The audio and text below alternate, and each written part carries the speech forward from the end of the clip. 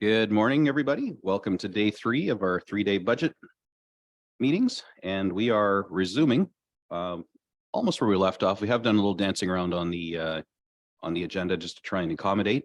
But we're going to get things started, and I'd like to turn the mic over to our CFO, who can give us a little update of where we're at right now based on the decisions that have been made, and that kind of will frame a starting point for today's discussions. Just before we do, Councillor McDonald.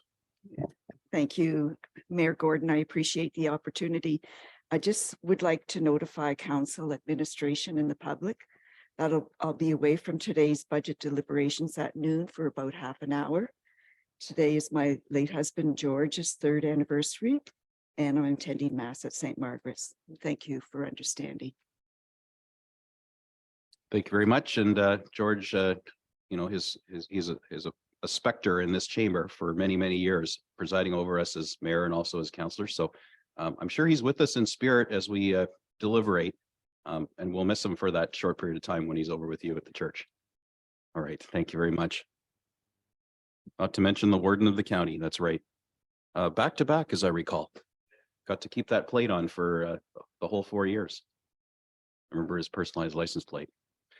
Fantastic. All right. Well, Madam CFO, it's all yours.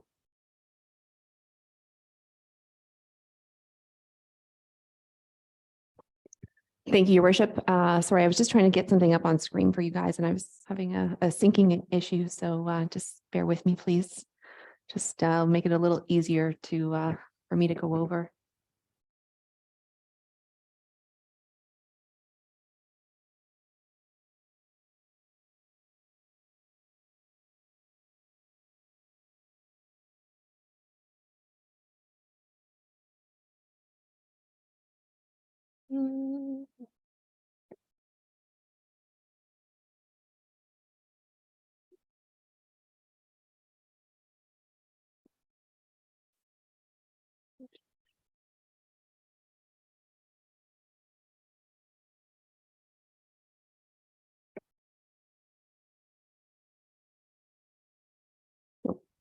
She's got the file. Just give me.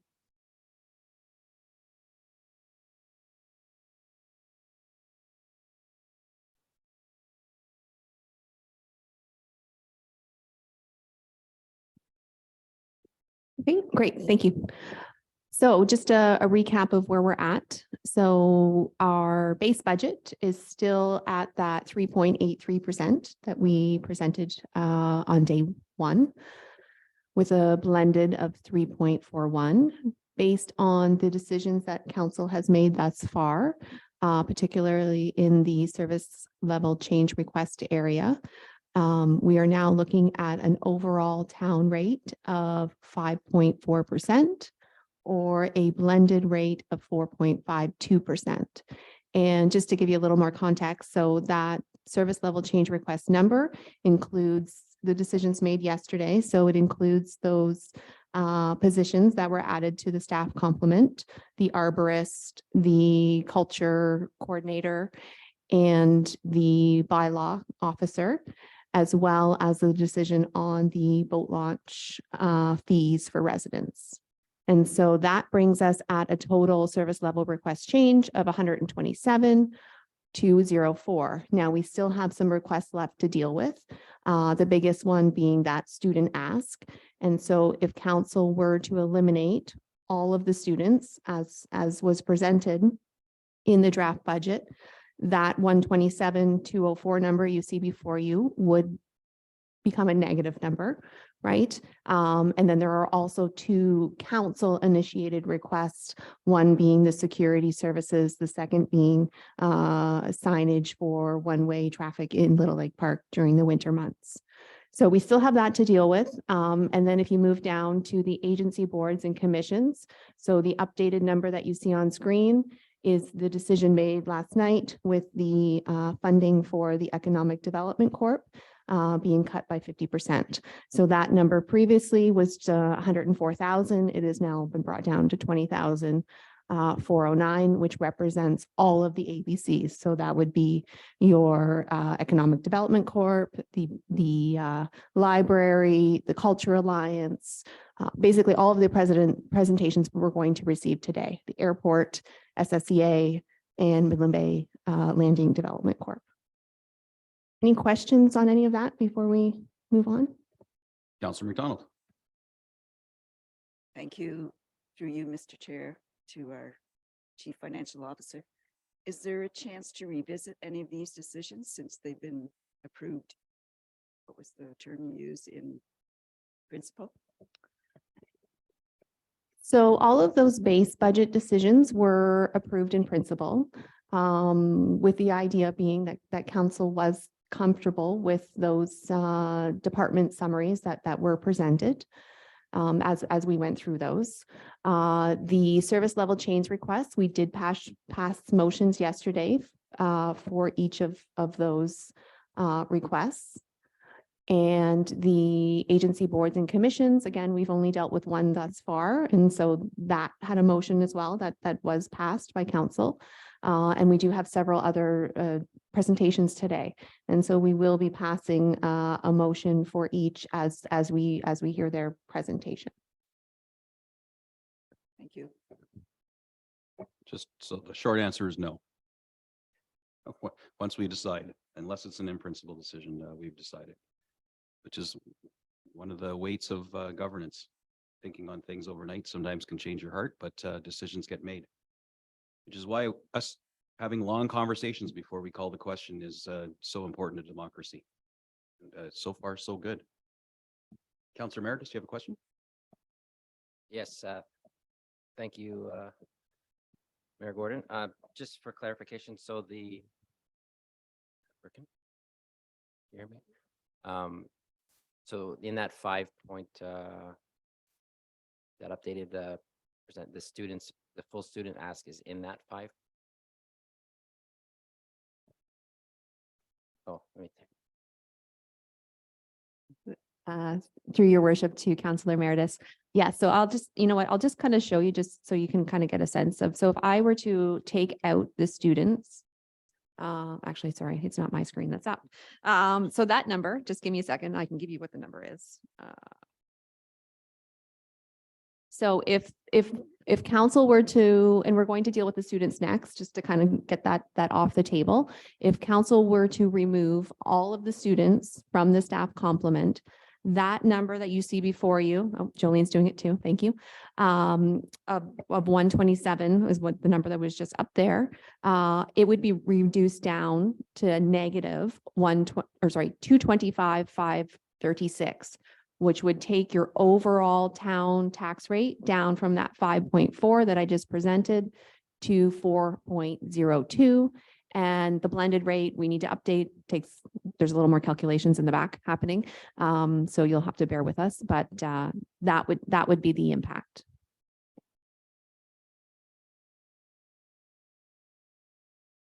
All right, thanks. And then because we keep coming back to the students, there's no point leaving that sort of ambiguity floating above us. So I thought that we would pull that. I know we're a little bit out of order on my list, but we pull that and let's have that discussion and what the consequences are beyond just finances of making a decision to pull the students from our budget. We already know what it looks like leaving them in, but let's talk about what it would mean leaving them out. So that being said, this is still, for those following along, resolution that reads that staff initiated service level change requests, SLCR, as outlined on page 38 of the 2023 draft budget document with a net tax levy reduction.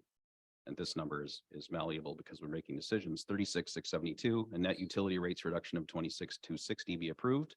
And we are, if we're going to jump to the students conversation, it is the very last one. It's number subsection 10. And the wording is approve elimination of summer students townwide for $352,740 for tax supported and $26,260 for rate supported. That would be the sort of the reduction of our operating costs, both on the rate side and the tax supported operations side. So perhaps we could have some conversation, Mr. Campbell, about the rationale for us considering this beyond finances. Thank you, Your Worship. As we were preparing the budget and the election was going on, staff, we heard a lot about comments around there needs to be a reduction in staff at the town, whether I support that or not, is irrelevant. But as a result, we know because of our collective agreements that eliminating staff is a difficult process, laying people off. Also, our collective agreements would require us to look at our casual contract and students prior to any full-time staff being laid off. So if council wishes to reduce the staff complement of town, we have, as the administration, have put our summer students on the chopping block first because it is a significant value. But with that, there would be a reduction in service because we only hire people that do real work here. No one is sitting around, doing nothing on a daily basis. So these students, 4 of them deal with all the horticulture that's out there. So if we don't hire the students, we end up where we will not be able to maintain all the flower beds that are out there. As an example, we have 4 students that work 7 days a week, or a total of 4 students, and 2 at a time, but they cover a 7-day period at the harbor, cleaning the washrooms, doing the garbage, cutting the grass.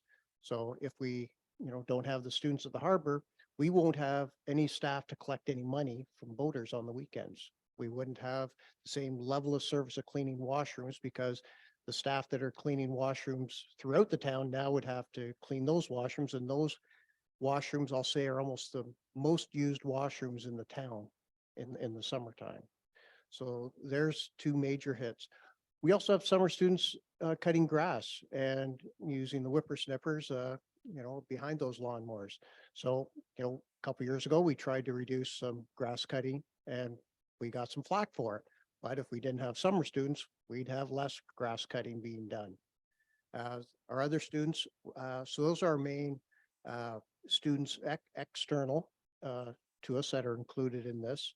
We also have a student in the planning department that helps process day-to-day committee of adjustment applications and building applications that come in over the counter. So that student has really is a senior university student in taking planning. So that would, taking that student away would impact our day-to-day service levels of over-the-counter work. In the engineering department, our summer student does inspections and does our traffic program, traffic analysis. So without that student, again, we wouldn't have time to do some of the traffic analysis and other things. And some of those are on the inspection side are required from a regulatory perspective. So if we didn't have staff to do it, we would be contracting it out, which when I started here, those services were contracted out. HR has 1 student in theirs, which is helping on all the transactional things that HR does, program planning, looking at updating our policies, things like that.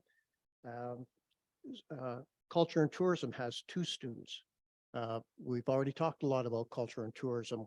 Without those 2 students, planning some of our major events would be, I'll say, impossible. Karen would have to, round up a lot more volunteers than what she does today. And those volunteers would have to show up because sometimes on Karen's events, the volunteers don't show up in the morning and, but our students do show up at 6 o'clock in the morning because they're paid to show up at 6 o'clock in the morning on those event days. I think those are the main. Oh, and I think, Jim, did we have a bylaw student in there? And then, 4 bylaw students in the summertime, dealing with parking and other issues downtown. Oh, and they also, last year, we got them bicycles so that they could roam around the trails to deal with speeding bicycles and other motorized vehicles that maybe shouldn't be or going too fast on our pathways that are out there. So our students do real work. So again, this is just, if council is saying we have too many staff, this is the first cut, but there will be service cuts. Thank you very much, Councillor Prost, and then we'll go to Councillor Ball. It sounds like the students are vital to the corporation, but they are seasonal, and some of them are more vital than others for a lot of the outside work. Rather than go on and on because they're valuable, what if we cut it in half? And I know that still creates some hardship that the town is used to, but we've managed the rest of the year without them. It's really, from what I can see, it's really the outside work that really needs to be done, and it's very important. Through your worship. Yeah, and that's one of the things, you know, that our students in the summertime are cutting grass, doing other things. One of the things you have to understand is our full-time staff and the outside workers, primarily our snowplow crew, they accumulate a substantial amount of time off because they don't take their pay for overtime. So when you take into account, some of our outside workers are 5 and 6 weeks vacation, which they try and take off in the summer months. They have another 120 hours on average of time in lieu of their overtime, which that's another 3 weeks. So a lot of our full-time staff just aren't here in the summertime. And therefore, they aren't available. So if we, you know, if we cut our students in half, there will be less work done. We'll stop. Counselor Ball. Thank you. So I'm just going to bring back to having co-op students from high schools. If number one, if that's been explored for things like planting flowers, taking care of flowers. I'm also wondering about grants, provincial funding, unpaid placement from within college programs. And I'm also suggesting that since we just hired the full-time bylaw staff, that we can cut that 4 bylaw students to 2. High school students are eligible to be hired. So when we recruit, they're able to apply, and once in a while we do get them. You know, as we don't hire interns and not pay them in this organization. That's what I'm suggesting, that all high school students have 40 hours of community service that need to be filled. Between the 2 high schools that we have here, I'm suggesting that we offer unpaid co-op hours. When we to offer them. paid time and they don't come, for them unpaid, will be interesting to see what the response is. Because I'll be honest, the students I've had some high school students we've tried to hire for the harbor, and then they find out they have to clean the toilets. They last 1 day. I was suggesting only for flower beds, as well as garden clubs. We have several garden clubs, the Horticultural Society. Have any of these people been reached out for any creative unpaid solutions? Through your worship, we give a grant to the Horticulture Society of $5,000. That's in the base budget. So we already do engage them, and they do provide services on some of the flower beds. So, you know, if those agencies wish to do more, again, they might ask for more money from us because, as I said, we do pay the Horticultural Society today for their volunteer services. So the short answer is no, none of these options have been explored. Oh, they've been explored. It's just, so when we recruit, you know, and we offer people to, and Karen, maybe you can speak to getting volunteers for your services, which would be eligible for the 140 hours and your success rate in getting those students. I know, just speaking personally, I had 3 kids, and in high school, you know, they had to get jobs, and they went out and looked hard to get them and found jobs to help pay for university. Honestly, here, we've had a problem trying to recruit high school kids, honestly. Okay, thank you. And I guess then my next question was the grants, provincial funding, and then placement with colleges. Because I know maybe high school students aren't as reliable, but there are unpaid placements throughout a lot of the college programs. So they might be actual people that would show up if high school students aren't reliable.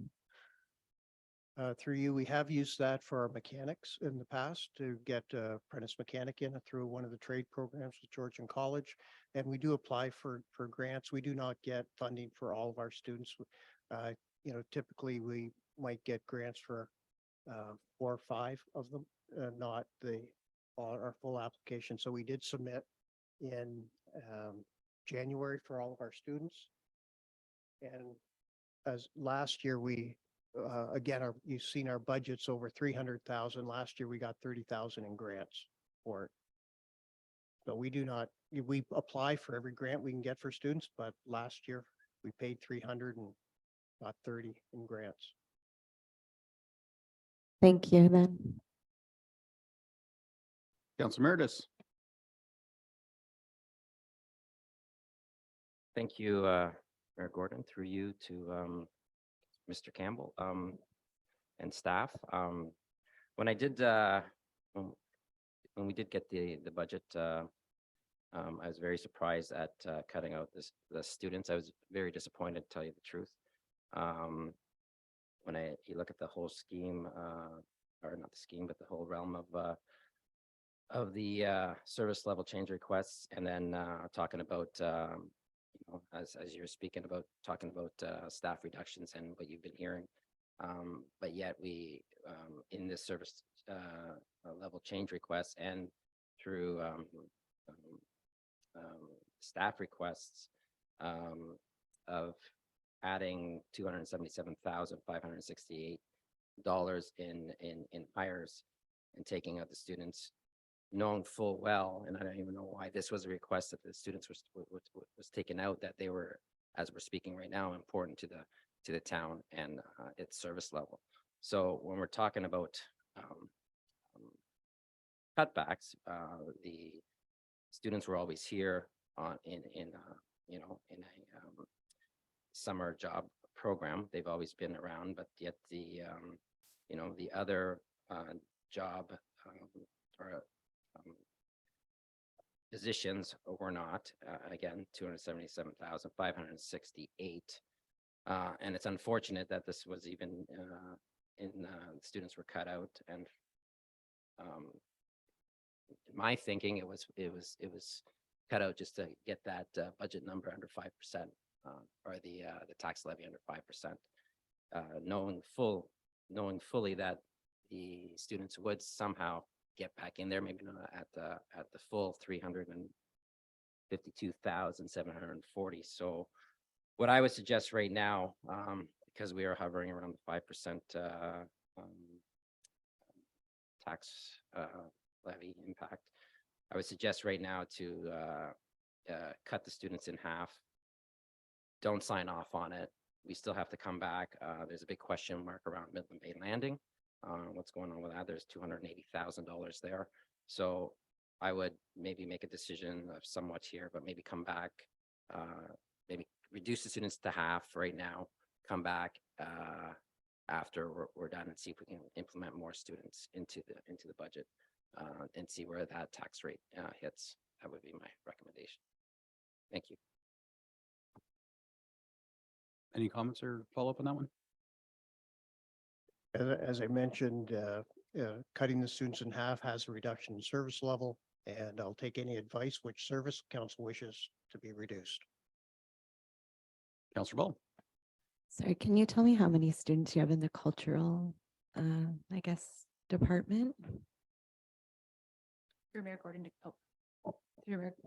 sorry, I can't tell if you can hear me or not, sorry. Through Mayor Gordon to Councillor Ball, we have 2 summer students who work with Miss Major on special events. Okay, so I don't want to cut any summer students except for the maybe 2 by law because we hired 1 full-time.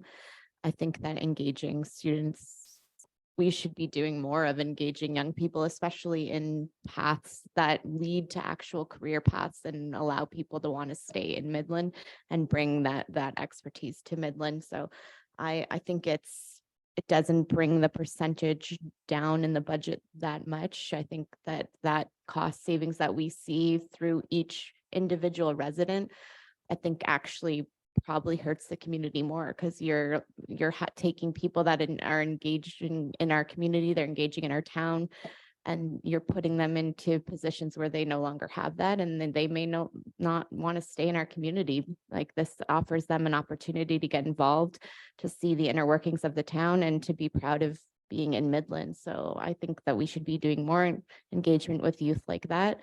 And I don't want to cut anything except for those 2. So that's my amendment of 2 bylaw students, only because we hired a full-time person.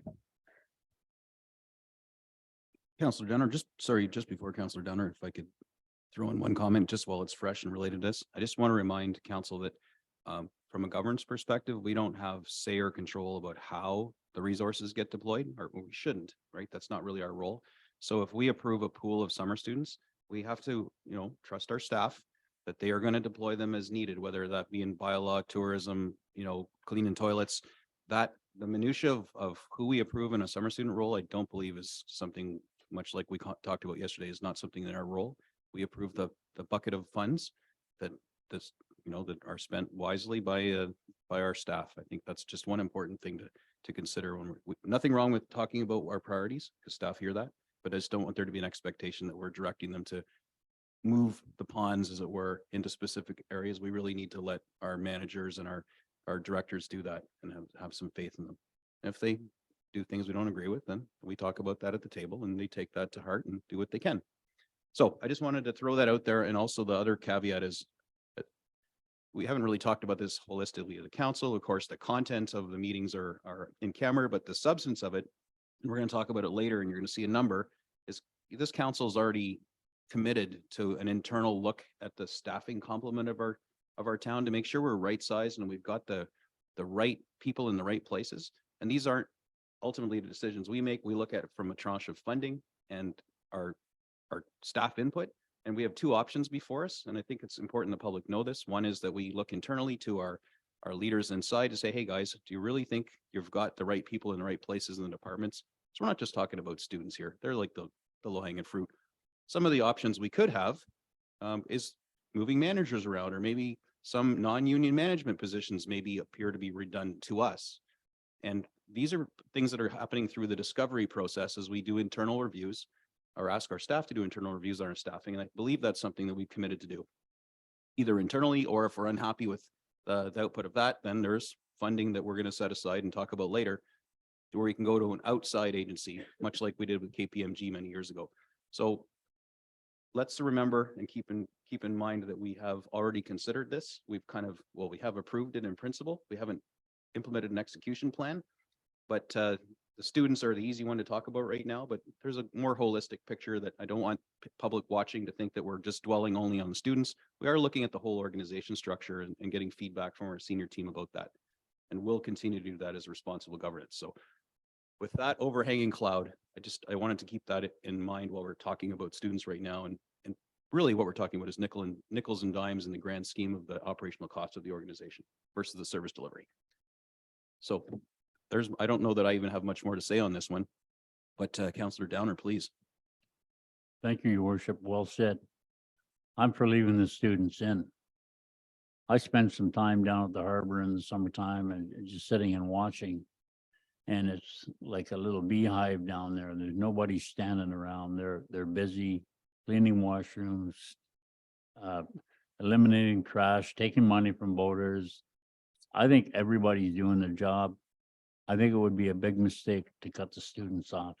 So I'm not in favor of reducing or cutting students off at this time. Thank you. Councillor East. Thank you, Your Worship. I feel that we should keep our students. My feeling is that with keeping the students, we're reinvesting in our community. If you have students that want to work, we should be fully encouraging that, especially with what we've seen over the last few years of people really not wanting to work, period. What we're doing is we're creating strong work ethic in our students and our community. I also feel that if we did remove them, the level of service in Midland would drop considerably. A perfect example is our harbor master. He's an elderly man. I watched some big yachts come in there. And there on a strong windy day, there is no way that he's pulling in a yacht alone. So the thing is that he's got those students to help him bring those yachts in. If we create a negative touch point with, say, boaters finding it a struggle getting into our harbor, what we're doing is we're creating a really simple system that's convenient and positive for them to use. Not only that, you look at downtown, I can't recall if it's the BIA that hires the students or if it's Midland students that walk downtown. but they clean up the cigarette butts and all the nasty stuff that none of us want to look at. Once again, the level of service will drop. And how does Midland look from, never mind a tourist observation, but a community observation? They do well. Now, the only thing that I feel that you should be mentioned is that those students that we're sending out on the paths, if we do bring them back, we're sometimes putting them into a dangerous position when you're dealing with confrontation, especially what's going down at the waterfront right now. So it's just should be something that we talk to them about, you know, engaging the public, because we shouldn't be putting them in a position where they could be in danger. But I'm all for keeping them.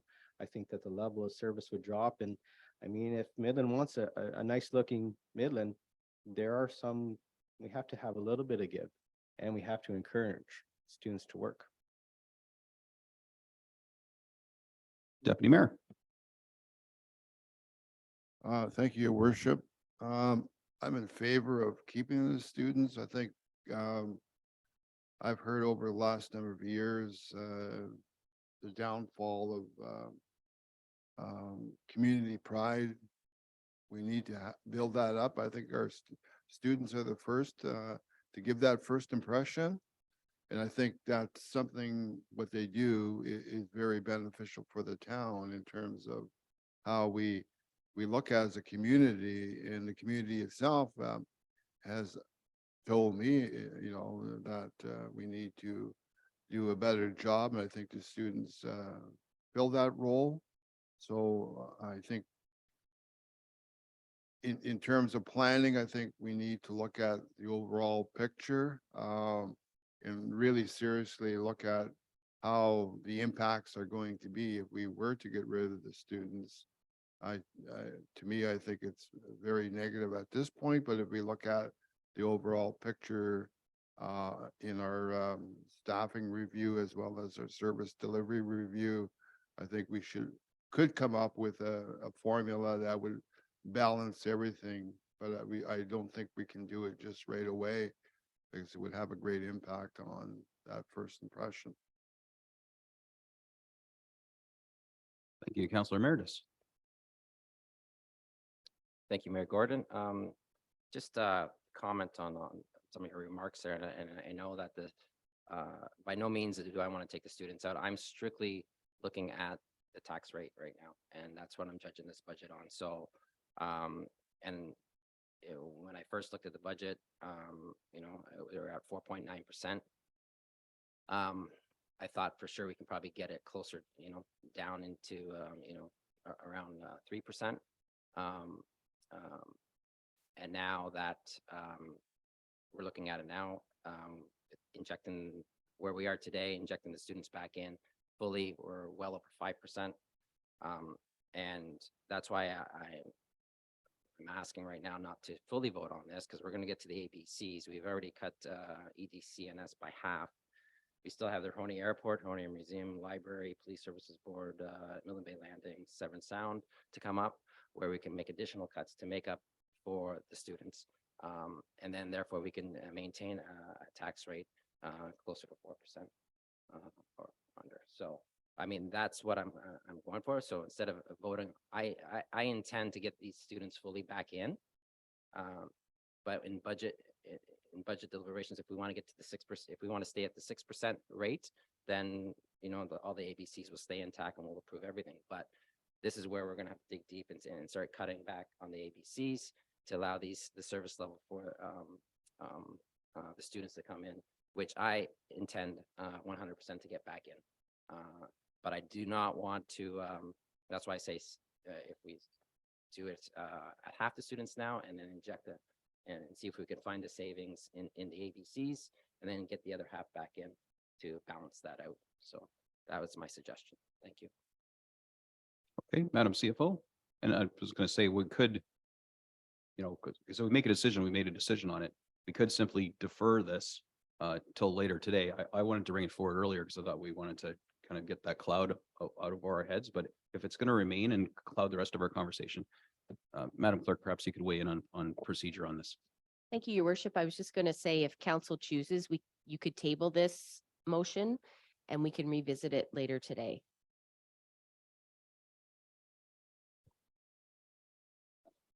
Do you need a motion to table the motion? I'll call tabling the motion, please. Thank you.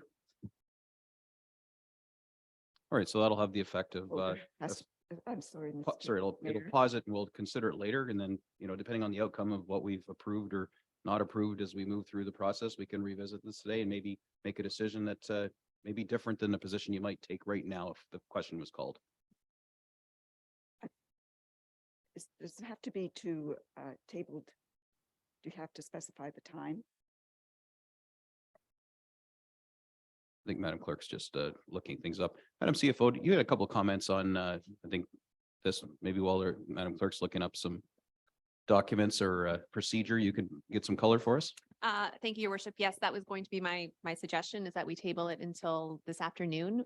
We do have a little break in between the ABCs, and so perhaps we could discuss it then. Because I do know that our next participant, Joni from the BIA, is waiting, and so I was going to suggest that we move on to that presentation. Madam Clerk. Thank you, Your Worship. In order for council to table a motion, we do need a mover and a seconder. So I have a mover, Councillor McDonald. We need a seconder. Councillor Prost. And then you can we need the majority to adopt this motion to table with no discussion. All right, so we're not discussing it right now. We're just going to move this on till this afternoon. All those in favor of tabling this motion and revisiting it later? And that is carried. Perfect. All right, so we'll invite Ms. Petroff in to the stand, as it were, the podium. Is she out in the hallway? Or is she online? Okay, very good.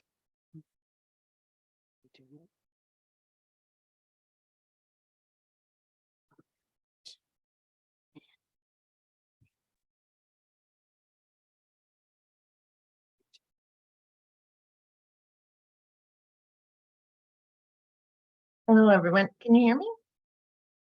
We can hear you, but we cannot see. Okay, sorry.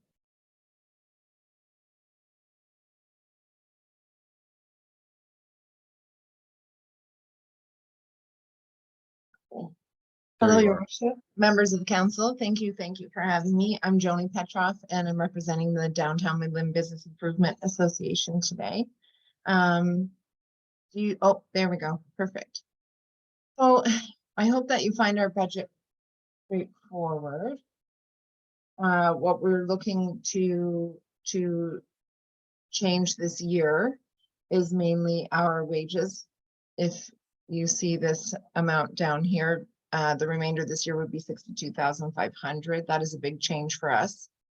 What we're looking to do is hire a full-time manager, someone who can execute all of the changes that we have planned moving forward over the next few years. We are focusing on beautification, which is split between our quarters, the advertising, promotions, beautification. And one big change that we are focusing on would be our expansion. Everything else is pretty straightforward as far as our administration costs, our rent. Summer students, we've applied for 2. I haven't heard back as of yet, but hopefully we get 2. We've had 2 in the past, so that would be wonderful. Are there any questions? Councillor Ball. Can you just clarify exactly, I guess, who is included in the area downtown of businesses for your organization? I believe we have approximately 100 businesses downtown. I don't have the list in front of me. Or just the perimeters, like from which street to which street? So we are Elizabeth Street down to Bay. And we only, sorry, I don't have the map in front of me and I'm terrible with that. We're looking to add up to Young. So we have 1 block within our downtown that is not included. And then we're looking to expand on our side street. So we only go to Warsaw Lane on one side, and we do not fully go to Midland Avenue on the other side of the perimeter. Bill So you and said that you Sheldon. have plans? You're having Yes. plans to expand onto the side streets as well as all the way up towards the curling club? Is that what, is Up that your plan for this year? Up to Young Street. So we'd like to focus on the upper block, which at this time, that really is the entrance to our downtown. And it's very difficult because of the fact that anytime we're implementing any sort of beautification or doing events, they are left out, and it really doesn't give a cohesive look to downtown. So we have been including them in some of the things such as banners and flowers, but we'd like to continue with that. And in that, we have to include them in our membership. Thank you. And that is something that you've talked about and made the decision on, or that's something that you are going to make the decision on right this year? We have decided that the majority of the board would like to expand. And we have 2 people dedicated to making that happen. However, it won't move forward in the way that we need until we hire a manager. Okay, thank you. Joni, I've got a quick one for you. So I've had the pleasure of sitting in several of your meetings now and listening to the discussion and a really passionate group of board members. And it sounds like one of the things that this board is doing that perhaps other boards, just didn't do or wasn't a priority for them is you've really taken the time to reach out to the sort of overarching governing body that governs BIAs and gives advice on how BIAs operate throughout the province. And as I understand, you've been getting some training from them, learning how to sell the value of the BIA to businesses that normally wouldn't feel that, because they don't have walk-in traffic, they're not retail, they wouldn't feel like they get return on investment from being BIA members. And those manuals and sort of procedure documents and how BIAs operate and how they can bring value, all of that information is online. And I understand that your board is availing itself of this training and finding ways to be able to to really pitch and sell the value of expanded BIA territory to businesses that aren't typical walk-in retail, to the service businesses that are make up sort of the side streets and parts of downtown and some of the missing link from Elizabeth south. So just wondering if you could speak to council about some of the challenges you've had, where you're going with this, and that it's not just I guess your granddad's BIA, it's sort of a new invented one with some new vigor and new direction. That's the takeaways I get from being a fly on the wall in your meetings.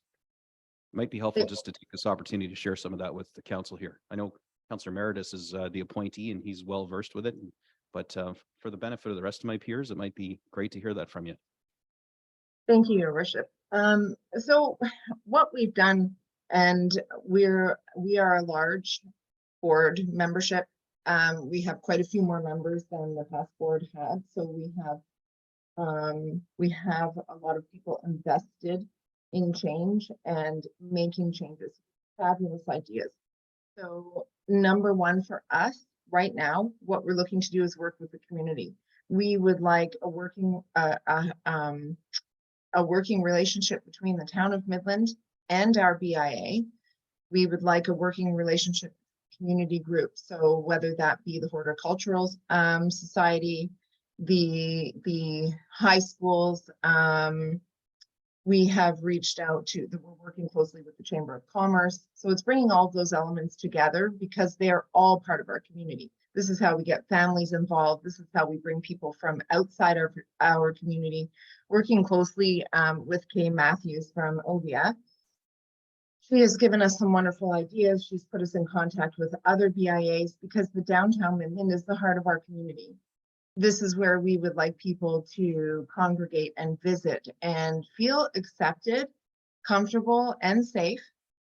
I mean, we had our first successful trick-or-treating downtown this past fall. It was amazing. We saw so many families, and the effort that was put in was wonderful. It really, you could feel something instilled within our community. So we have also some things that we'd like to do, just bringing us forward. We're implementing a new gift card program. So as opposed to having downtown dollars, people would be able to go online and purchase. And this means people outside of our community. So throughout Christmas, I received a few phone calls and a few emails with people requesting downtown dollars that they would like to purchase to give as gifts. And it was really difficult with the way that we were doing it. Well, we're looking to streamline everything, make things accessible, introducing QR codes, implementing signage on the highway, bringing people to Midland. So this doesn't just bring us forward, it also brings a different vision to our whole town, like all of Midland. We would like to bring the people to enjoy it as we enjoy it, but also keep that small community feeling. We have quite a few changes. The cruise ships, we're making that a priority right now. We're hoping to work with the town on a fall fair, which would be wonderful. So big changes ahead. And we're also looking to expand our BIA in the relation that everyone is welcome to meetings. So we have people sitting in on meetings who just would like to inform themselves either on what is happening or that have a vested interest. I think that our focus in the past has been in regards to retail. So we're always selling our retail businesses. Well, our downtown is more than just retail. We have so many services to offer, between accountants, we have medical offices, we have beauty services and eateries. We have so much to offer, more than most downtowns, to be honest, in the country. And we would like everyone to feel happy and that it is worth being a member. Thank you very much. Councillor Ball. Thank you. Since you mentioned the trick or treat, I just want to say kudos to that. I had a lot of positive feedback from the community about that. My kids enjoyed it a lot. I just wanted to speak to the beautification that you have listed here. I'm just wondering if you can clarify what beautification you are in charge of right now, and I guess what your ideas are for the coming year with that budget. Thank you. So this is actually pretty scaled back beautification budget, to be honest, and hopefully moving forward we may be able to bring that to a larger number. Right now our beautification includes everything from flower baskets to banners. We have new banners that we're putting out for spring. They're beautiful. This includes any signage that we need, as well as any of our advertising. So we've been implementing a quarterly postcard that we're giving to the public, letting them know what to expect downtown for that quarter so that they aren't missing anything that we are offering. Is that something that you're planning to do online, or you're going to actually print those materials and mail them? Well, we print them currently, we print them and we give them to the public, but we are also in the works of having our website revamped. We've shut it down for now. We've paused it so that we can rebuild the website and make it interactive for visitors as well as members. Okay, thank you so much. Thank you. Councillor McDonald. Thank you. Mayor Gordon, through you to, I'm sorry, I didn't get your name. Joan, I think. You mentioned hiring a full-time manager. Is that the line in administration expenses? You're hoping to get a full-time manager for under 32,000? Is my first question. That was our, thank you. That was our proposed budget. We have recently, with that 31,000, we had a previous staff member and her role was marketing and communications. She has recently resigned, and that reason being the job was becoming more complicated than her original job requirements.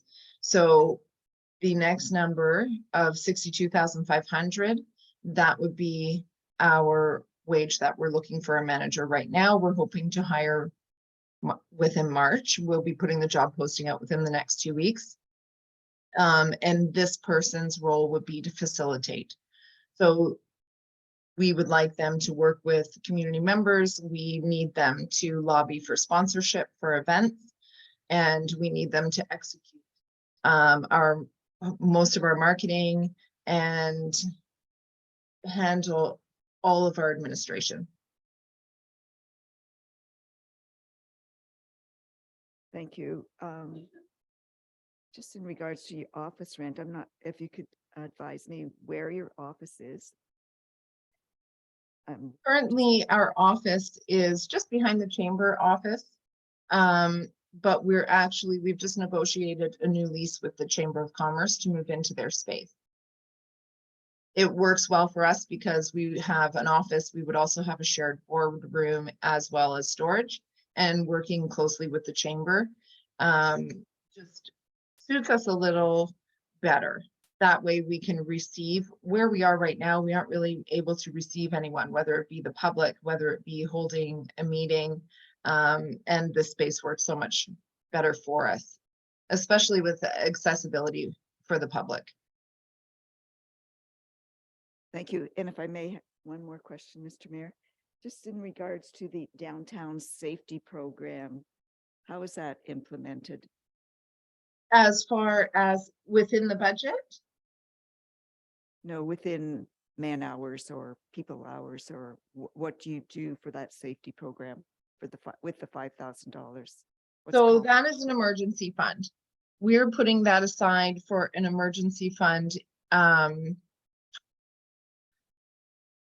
Whether it be extra security cameras that we have to have installed. Right now we have the SCRAM program that we're implementing. We're just waiting for hardware, and we may need more at some point. So if we need to keep a little bit of a contingency so that we can add to that program if need be. Or if something happens with one of our members, say a window be broken, vandalism happen, that they aren't able to take care of before, say, an event or a cruise ship arrives, then we can help them until they are able to cover the cost. Thank you. Just we're having a little hard time hearing you, Ms. Petrov. Oh, I'm so sorry. I don't know that it's your system. It could just be the internet.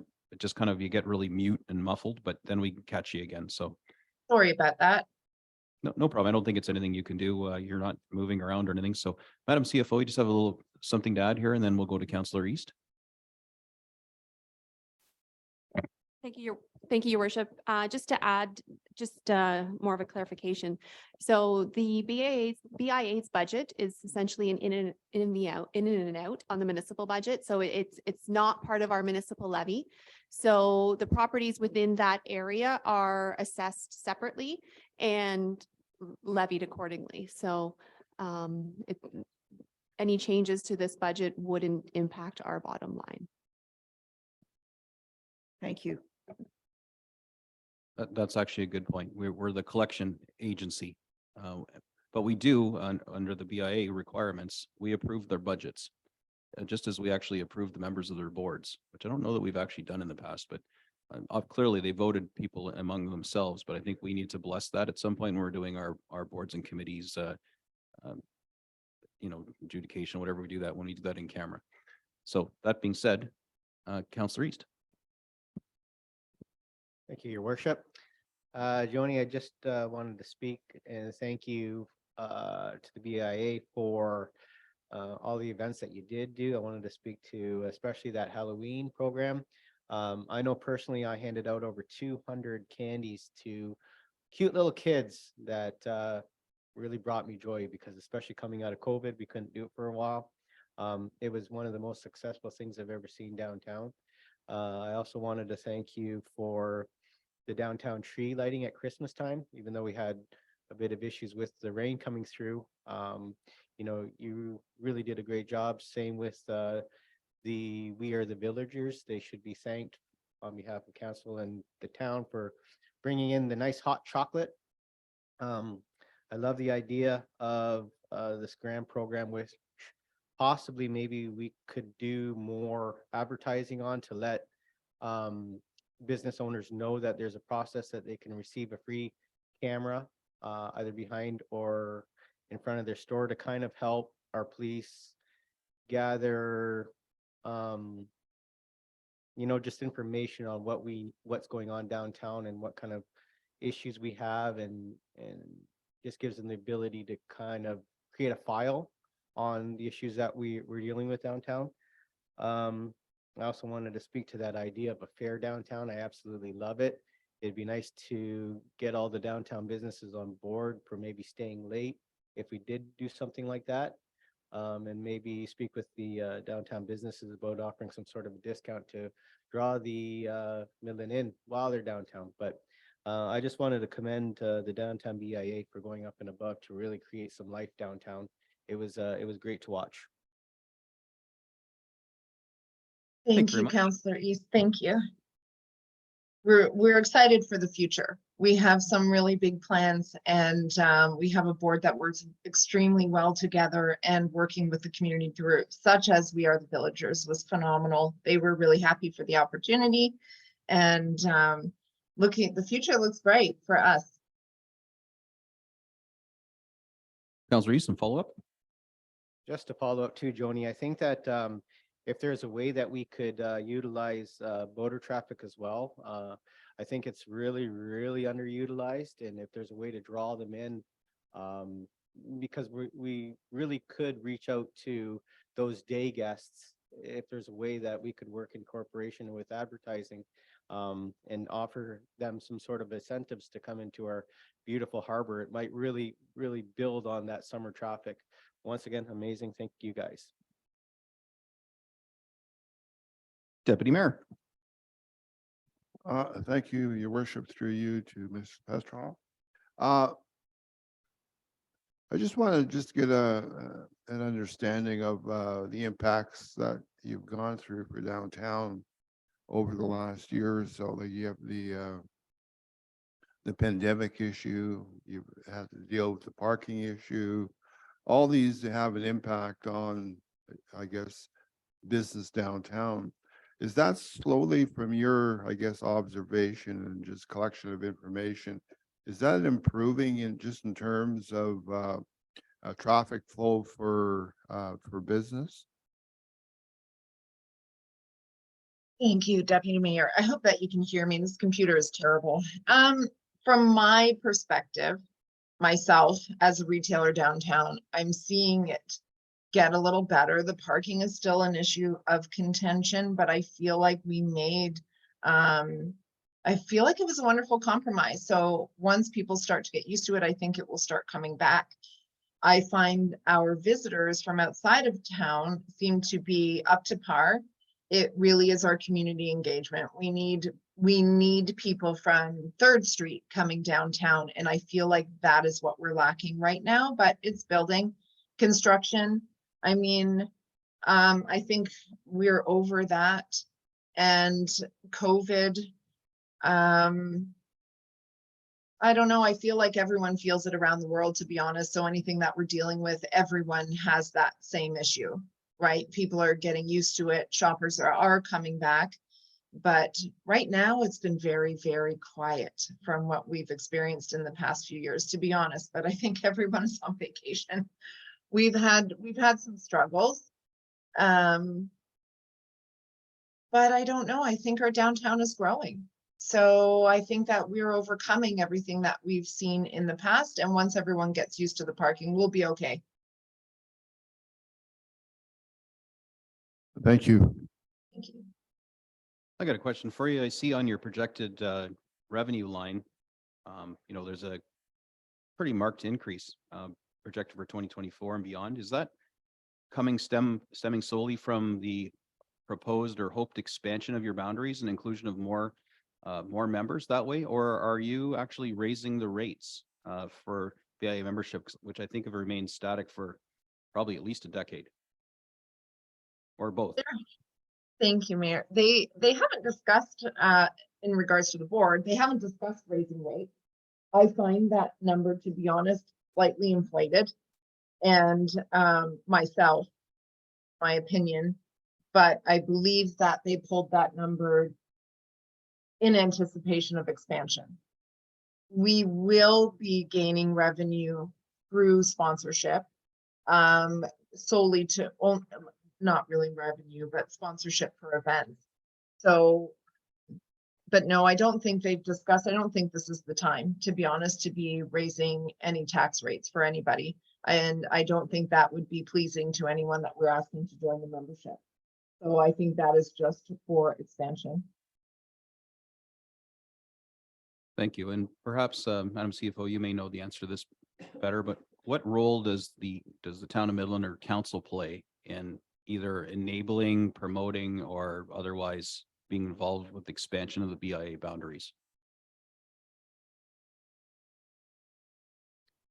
Thank you, Your Worship. My understanding is that council has the ability to set those boundaries.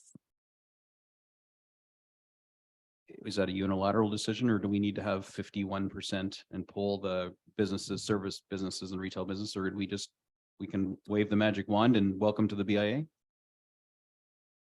I'd have to do some research, I'll be honest, and report back to council on that.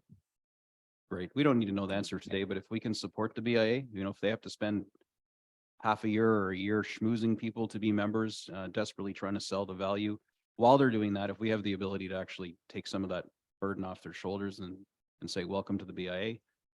Yes, I realize there's an additional cost, but meet Joni and the board, and here's all the amazing things they're going to do for you and the benefits you're going to reap as a result. I'd like just to know what role, if any, council plays in that. Councilor Meredith. Thank you, Mayor Gordon, through you to Ms. Petroff. Just a question of, I know on expansion, past BIAs have been difficult to expand to Yonge Street. And your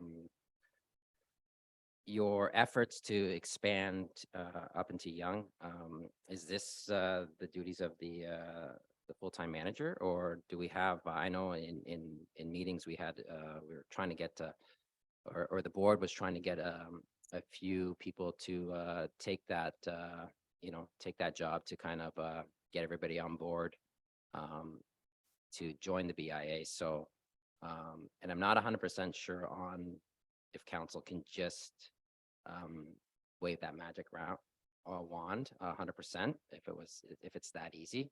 I'm for expansion. I mean, we have our planters and everything going right up to Yonge Street. So in my mind, it's a no-brainer. But we do have to get those businesses on board, or actually the building owners on board to join the BIA. It's not the business owners. The business owners do want to get on board with the BIA, but the difficulty is getting those building owners to buy into it. So with enough pressure, I guess, with maybe the businesses below, because at the end of the day, the businesses pay for the BIA because it gets passed by the building owner to the BIA, to the businesses. That's how I operate anyways. So I'm not sure why those businesses to Yonge Street wouldn't be on board, to join the BIA. But hopefully our efforts, or your efforts, and the board and your staff can get this accomplished. And then the other question I had is about beautification. You've budgeted 10,000. Your events and promotions, I think, is 15,000. Yeah, your promotions are 15,000. Is that the old one I'm looking at? Promotions are 18,000. Oh, okay, I'm sorry. You updated that. I was looking at the wrong one. Never mind. But as far as expansion, maybe you can give. I know basically where you're at on that, but maybe the rest of the council here can hear a little bit about that. Thank you, Councillor Meredith. What we're looking to do is show the building owners and specifically the businesses who are within these buildings the value to the membership. So that would be our facade improvement program, which we've allotted money for. We've had quite a few businesses on the street use it for 2022, which is wonderful. And we have some applications for the following year. So this just brings our downtown up by a level. It gives support to businesses when they're looking to make an improvement that they necessarily wouldn't have the funding for. We will be advertising specifically for the downtown. To have our website accessible for these business members would be wonderful, and all of our promotions and events happening within that area. So there really is quite a bit of value to the membership. Our staff member that we will be hiring will be facilitating most of the expansion. There will be at least 2 board members directing that. We won't just be stepping away, having the manager handle everything. We will be involved with that process. We've pulled the bylaws and have everything ready to go. And it's just, to be honest, finding the time to start implementing and having conversations.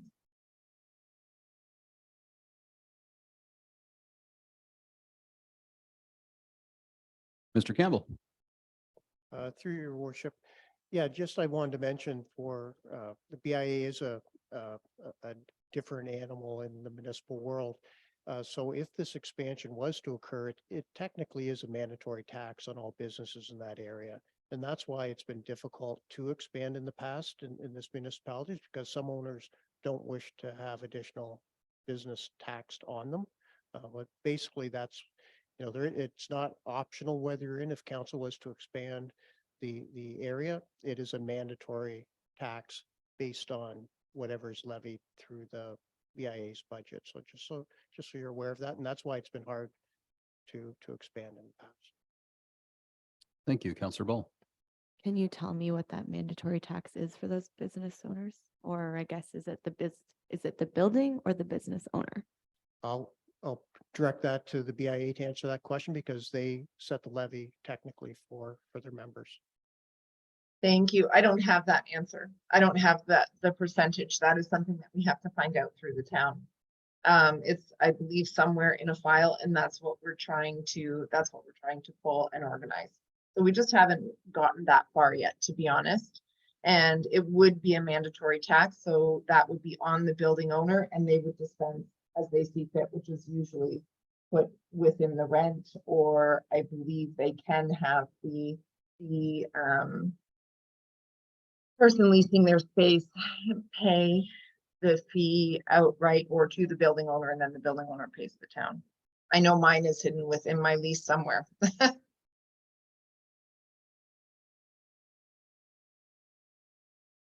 Madam CFO. Thank you, Your Worship, to Councillor Ball.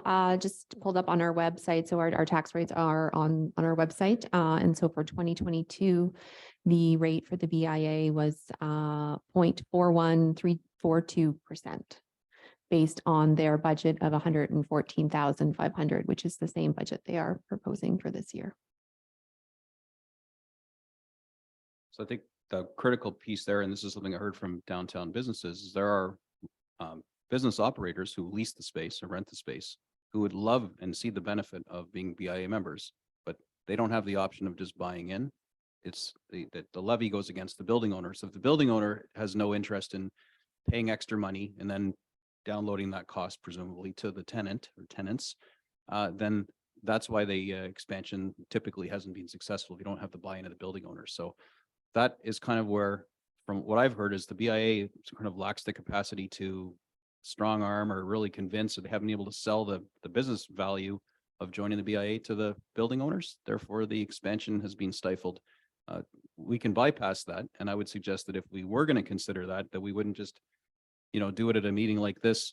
I would like to see some public meetings where we invite those non-participating building owners, some of whom don't live in the municipality at all, to participate in some capacity and provide some input, and also allow the BIA to extol the virtues of being members of the BIA and why they're already receiving benefits without paying members. Because, it's not like the public delineates where the BIA ends and starts.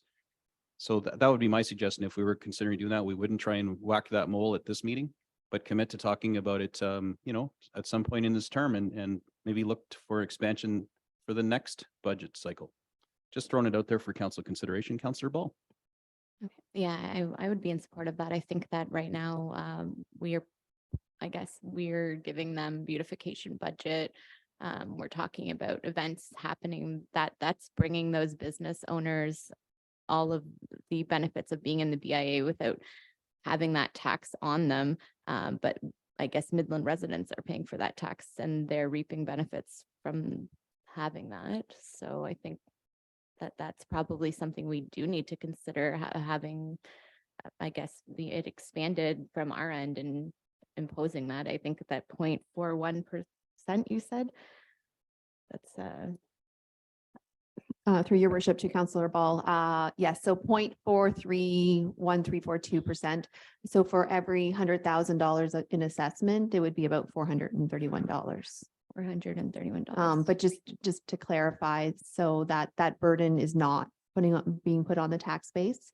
So this is a separate levy Okay. that's only levied to those properties within that boundary area. And then that money is then given to the BIA to support their budget. Okay, thank you for the clarification on that. And I suppose one could wonder, or could make the case that taxpayers indirectly do, because the cost of that will somehow find its way into the cost of goods and services in a minute way. But holistically speaking, this is not a tax on Midland residents. This is kind of like a club membership in the BIA to reap the rewards of being members of the BIA, the boundaries of which right now are relatively static because they haven't changed in many, many years. And if their desire is to expand that to truly encompass what anyone, I think if you ask anybody, hey, what's downtown Midland, they would describe the boundaries differently than the BIA's current restrictions are. Yeah, sorry, my thought process on the taxpayer would be, we're discussing summer students dealing with planters, if they're dealing with the beautification of the downtown, we aren't. So that is definitely a cost that we've been debating this whole time with students, as well as having planters and the horticultural society and all. Just it does trickle down. It's not a direct tax, I understand, but that's the way I was thinking about it, just for clarification on that. All right, any other questions for Ms. Petroff and the BIA budget? All right, thank you very much. Appreciate the presentation, Joni, and we'll look for requests from your board on how we can help you further things. If you have interest in the town expanding your boundary, making life a bit easier for you, then I would suggest that request come from your board, and so you have the buy-in of your membership. So it doesn't become a confrontational issue, and then council can move forward. And my suggestion again would be some public meetings and discourse before we made a decision. Although I'm kind of biased towards expanding the boundary because it just seems fair and equitable, considering all the work you guys are doing down there and how much money we spend as a municipality and have spent on our downtown core. So look forward to the correspondence and future meetings and the work you're going to do with council indirectly with our council rep and Councilor Emeritus. Thank you, Your Worship. Thank you, Council. I appreciate it. All right, with that, I have a motion. I need a mover and seconder. Moved by Councilor East, seconded by Councilor Ball, that the 2023 budget request by the BIA in the amount of $114,000, or correction, $114,500 be approved. All those in favor? And that is carried. All right, up next, I believe, is the Huronia Airport Commission, who I believe will be joining us virtually since there is nobody in the gallery.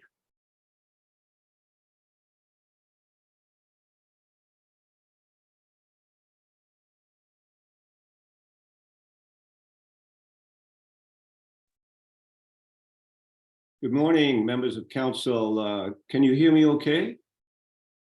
Loud and clear, Roy. Oh, thank you, Mayor Gordon. Good morning, and staff, council and staff. It is indeed a pleasure for Zach and I to be with you virtually today. I'm the current chair of the Huronia Airport, and I'll provide a few opening remarks, and then I'll ask Zach to drill down on the budget.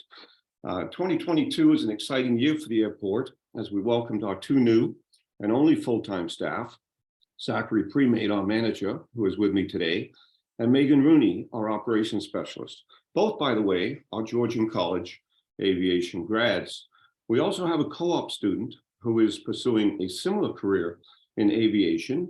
And we're about to bring this co-op student, funny enough, as you've had a lot of discussion about students and their value to the community. It was just this week that we invited this student to be part of our variable labor pool, meaning there's no incremental cost to the airport in the labor line, but they will be part of that pool of casual labor, so to speak, that helps us in snowstorms and weekend snow clearing, grass cutting, and those types of things.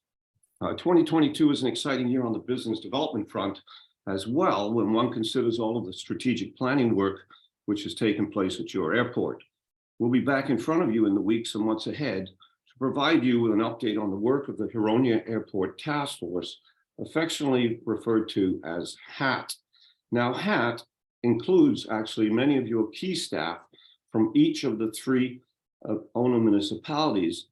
And HAT, along with the Airport Commission, has crafted a vision and a resulting growth plan, which is designed to build on the social and economic benefits enjoyed by the communities we serve, namely Penetanguishene, Midland, and the township of Tiny. With respect to the ownership structure of the airport, it should be noted once again that while the 340-acre plus property is located in Tiny, some of you may not know that Midland owns 50%, Penetanguishene 28%, and Tiny owns 22% of the asset. And this is important when you consider the budget ask this morning, as the budget operating and capital contributions are apportioned to that ownership percentage. One final comment, if I may. Huronia Airport has just completed its GPS certification, which enables aircraft to fly in minimal weather conditions. We've also completed our new runway lighting upgrade and several other key initiatives at a combined cost of $310,000. But the good news, we're proud to advise that we were successful in receiving a grant from FedEv for the full amount, which is great news, as I mentioned, as it takes the financial burden and obligation off of the three owner municipalities. In the interest of time, I'd now like to turn the presentation over to Zach. So I'll hold short, meaning I'll stick around in the event there are questions which may predate Zach's tenure. Over to you, Zach. Thank you. Thank you, Roy, and good morning, council and municipal staff. We would like to thank you for the opportunity to present you the Huronia Airport budget presentation for 2023. To give you a little background, the airport is a registered aerodrome in North Simcoe County. The airport is operational 24 hours a day, 7 days a week, and can support aircraft flying in inclement weather conditions like today with our GPS capability. The airport can accommodate commercial and private aircraft that other airports in the area may not receive due to its existing infrastructure. As you can see on this slide, here are some typical aircraft that frequent Huronia Airport. Next slide. Some of the airport's major accomplishments include the construction of a new general aviation hangar, with another one planned in the spring of 2023. The airport is also accomplished the installation of its new LED runway edge lights, which are more efficient than the old incandescent bulbs. Finally, Huronia Airport completed an airport site and development survey, which will be the North Star for defining new airport growth opportunities. Next slide. On the slide, you can see a few of CYE's highlights. To start on the top left corner, which is fuel sales. Fuel sales were on track to be status quo compared to previous years. Huronia Airport saw a decrease in movements, but this isn't due to part of new staff tracking procedures, runway closures to facilitate the new runway light installations, and COVID restrictions on transborder travel. Regarding the revenues and expenses lines, expenses have increased due to inflationary pressures, and the welcomed increased revenue is from our airport lease charges and increased margins on fuel sales. I would like to highlight the municipal contribution, which has stayed reasonably static over the last 4 years. Looking at the right-hand corner, CYE welcomed 6 military aircraft. So that includes Coast Guard and Search and Rescue, 37 transborder flights, which means aircraft from the US, and 8 medevac aircraft, which primarily support Georgian Bay General Hospital. CYEE also acquired an on-field M1 mechanic who works on piston aircraft, which is welcome news for our local aviators. Finally, our Canadian Border Service Agency has returned back to CYEE. Next slide. CYE was also host to the Upper Canada Open Aerobatics Competition, which had 10 aircraft displaying their talents from across Ontario. This event brought in many visitors which stayed in our local hotels and dined in our restaurants. This event was the selection event for the Canadian national team. Next slide. CYE was host to two events in 2022, the Trillium Aviators and the Fall Fly-In, which the airport saw aircraft from all over Ontario fly in. Next slide. Jumping down to the slide 6 is where we speak to the budget request. The total operating budget is approximately $434,000, reflecting a 4% increase. Our 2023 capital request is $200,000, which is required for a critical piece of snow equipment, which is used to maintain the safe operation of the airport. More of this to come in an upcoming slide. I would also like to highlight the operating and capital breakdown for the 2023 budget request. Next slide. This information was presented in front of the previous council in 2019, and I would encourage the new council to watch the 2022 airport all council meeting that took place in April of last year. With respect to the operating budget, this information shows the cost per resident per year of Penetanguishene, Tiny, and Midland to be approximately $3.72 in 2019. From an economic impact point of view, the airport injects approximately $3.3 million back into our local economy directly and indirectly, and boasts 30 job equivalents. Next slide. This is where we talk about our capital request. CYE bought a new snowblower due to the previous snowblower being at its end of life. The previous unit needed a new rear end, heat for the cab, and a new clutch. Finding parts and a person to repair the old unit became very difficult and extremely costly. The unit is a loader-mounted snowblower, which is powered by a turbo diesel engine that will help maintain a foreign object debris-free runway for our aviators and our critical emergency services. Next slide.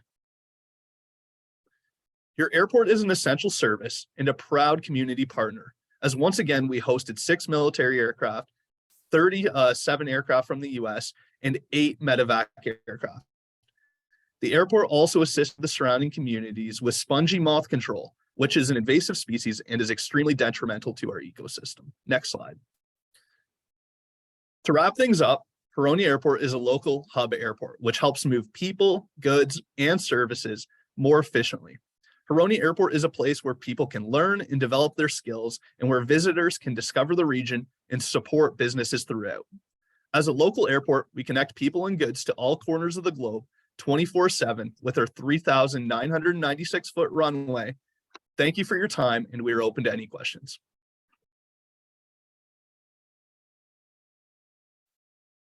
Thank you very much. So maybe I'll just start things off with sort of the elephant in the room conversations that people, I hear about in the community, especially over the last term, that don't feel that the airport, has any intrinsic value to the average Midlander who, pays, when I'd say the 50% or the lion's share of the cost of the airport. So the suggestions being, well, why don't we just, walk away, sell our 50% and let Tiny and Penetanguishene, outbid each other and buy our 50% and we're out of the airport business. And quite frankly, until you get into the weeds, you understand a little more about the airport, which I have been doing for the past few months.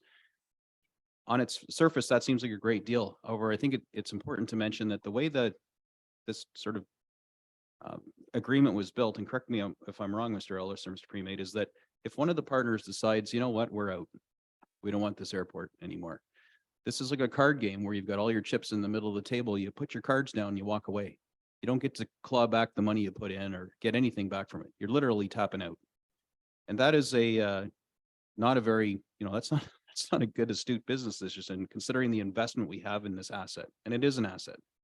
So while, I've been a recreational boater for most of my life, I don't find personally any real value as a resident of Midland in the airport, other than I have gone out there a few times. I got a great tour this summer at one of the fly-ins. To me, it would be an extremely short-sighted and an absolutely terrible business decision for Midland just to try and suggest, with the relatively small amount of money we have to inject year after year, that this is an asset that isn't worth continuing to fund. Which I know there's going to be people out there that know me and have heard me for the past few years going, what the hell are you talking about, Gordon? But I can tell you that giving it a fair look, with an unbiased view from just a purely business perspective, this is an asset that it isn't worth just abandoning. And as a matter of fact, there are some really, really cool things that are about to happen with this airport that I believe are going to come to council and ultimately you'll be making a decision on. that I can't really talk about in detail right now. But suffice to say that we're on the cusp of something that's actually quite magical, and it's a big growth opportunity for the airport. So if there was ever a time to say, oh man, we put enough into this, let's throw our towel in, I would say of all years, this is not the year to even have that conversation. But I basically have to ask you to hold my beer and just wait, trust me on this. We're going to have a conversation, you know, in the very near future about some exciting changes that are coming or being proposed at the airport. So just all in all, for the people who especially follow me and know my position, and I've been kind of critical, why do we have this airport? There's all kinds of math out there that'll show economic spinoff to our municipality. You know, it's a pretty hard pill for a lot of people to swallow because they don't feel it or see it. But nonetheless, it is a formula that, you know, the airport didn't invent. It's one from the province that allows you to calculate spinoff. But I just wanted to speak to that elephant in the room of, hey, why are we still throwing money at the airport? Mainly because I think it's a bad idea not to. And some really good things are coming down the pipe. And the other argument, of course, well, there's already a county airport. You know, the county owns majority share of Barrie. I think it has 10% of it. And why are we competing with the county? In the short time I've been with the county and the things I've learned from not only the airport commission, but in just reading reports, we're not directly competing with the county. This is a worthy thing to continue funding. And I'd ask for council's indulgence, you know, so obviously lots of hands up, but indulgence on funding this and not considering slashing this budget this year because of what is going to be presented to you soon. And I just wish the timing was backwards. But suffice to say, I won't have any problem supporting the funding on this. I see there is a real return on investment opportunity for us. But I also want to temper the reality is that even from the experts that, you know, consult and provide input, there isn't any realistic expectation that we're ever going to see dividends and profit coming from the airport. The idea is that it becomes so well run that it's basically revenue, you know, neutral in the sense that it's sustainable on its own. But the expectation that's next year or 2 years from now, even if this thing we're going to talk about soon comes to pass, immediately makes it profitable and we're all going to be rolling in the money. That's something that we're being told by the people who are in the know in airport businesses not to expect that either. So just before we started banging around this budget, I just wanted to share what I've learned. And, you know, the fact that my mind has changed to some degree and that this asset is definitely something that, you know, we shouldn't just casually decide to discard because there's real, you know, tangible material cost to doing that. So, and maybe some of you weren't aware of that. So I think I've said enough on this and I see a flurry of hands. So I think Councillor Ball was first. I do have some digital hands up and we'll go around the room. Thank you. I would love to know more about that.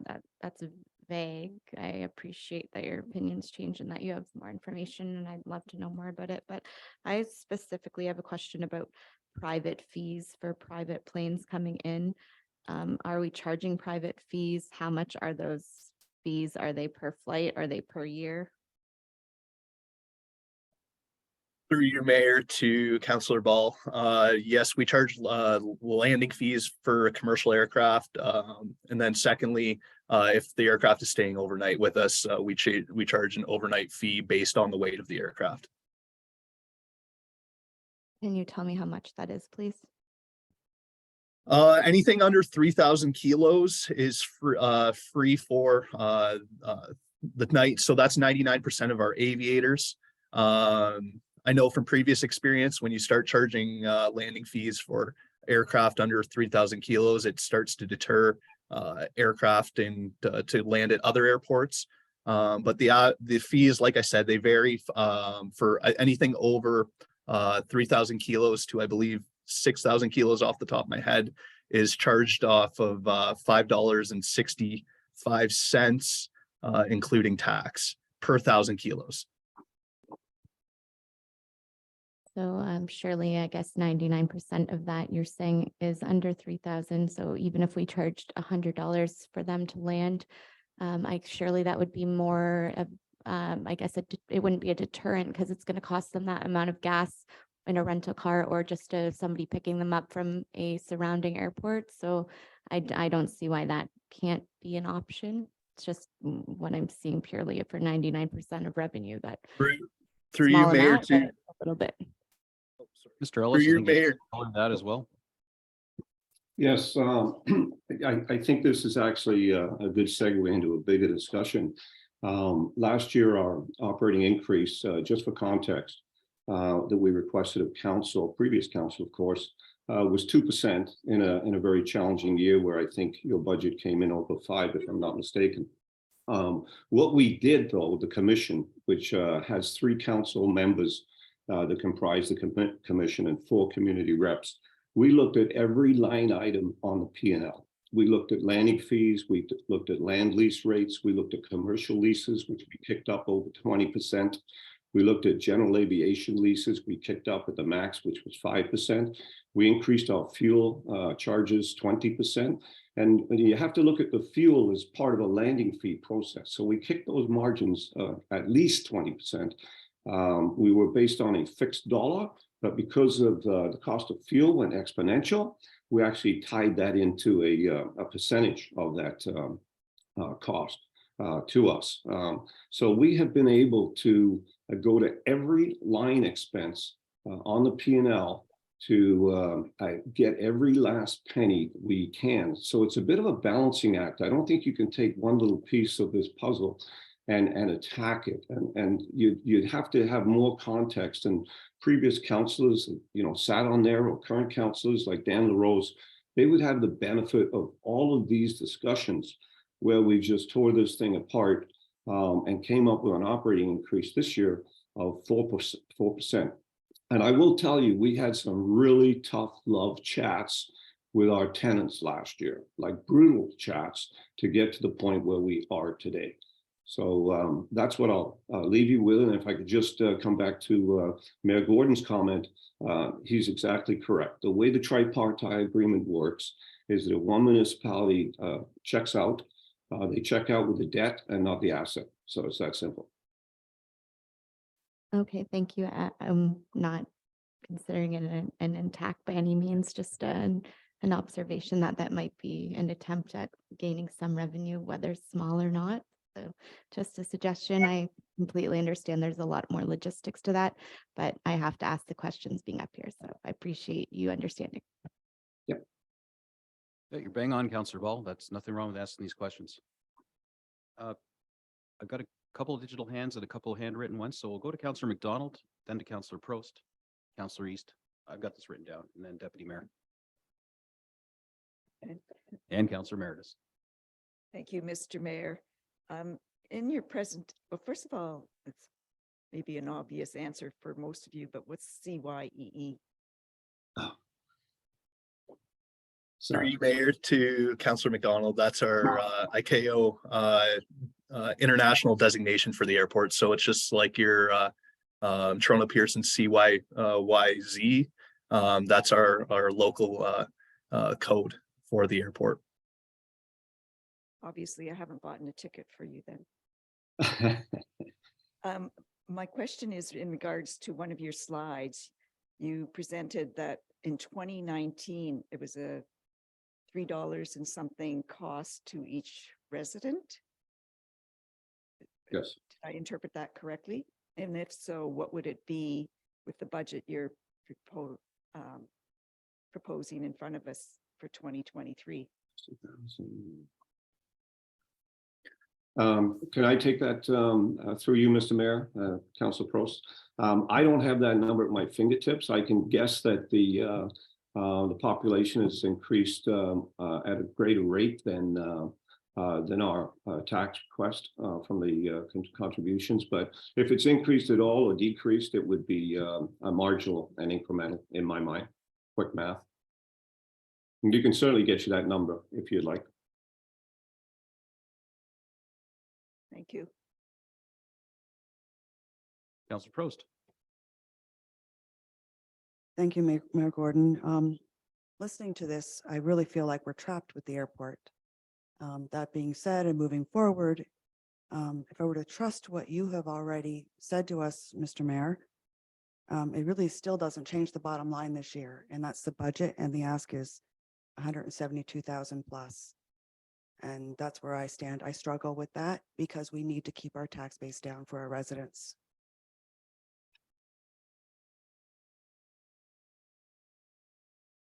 Okay, and we've got Councillor East next.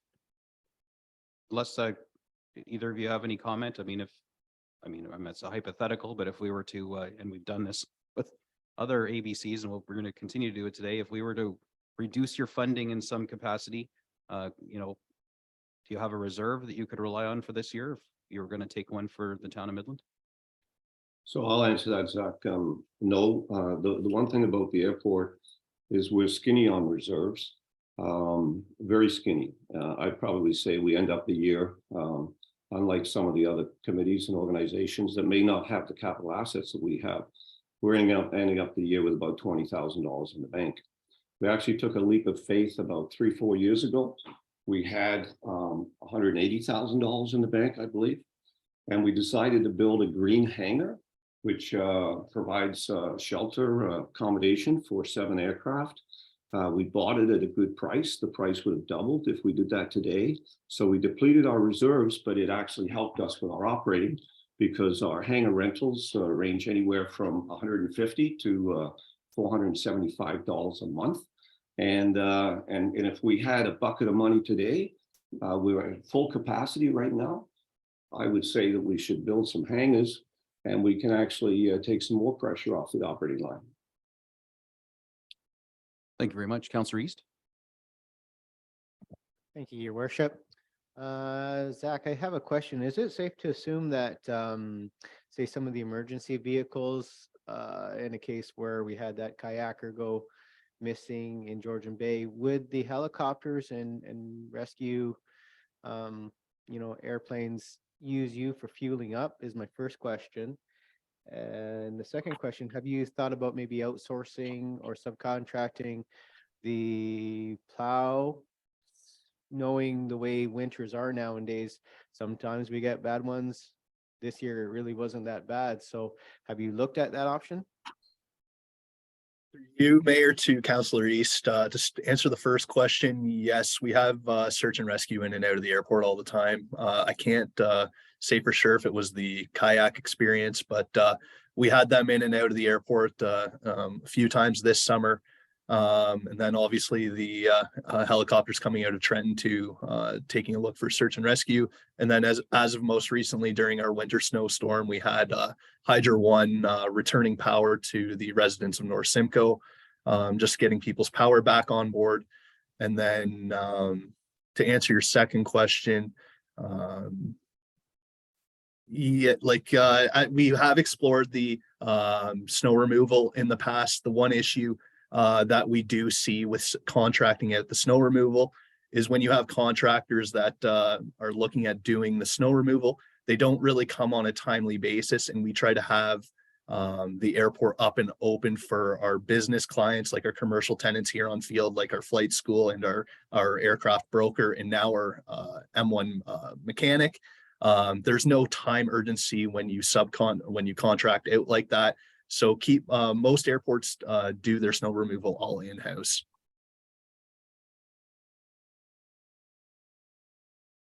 Thank you, Jack and Zach. And just a follow-up question. Have you possibly reached out to some of the owners of the planes and helicopters to extend it and see if they would be willing to raise some of the money toward the snowplow and take some of the burden off of the town in the area? Through your mayor to Councillor East, as of right now, we have not done that approach.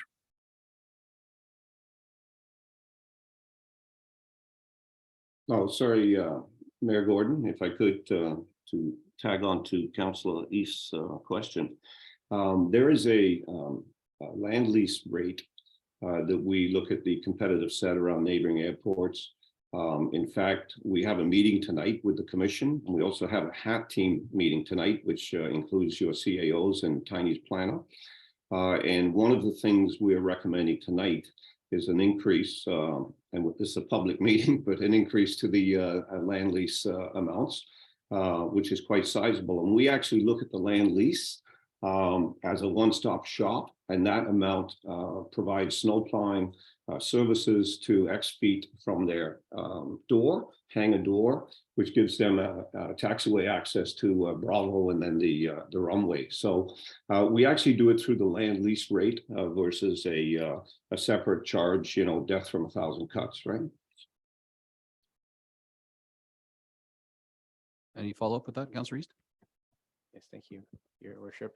I just would be curious to see what would happen if you would reach out to, the owners, and see if they would be willing to pitch in. I mean, if you can own a helicopter and a plane, I'm sure you're not hurting for money. So if you would approach it that way, and then maybe you could come back to us and say, okay, you know what, they've agreed to chip in $100,000.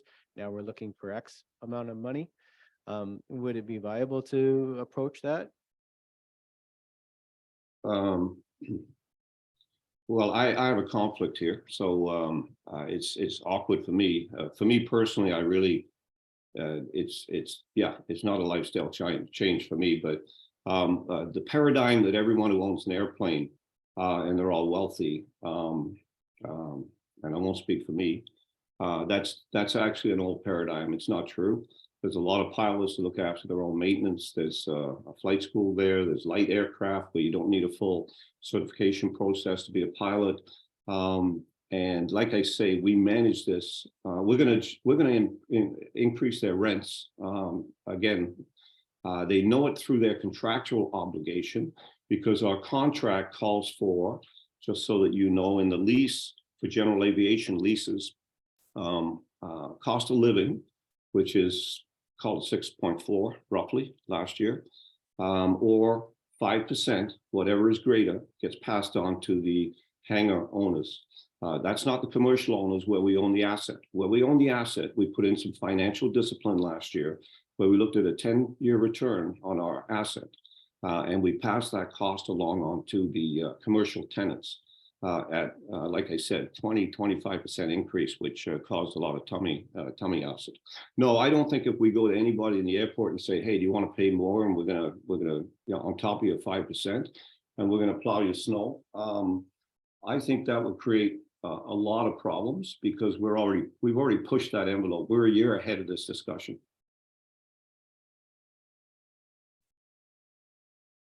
All right, thank you, Deputy Mayor. Thank you, Your Worship. This is more of just a comment. I just wanted to say that I did sit in a couple of meetings with the mayor about the airport.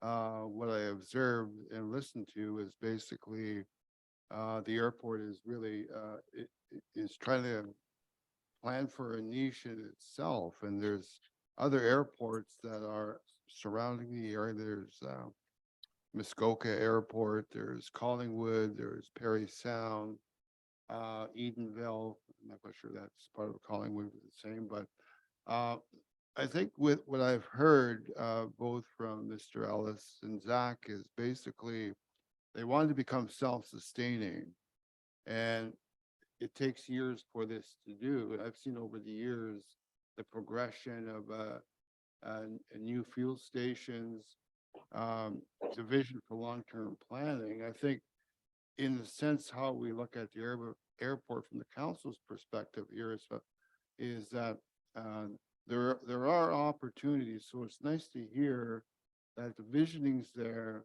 and then basically looking at a long-term plan that will benefit all of the investors that put money into this. I think that's the overall observation that I had from just listening. And I think from the fact that it's very progressive, it's a slow process, but I think with the opportunities that will be arising, I think we're moving in the right direction. And I think that's the case. What we need to have that more of that sharing of that information on an ongoing basis. It's always difficult to say, well, we're asking for this money on a yearly basis, but it's the return on the investment that for the long term, I think that's kind of what needs to be presented here, just in terms of just not for the ask for today, but it's an investment. I think that's how, what I've listened to in the last couple of meetings that I've attended with the mayor. So I just wanted to say that I wish you all the success for what you're doing, and hopefully that you can move forward with your long-term plans.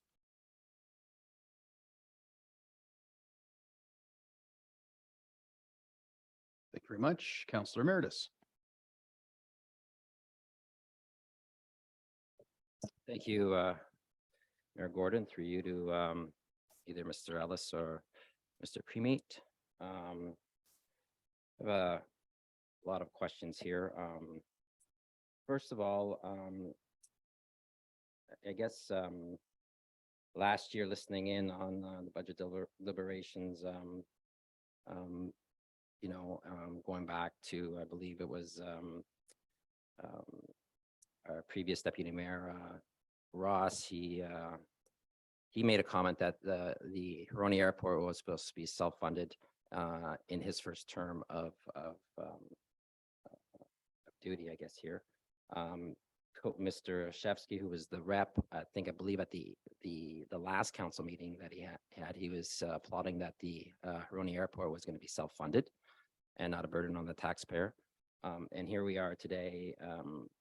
You're asking for $172,000. In the initial agreement, if we go way back, the town was obligated to the operation and maintenance. There was no mention of any capital. I find it very, very hard to swallow that you do not take any type of fees for 90% of your aircraft under 3,000 kilos. And you're expecting the taxpayer of Midland to pay for something, or very few people who use it. I've never been to the Huronia Airport. I lived here all my life, and I've been paying into it from here on in. Last year, you got an additional $33,900. I believe that was for some surveys and so forth.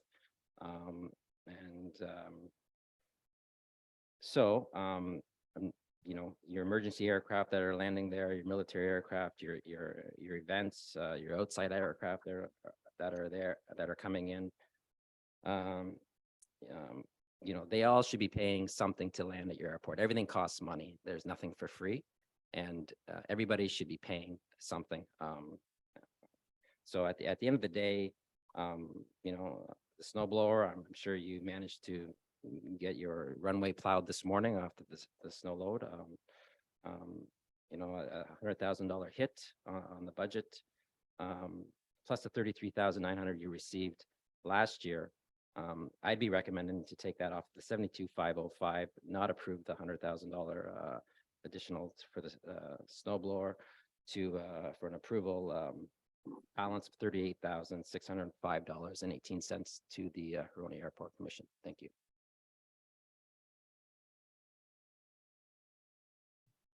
Councillor Bull. Sorry, unless the Councillor Emeritus, unless you're putting an amendment on the floor, or do want to continue having discussion before we consider amendments? However you want to approach that. We could talk quite lengthy about this subject. But we could put the amendment on the floor now, or we can have further discussion. If people are comfortable with an amendment, we could have a vote on that right now. If we want more discussion, then let's carry on with some discussion. I'm happy to keep on discussing this, and maybe they have some comments to my remarks. Thank you. Let's carry on with the discussion then, because I'm sure that Mr. Ellis and Mr. Premate are sort of absorbing this and looking at consequences, etc. So Councillor Ball. Thank you. I would like to fund less. I think that I'm thinking more around the $20,000 to $40,000 less. I think that we need to listen to Midland residents to hear that they are not in support of this, but I think there are a lot of benefits to having an airport. I'm supportive of having an airport. I just think that this is a huge ask on Midland taxpayers. I think that not charging for under 3,000 kilograms, I just think as well, Councilor Meredith, I don't agree with that. I think that that's something that needs to be investigated. I don't think that's going to make up a huge revenue for the airport, though. I do think that $20,000 to $40,000, though, that could be explored, and that's something that shows Midland taxpayers that we are listening to them, but it also doesn't make or break the operations of the airport. I think that we can maybe try to find creative solutions. I offer myself to that. I am more than willing to take that on with the airport as well. My volunteer time. But I think that we need to find a balance, and I think that's a fair number that doesn't put them under this year. Councilor Meredith? Thank you through you to Councillor Ball. I could appreciate that, but your comments there. We are looking at if it's a $20,000 or $40,000 reduction, we're still looking at quite a sum of money for an airport that was supposed to be self-funded years ago. There's no reason why this airport or the board or there's fundraising efforts. There's a lot of ways they can generate some income. And if someone can speak of or clarify that this airport was supposed to be self-funded, and last year the remarks were that it would be self-funded, and now we're here, with a $100,000 snow blower and 72,000 another ask. So plus additional funding that they got last year. It's coming back on the burden of the taxpayer when revenues can be created.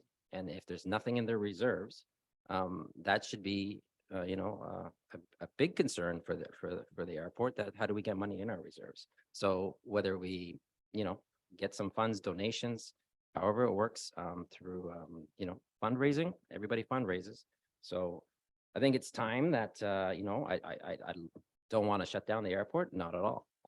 So I'm offering $38,605.18. That's what I'm going to go with for this year. And actually that 38,000 shouldn't even be there because it's supposed to be self-funded. So again, the 38,000 is, in my eyes, a good balance. And then somehow the airport can make up the difference through fundraising or donations. Thank you. Mr. Ellis, I think I saw your card up. Yeah, probably a good time to weigh in on the self-funding comment. You haven't heard those words come out of my mouth as the chair of the commission or the commission as a body. It might be an aspiration. It's certainly a destination way out there. I just want to go back a little bit for the benefit of this council that didn't sit in the previous meetings. So 3 years ago, the previous council, and I know there's a new council, you can do what you want, I get all that. The previous council commissioned a group called Lumex to do a feasibility study on the airport from a competitive set standpoint. The conclusion very simply was you get good bang for your buck. That's it. No ifs, ands, or buts. We went to WSP, a worldwide engineering firm, to validate or disprove what Lumex said. They said it's an excellent run organization and the economic and community benefits far outweigh the cost of $3.72 a cup of coffee per resident each year. I think we need to now go forward to the all council meeting in April. We asked for a survey so that we could actually look at development so that we could generate capital, which is the elephant in the room, so that that burden would not be on the municipalities. Lo and behold, we got approval for the survey. We didn't get any money for the capital asset management plan that we sucked up last year. Okay, we asked for money for the capital asset management plan, which is a provincial requirement, as you know, imposed on the municipalities. So we figured that out, and that's why we hit all these rates. The thing that we never got to was the sale of land. And we asked the authority of 3 councils to sell land so that we could generate funds and create the capital needed for this essential service. I want to talk a little bit about essential service. I'm not going to tell you there won't be another 9/11, okay? But there will be another 9/11. It'll just look different.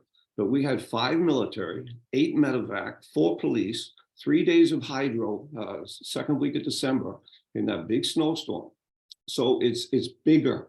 We're part of the community. It's not about 30 pilots at the airport. It's a way bigger discussion. And if we could have got approval in April, we have about 8 people wanting to buy land, various disciplines, various manufacturers, aviation businesses right now, but they're not going to build a $5 million hangar if they don't control their land and occupancy costs. Only a fool would do that. So we need to come back in front of you with a strategy, with a plan to try and get to that destination that everyone here seems to aspire to. We funded physician recruitment. I watch council meetings, 30, 40, 50 grand a year. And we funded that because we saw the benefit was greater than just one thing. Why we would have to, as a community, fund something like that with a hospital is beyond me. But we did to give us a competitive advantage. That's why we did it. And we have a plan to take this burden, maybe not next year, away from this group, and you still get the benefit. So very quickly, there's a tripartite agreement that is all 3 councils, and I don't know where they are in their stage of the budget process. But if you cut and slash this budget, 20, 30 grand, we're going to spend the money we have to because it's an emergency service. We had no choice but to buy the plow. Okay, if you need a fire truck, there's no point in having people if there's no fire truck. Okay, so I can't hold Zach accountable to clear snow for these vehicles, private, emergency, commercial, doesn't matter what you want to call it, if they don't have the equipment to do the job. We as employees owe it to the employee to give them equipment to do the job. So we have to spend what we spend, even call out. We raise the call out fee. So if an emergency vehicle lands at 8 o'clock at night, they call one of the very few people. Total labor for the airport, $170,000 to run a 24/7 operation. That includes benefits, by the way. That's probably the price of a department head in one of the 3 municipalities to run the whole airport 24/7. So you have a commission. If you want to drop the budget, you can't go beneath 0, by the way. That's also in the tripartite agreement. So if you want to just arbitrarily move some numbers, then we're going to go back and round and forth with Tiny and Penetanguishn and go in circles for 20 grand or 30 grand. And you've got a bunch of volunteers like myself that do this and spend 300-400 hours a year doing this, driving value for your asset. It's not my asset, you own it. So you got 3 options. You can sell the whole thing. That'll take you probably 3 or 4 years. Midland can walk away, as the mayor mentioned, and you'll walk away with the debt and no appreciation, no asset value. You can have a hybrid model where you have your cake and eat it too, and sell maybe 20 of the 340 acres and generate capital, or you can carry on business like it is right now, which is just bumping along.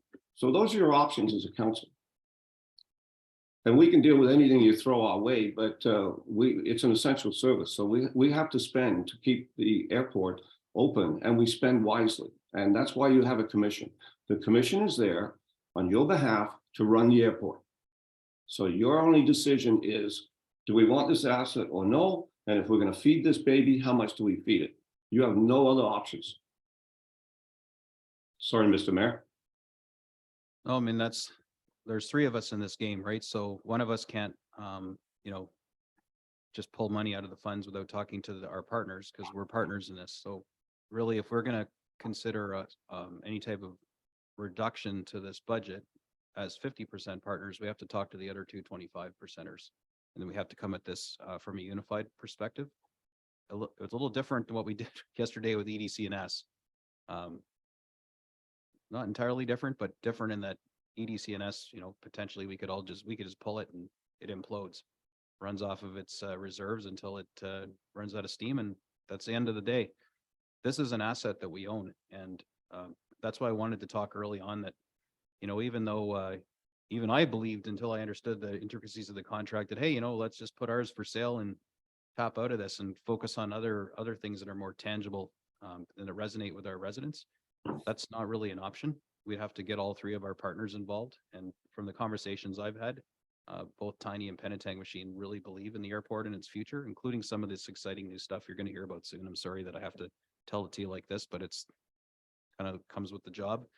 But the end of the day, we own this thing. So we need to keep it, and we need to keep it alive. So it's no different than having a vehicle that we can't get rid of because we owe more than it's worth. And we need to keep this thing running. So if we're going to keep it, then my suggestion, and I know this seems, very different to my stance for the past 4 years, now that I have these realizations, we need to grow this thing. And to grow it, we need to fund it properly. And I'm not suggesting dumping tons of money into it, but the budget that's suggested, it runs pretty much to, bare zero, because they're not stashing away a bunch in reserves, which that's another conversation. But it is a real challenge. And so if there is a suggestion or desire to want to pare this budget down, then I think in fairness to the partners whom we have in this arrangement, we would need to consult with them first, because they would be left holding the bag. Someone's going to pay for this work if it needs to be done. And if we say no, then Tiny and Penetang are going to have to put more into the equation, and they're going to be complaining, I think, legitimately, that they're 25% owners and we're 50%. And we can't just make this decision in isolation. I don't know if I'm oversimplifying that, but Mr. Ellis and Mr. Premake, perhaps you can add some color, because I know I've had to have sort of a come to Jesus moment with the whole airport and its existence and how we fund it. And I'm accepting this reality now, and I'm just trying to share that with my peers on council. Yeah, Mayor Gordon, the only thing I can really add is, we're extremely lean, and I say not so mean. I sat on for a former company, and we took $500 million out of G&A, okay? And I was one of the two people with the CFO. So I understand a little bit about the challenges that you have to put forth your first responsible budget. But we have gone through every line. We held it at 2% last year, while folks were coming in at 5 or 6. And we did it in good faith, because we knew that there's some folks that don't see the value, and it's our job to drive the value, to market the value. But you also need to give us a solution, and the solution will be, and we're hoping to have a meeting in the next 30 days where we can talk about this. If we can sell up to 20 acres of land, we can generate sufficient funds, we can get growth at the airport, and we can start our journey to a better destination. So that's all I can add, Mayor Gordon. Thank you. Meredith? Through you, Mayor Gordon, to Mr. Ellis. So the real estate transactions that may occur in the near future, what do you speculate on what that worth would be? How much of the positive, the net gains would be put in back to the town of Midland, to the taxpayer? Is that the gain where the profits come back into the township in our bank account, or does it go into your reserves? Yeah, so this is all up to the 3 owners at some point, but the model, we've been benchmarking Oshawa Executive Airport. We've been getting help from a gentleman named Stephen Wilcox. They actually initiated in 2006 the sale of land strategy. And they went to council. They only have 1 council, so it's a lot easier in Oshawa than it is with us, with 3 councils, 3 orientations, 3 budget meetings, and so on and so forth. But they held hands with the airport manager, and basically he said, I will keep your operating contribution, because you get benefit through emergency services, this community. I will keep your operating contribution at X. And if we can sell land, I'll take that into capital. We'll set up a capital reserve fund, and we won't come back to you and ask for capital. That is the model we are embracing. But at the end of the day, I don't get to make that decision. You get to make that decision. But if we get our day in court, we're going to have a chance to pitch that to you in the next 30 days or so. So I don't see it coming directly back, but it's it's sort of the same difference, right? If you don't have to pay it, and we mitigate that $200K, and you don't, then we've saved you. It's cost avoidance.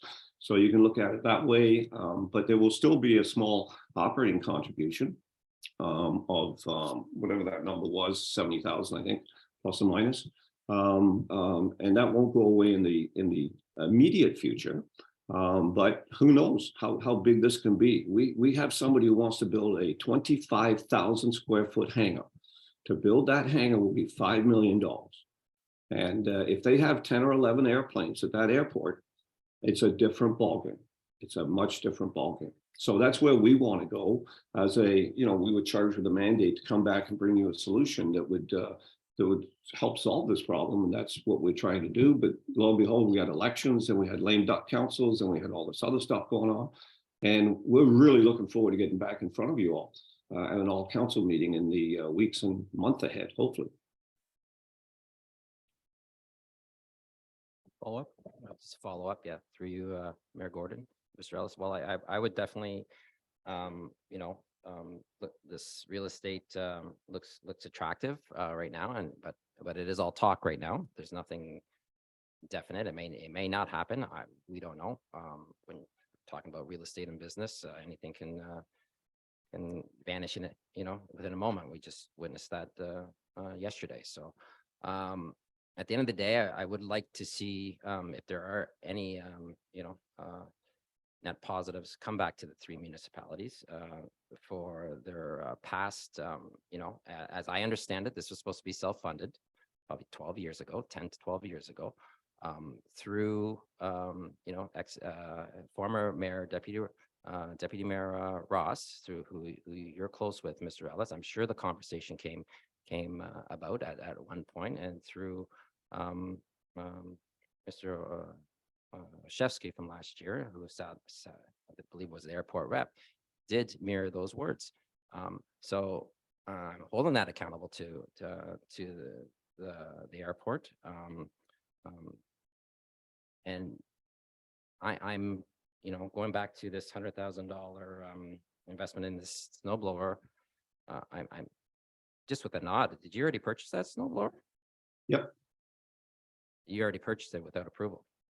So No, we have approval. Sorry. No, let me talk to you about governance.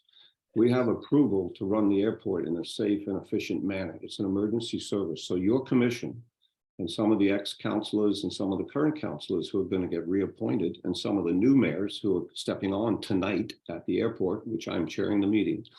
In October last year, we did a cost benefit analysis. We were going to spend about $30K on an old blower if we could get the parts that was redundant. And just so you know, most of the snow plowing equipment is your hand-me-downs.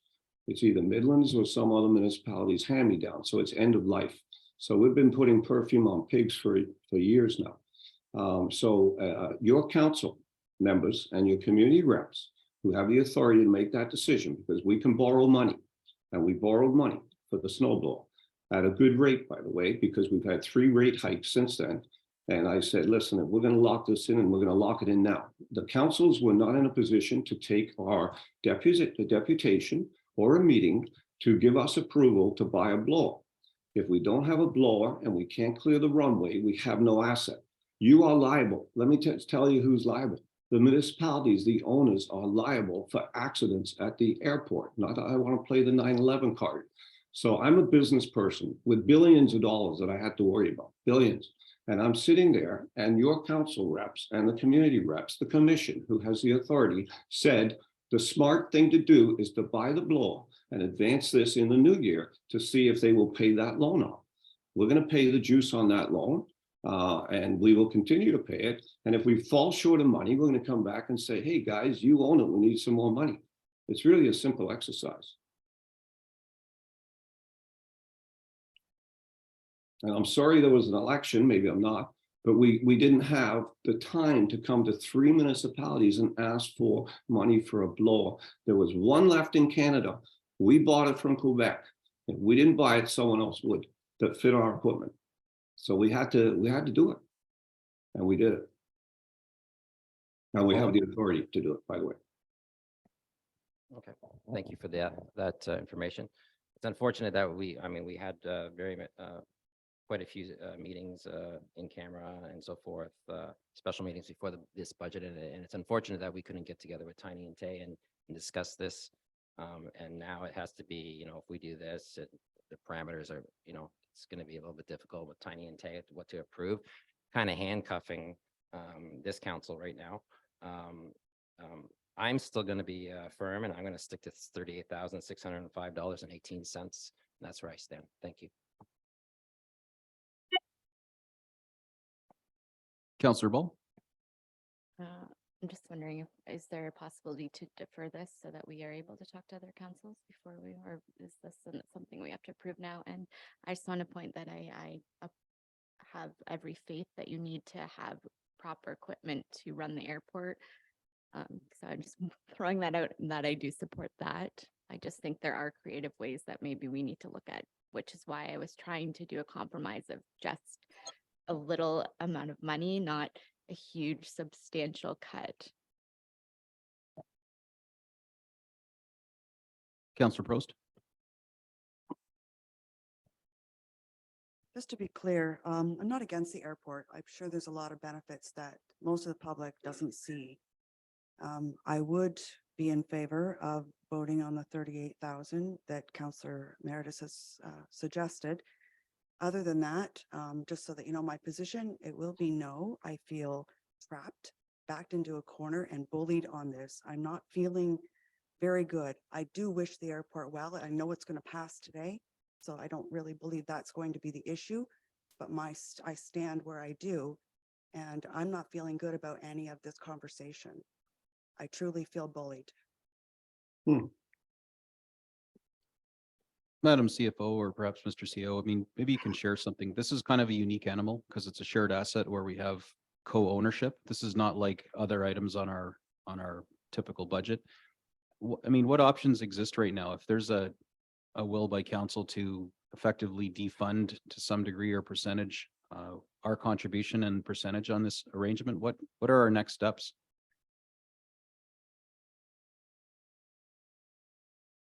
Thank you, Your Worship. Again, because it is that joint venture, I believe it is something we would want to talk to our partners about. As Mr. Ellis has indicated, there's not money sitting in reserves to fund ongoing operations, similar to what we saw last night with EDCNS. And so we could add some wording to the motion that basically the request would be approved, contingent on both Tiny and Penetang approving their portion of the request as well. I believe Tiny has approved theirs, but I would need to check that, but that's my understanding. So, we do have an obligation to fund our share per the agreement that is in place, so.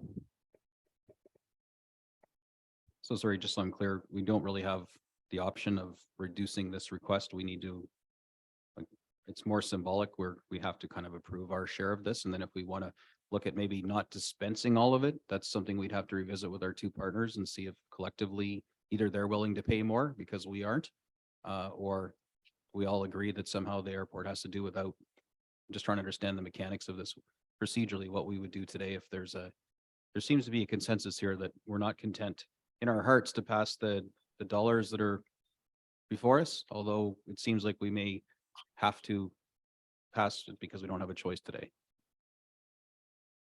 To Your Worship, it's probably a discussion that should happen after the budget, and perhaps in conjunction with the possible sale of the property that you guys have spoke about. Because again, the agreement in place, we do have a proportionate share of this, and we need to make sure that we do honor that. So my suggestion would be that we would amend the motion to make sure that both Tiny and Penetang are on board with the budget as it has been presented to us, and that and then a follow-up discussion would happen by the commission during the other discussions that are to come, so on the future of the organization. Okay, so that would really involve three councils joined together in a meeting. That would actually legitimately be a meeting, not an information session as we traditionally have had when we co-join our councils. Mr. CO, can you maybe think about how the logistics of this would happen? Well, I think as the CFO mentioned, we have an obligation to to deal with the budgets in front of us today.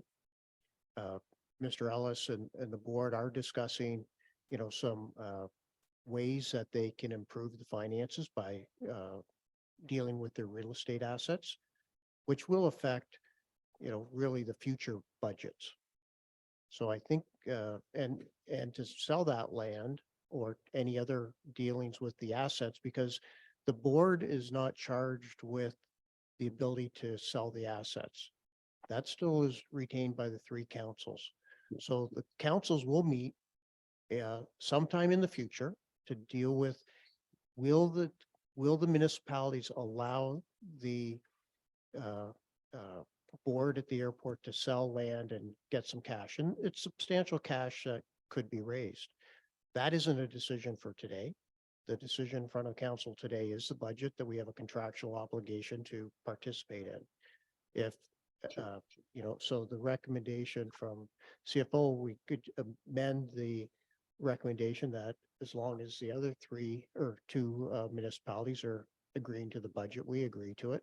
And later in the year, council and the board can certainly have discussions around how can they raise more money? How could they change the fees? How could they do X? How could they do Y? But I don't think that's a discussion for today. Okay, so to be clear, the motion that has the contingency that our two partners also agree with the budget is not an amended dollar value. It's as asked today. We're not at liberty to cut money off of it, as we did perhaps in a previous exercise.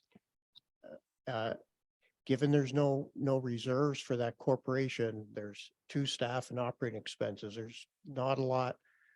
There, you pull 50,000-60,000 out of there, you basically have to fire one of the staff, and one staff cannot run the airport 7 days a week. So therefore now you've put that airport commission and its owners, which are us, in jeopardy of risk of anything that happens at that airport.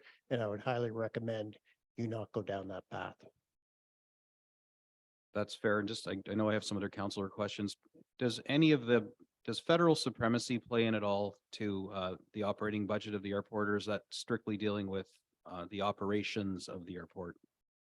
Just, that's a new concept that I learned about a few months ago in federal supremacy, where effectively the airport, plays nice with the municipalities, especially around zoning and things like that. But really, if push came to shove, you don't have to ask, you can tell, which was a real head scratcher for me when I learned that. But it's a thing, and I don't know if it relates to the budget side of this. Mayor Gordon, if I could, federal supremacy does not go to operating per se. The status of the airport, if you're a registered airport versus a certified airport, for example, if we were a certified airport like Oshawa, we would need new equipment, that took the friction and tolerances on runways down to, millimeters and all that sort of stuff. So we've had the discussion as whether would we, when we grow up, want to be a certified airport? And the short answer is no. We're happy to be certified. And federal supremacy basically goes to things like vegetation and free flight and landings. And, we don't need the municipality's approval for building codes. We can do what we want. The only thing the commission can't do is sell land, which the deputy CAO said. We can't sell land. It's right in the tri-party agreement that you own that decision. We came to council last April to have that discussion, and then we had an election.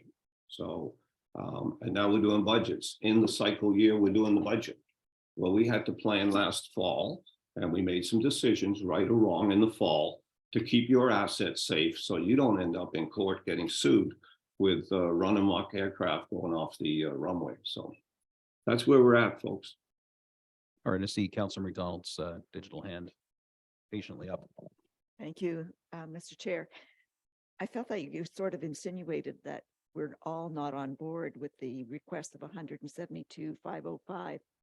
And I can say that I was first not on board, but after listening to the essential service and the emergency service and the goals and the proposal, I have faith that I'm giving you the benefit of the doubt, and I am going to support this recommendation, the 172.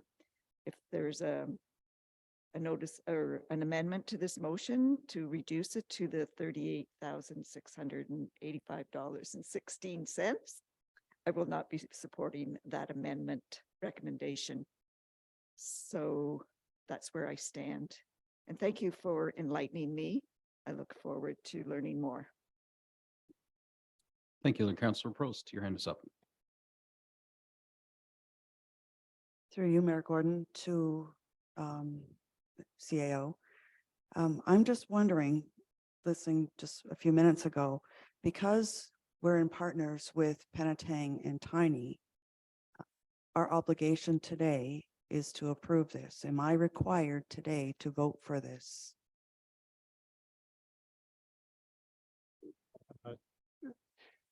We're here talking about the budgets. As a counselor, it's your choice how you vote. We're trying to get the budget approved today. That was the schedule after spending 3 days on it. So that's where we're at. Council can always not decide on the budget today, but I hope we aren't stretching this budget deliberations out for weeks or months. Thank you. Councillor Ball. Thank you. I just have a question about our proposed organizational review. Would this airport be included in that since we are part owners?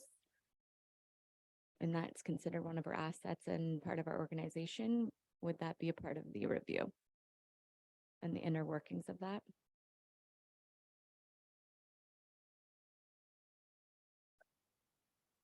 Through your worship. I think when the council has their strategic planning exercise and, we're working through what the date that might be in February and into March. I think that's where I would recommend council kind of look at, through their strategic planning, what might that review look like? Typically, the agency boards and commissions, because they have separate governance bodies, that wouldn't be part of an organizational review. But again, if council said one of their strategic plans was to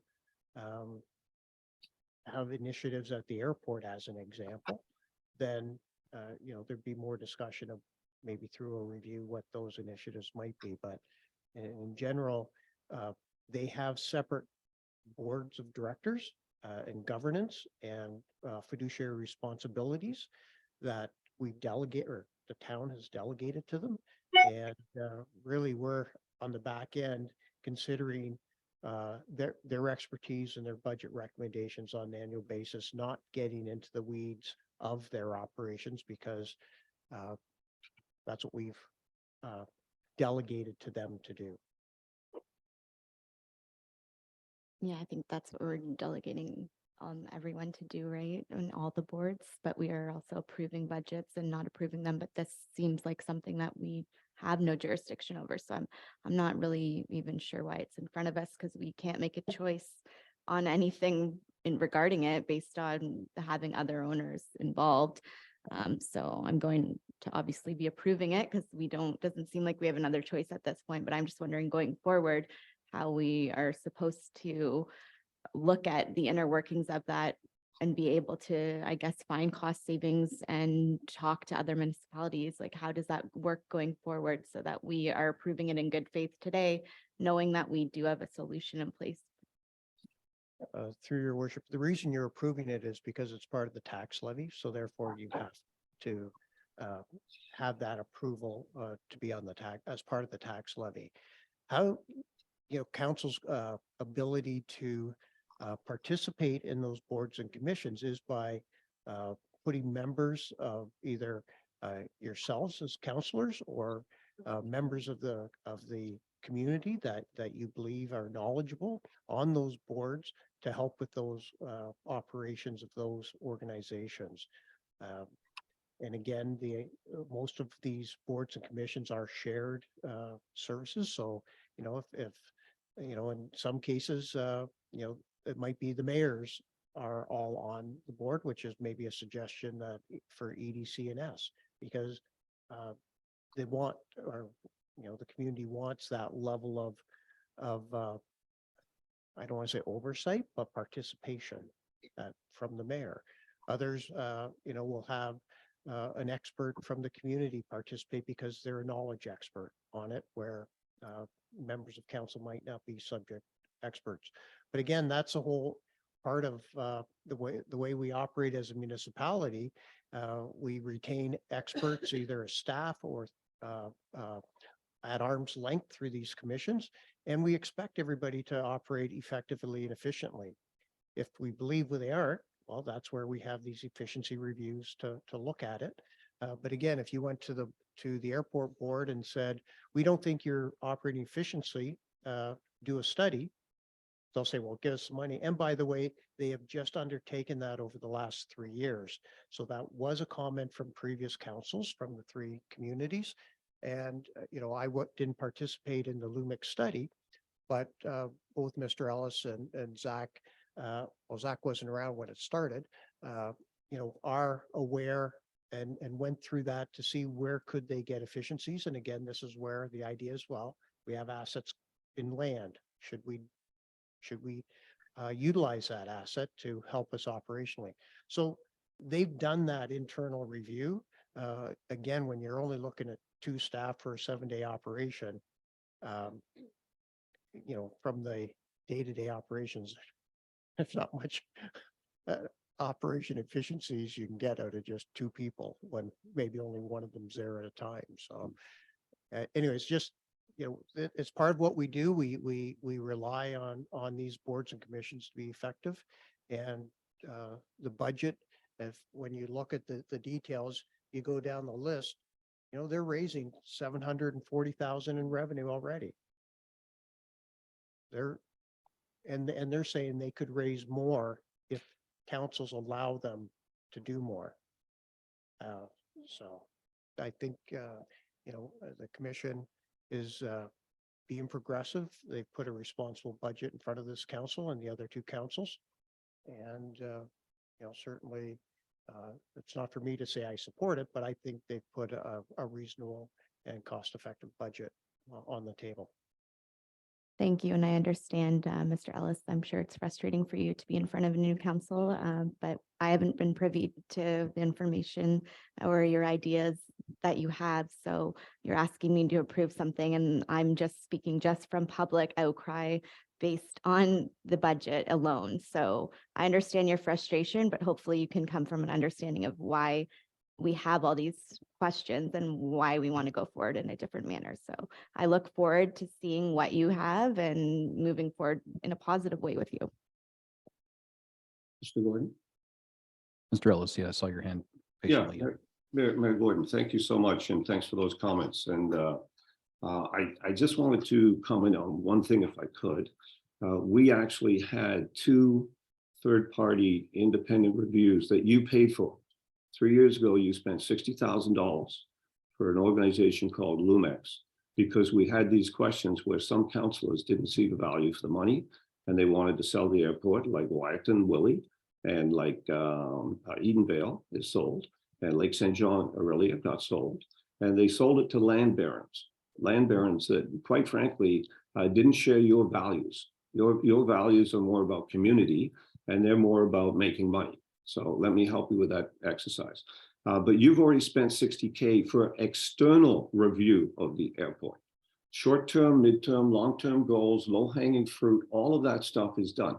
And if we need to get you that, and I'm looking at Mr. Campbell, because you guys have all that, and I'm looking at Zach, because we have it all. If you would like to see the Lumex report, the WSP report, all of that stuff that you paid for, we're happy to share it with you.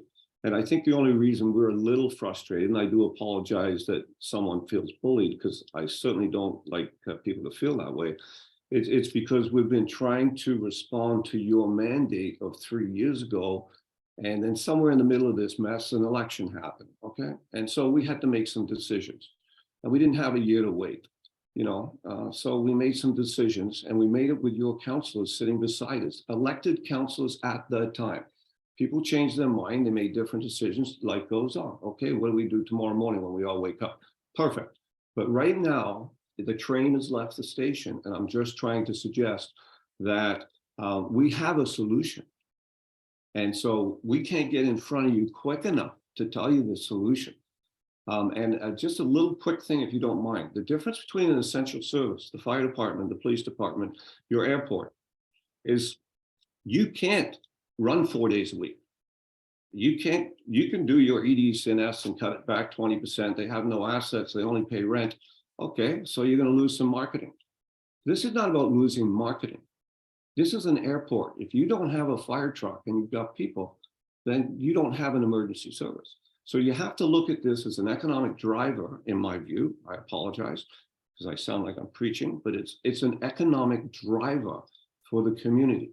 People have moved in, they built hangars, they've moved here. Dan Williams, he stays here, he's got 50 employees. Zen Air has 22 employees.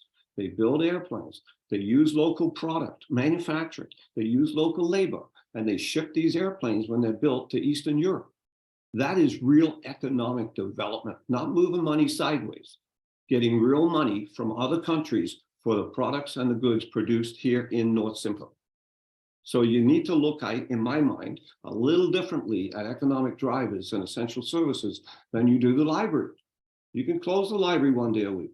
Sorry, you can. You can't close the airport 1 day a week because when that GBGH helicopter lands, okay, they're going to have to get to the fuel. It's really simple.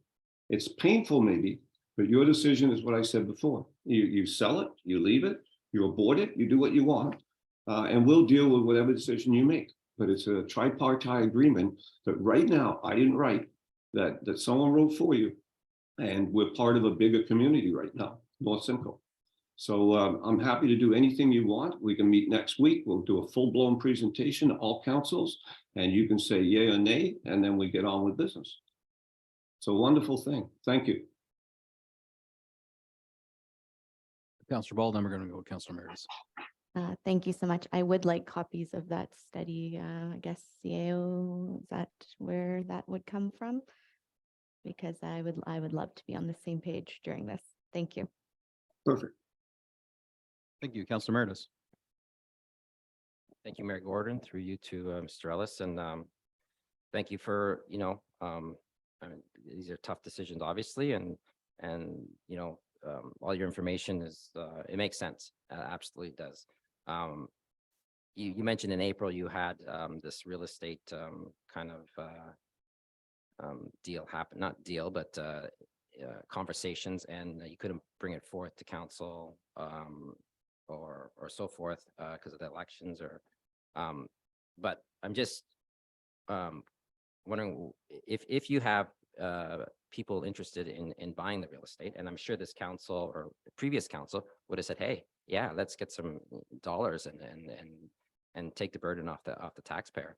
And then if you're only looking at operational of 70 grand a year, and so forth, and building up your reserves or paying back some to the community, that would have been a no-brainer. So and right now, yeah, we're back, I feel we're backed into a corner. We're wasted a lot of time on this when it's probably going to pass, I imagine. But we wasted a lot of time and because we don't have any type of voice on those numbers. So if a real estate transaction was to happen and we could have a special meeting back when it was in April or May or June, maybe this could have been all taken care of for this council, and then we'd be further ahead and a bright future for the airport, and not the public saying why do we need this. So I have heard the economic spinoff, which we just commented on, which I agree with, but at the end of the day, if we get that real estate transaction going and quickly, and I'm in favor of that type of business for sure, because that is of no value to us right now. So if we can spin it off to somebody else and get some dollars in the bank, and you guys will be happier and not feel like your hands are tied, just like our hands are tied right now on this decision. Thank you.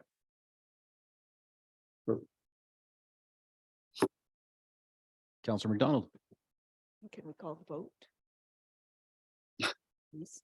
All right, so if the consensus is We can do a recorded vote on this. Yeah. So I think the consensus is we've beaten this one up enough. And also that it sounds like there's a real desire in council to revisit and to be more actively involved in how the airport supports the local economy. And maybe burst some bubbles or assertions that, that it's just something that we can walk away from or defund. I know for me it was a real eye opener because that was the easy answer for a few years until you actually learn. So that being said, we'll call the question.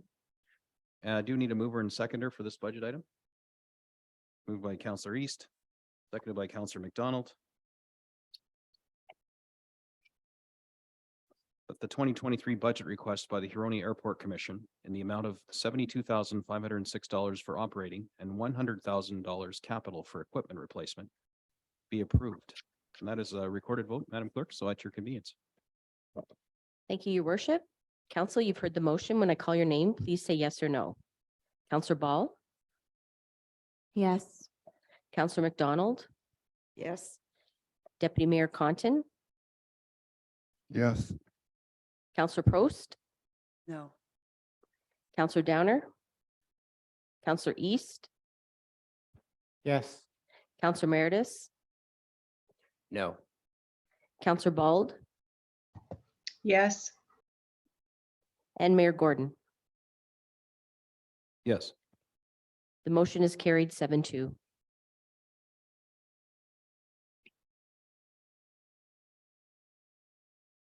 All right, and this is not really on the agenda, but I think I'll throw it out there. Tonight is the inaugural meeting for 2023 for the Huronia Airport Commission. Now, I think I already sent out an email to all of you with the sort of suggested committees and boards and whatnot that I, from communicating with you that you had interest in or the capacity or time. I didn't really hear from anybody that they were interested specifically in the Huronia Airport Commission. So I put my name on that list, as you may have seen in the email, because, it's important that one of us sit there who's, going to look at this critically and work with them, not against them. Work with, because it's our asset. So that being said, I'm not going to ask you to put your hand up right now in front of everybody on TV, but maybe during lunch, if there is somebody who has an interest and the time to attend these board meetings and would like to be part of the Huronia Airport Commission, I'd be content to remove my name and assign one of you, and the world will see after when we do those nominations. We haven't yet advertised, I don't think, for the citizen appointees or residents who will participate, but we did approve the boards and committee terms of reference last meeting. So that ad, if it's not already out, will be shortly, and then we can expect it's advertised already. Perfect. So the applications are open and we'll have an opportunity to go through the candidates and the scoring maintenance matrix and make those appointments. We do that in camera, but the appointment for the council appointees, this is one where it's in your hands, I think, based on today's conversation. Let's have a little chat at lunch. We're not advancing the business of town. I'm just going to be looking for your input on whether you'd like to be that person. And if we can find consensus in that sense, I'll be more than happy to pull my name and assign one of you. So this is a really important mandate for us the next 4 years.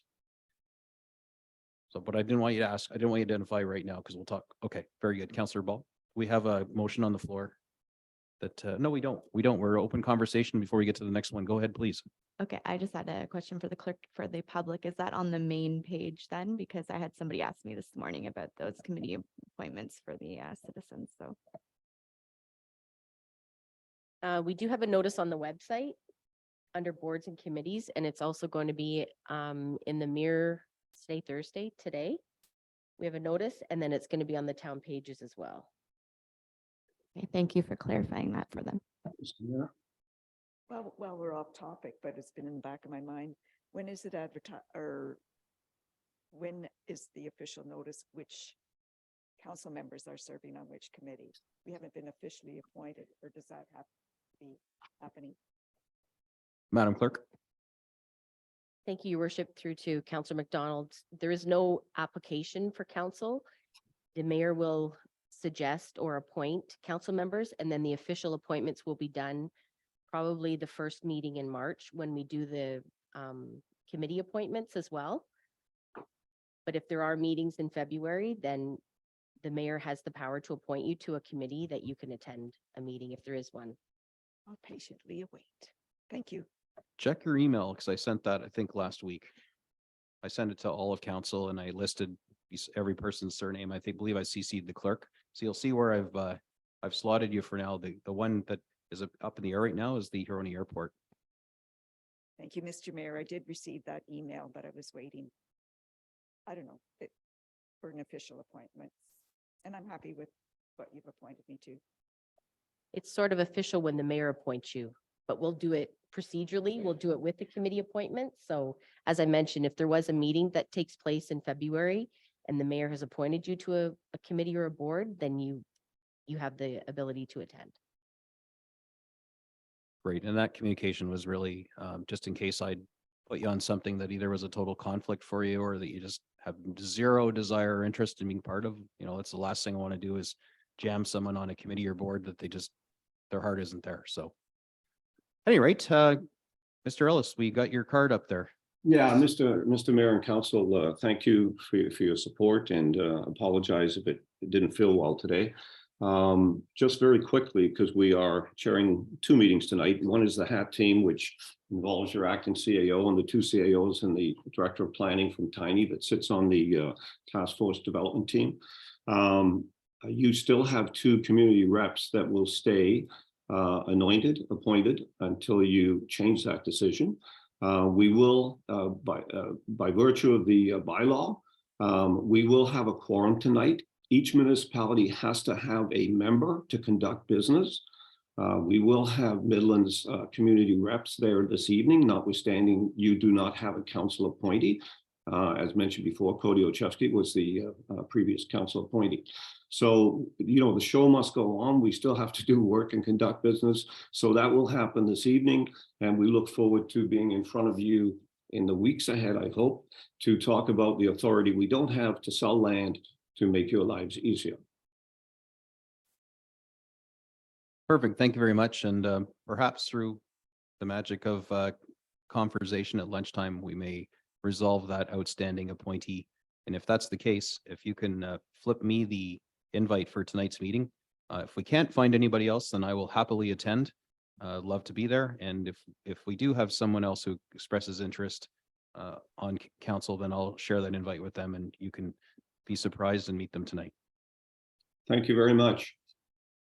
Thanks for your presentation, both of you, and good conversation. I think there was a lot of knowledge that was shared in this meeting that I don't quite frankly recall getting last term. It would have made things a little easier and managed my expectations a little bit more. So I appreciate the knowledge drop, as it were, and I think this council does too.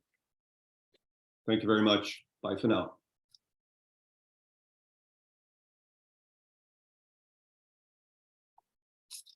All right, council, that was good. I'm really glad we had that conversation. So we haven't had a break this morning at all. Perhaps now would be an opportune time. So our lunch break is at 1 o'clock, and today I do kind of have a hard stop because I believe CTV is coming up to talk about the announcement yesterday. So I do want to be respectful of their time because they're sending somebody up. So let's take a 10-minute break right now. It's 11:47. Let's come back at noon.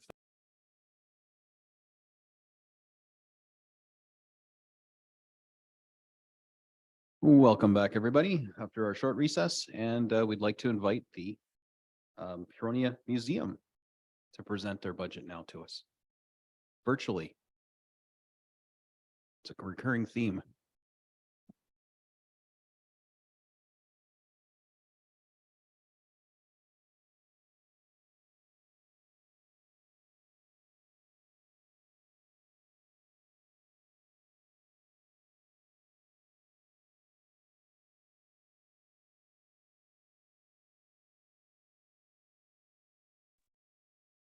There we go. Hello, can you hear me? We can indeed. Welcome. Perfect. Well, thank you very much, Your Worship and members of council. Thank you very much for having the Huronia Museum here today to present. We appreciate the opportunity. My name is Nahani Bourne. If you don't know me, I'm Executive Director of the Huronia Museum. I have returned officially as of last Monday as Executive Director. Some of you may know I I took a sabbatical for a year, so I am back, and I'm here to do a a budget presentation for the town of Midland. And once again, I appreciate the opportunity. Our ask this year is for 84,000, which is not an increase over previous few years.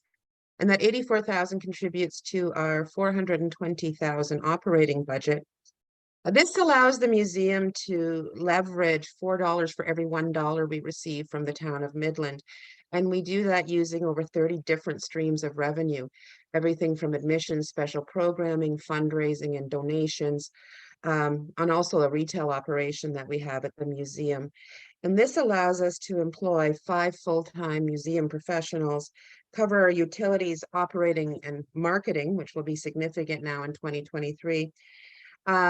And aside from that, the most important thing for us as museum professionals, it allows us to pursue our mandate to educate, preserve heritage, and promote the story of the community, in the community and beyond.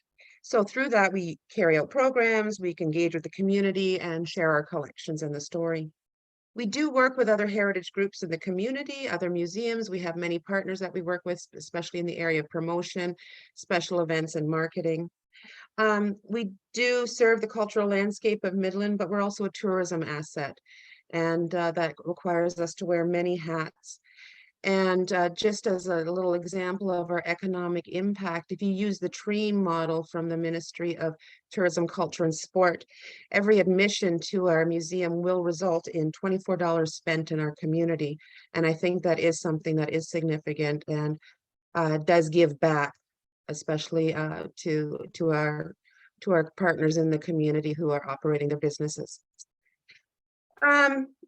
The Haroni Museum completed its 4-year strategic plan, and if you followed the museum and its story, our 4-year strategic plan completed during the pandemic in 2022. And while past strategic plans saw a very high success rate, achieving 90% of the planned goals, the pandemic definitely impacted the museum's strategic plan this time around. We were still able to achieve almost 2/3 of the goals during the pandemic, which is remarkable considering lockdowns and restrictions. Some of the great things from the last year from the museum have been the opportunity to rethink how we pursue our mandate and use space not normally available to us. The museum utilized its time under lockdown to review the collection's condition and follow up on a backlog of lot accessioned items. It can be very common for collections to be accessioned in groups, and then as time and resources allow, delve into the individual items of collection. This is very common in museum worlds. After 75 years of collection, that's right, we're 75 years old now. It's quite natural that we have numerous collections that are lot accessioned. One of these collections, which has been processed for the past few years, is the Free Press photo collection. Community looks forward to postings of the collection on a regular basis on our social media. And if we're ever late with those posts, we hear about it. So it is a loved project of the museum. The education department also made a significant increase in its offerings to the community. Contactless outreach kits are now available for classrooms, which is something we've developed and seen a great reception of during the pandemic. These kits offer an opportunity for children to engage in classroom relevant content from the museum in a hands-on manner. And it is also safe and allows for social distancing as necessary. In all honesty, one of the most attractive things about this program is that it's affordable for children and families. It eliminates the need for extremely costly bus travel and is much more affordable for parents in an economy of $7 lettuce, as we're seeing these days. We've also seen a 10% increase in the museum's web traffic over the past year alone. And this is a strong indicator that the museum needs to focus its efforts on developing web content for the community to engage with.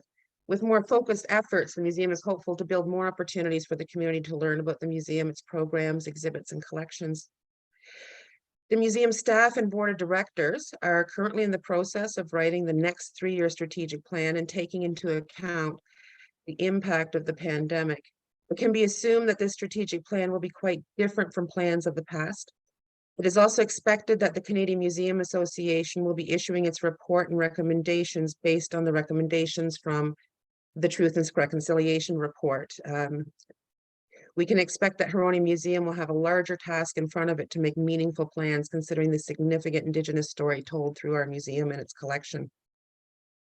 Historically speaking, travel and tourism sees a sharp increase following a pandemic, and this was the case following the Spanish flu pandemic.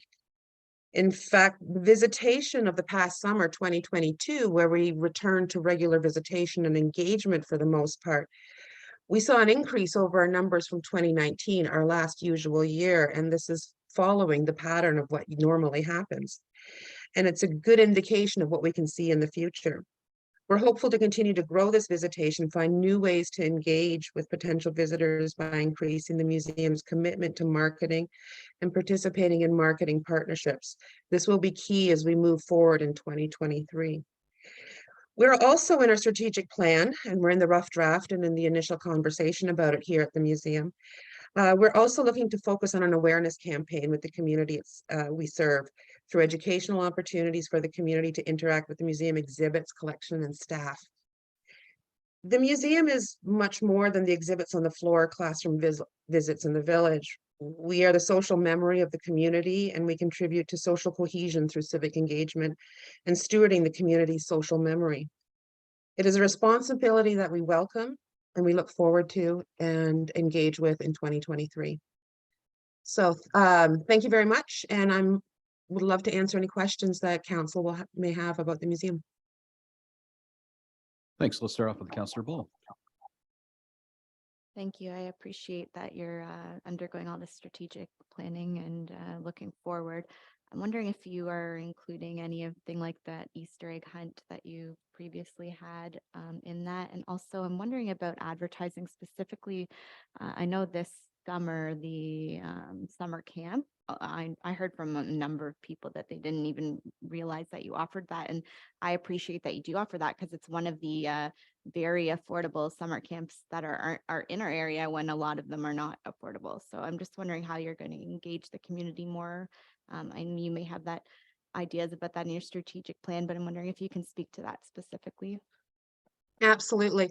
So we will be having the Easter egg hunt. It was actually decided the other day. So that's great because I know we have lineups down the parking lot and down the road for that. It's really loved. It's one of those silly ideas we had many years ago that just took off, and we'll keep doing it. So we will be having the Easter egg hunt. Summer camp was very limited this year because it's considered congregate. We had to be cognizant of the space, the square footage we have in the building, the amount of staff we have to allocate that, and to ensure the safety and social distancing. So we were actually, and as you said, our summer camp is very popular. We were full quite quickly. So we didn't have the same need to market as much. We're looking at this year, we're looking at what restrictions may be upon us, what recommendations are upon us. One of the things that has happened in this year's budget and is in the strategic plan, and we do have some new board members, there is a push on marketing. And we're going to be revisiting. We did a strategic marketing plan a few years ago. So we're going back to revisit it and see how it applies and find out how we can be more effective with reaching the community with our services and what we offer. So, yeah. Thank you so much. Thank you.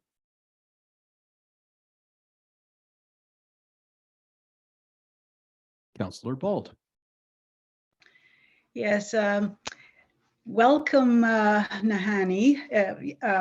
I walk my dog and I go past the house outside. It's so lovely. It's amazing. And I know that you also have some of my great uncle's postcards, J.W. Bald. Do you still have those? Yes, we do. Okay. We're a museum. We don't get rid of things. It's kind of our trademark move. Yeah, of course we do. Yes, we do. Oh, that's wonderful. Yeah, one of these days I'll drop in and maybe take a look at what you have and have a chat maybe. Absolutely, absolutely. That'd be wonderful. Okay. That's great. I'll let you a little more time to, I guess you're just coming back from a sabbatical, so I will, wait a little bit. One of the, we have been collecting for 75 years. So one of the great things to do, and, one of the things that's in our strategic plan is to ensure the community understands that the stuff we have here, the great collection we have here, it isn't mine, it's yours. We're just in charge of keeping it safe so that you can come and visit it. After 75 years of collecting, though, we have close to 1 million artifacts in our collection. So coming to visit us, it's great if we get a phone call in advance, because we got to pull it all out and, make sure it's put out in a safe way so that you can engage with it safely. Okay, great. Thank you very much. Thank you. Thank you. Well, go now to Councillor Prost. I just want to say it's nice to see you again. I'm glad the museum is up and running. It sounds like full force, hopefully this summer. It's a great place. My kids enjoyed growing up there. It's truly a I great remember place. your kids in camp. Maybe that's not a good idea.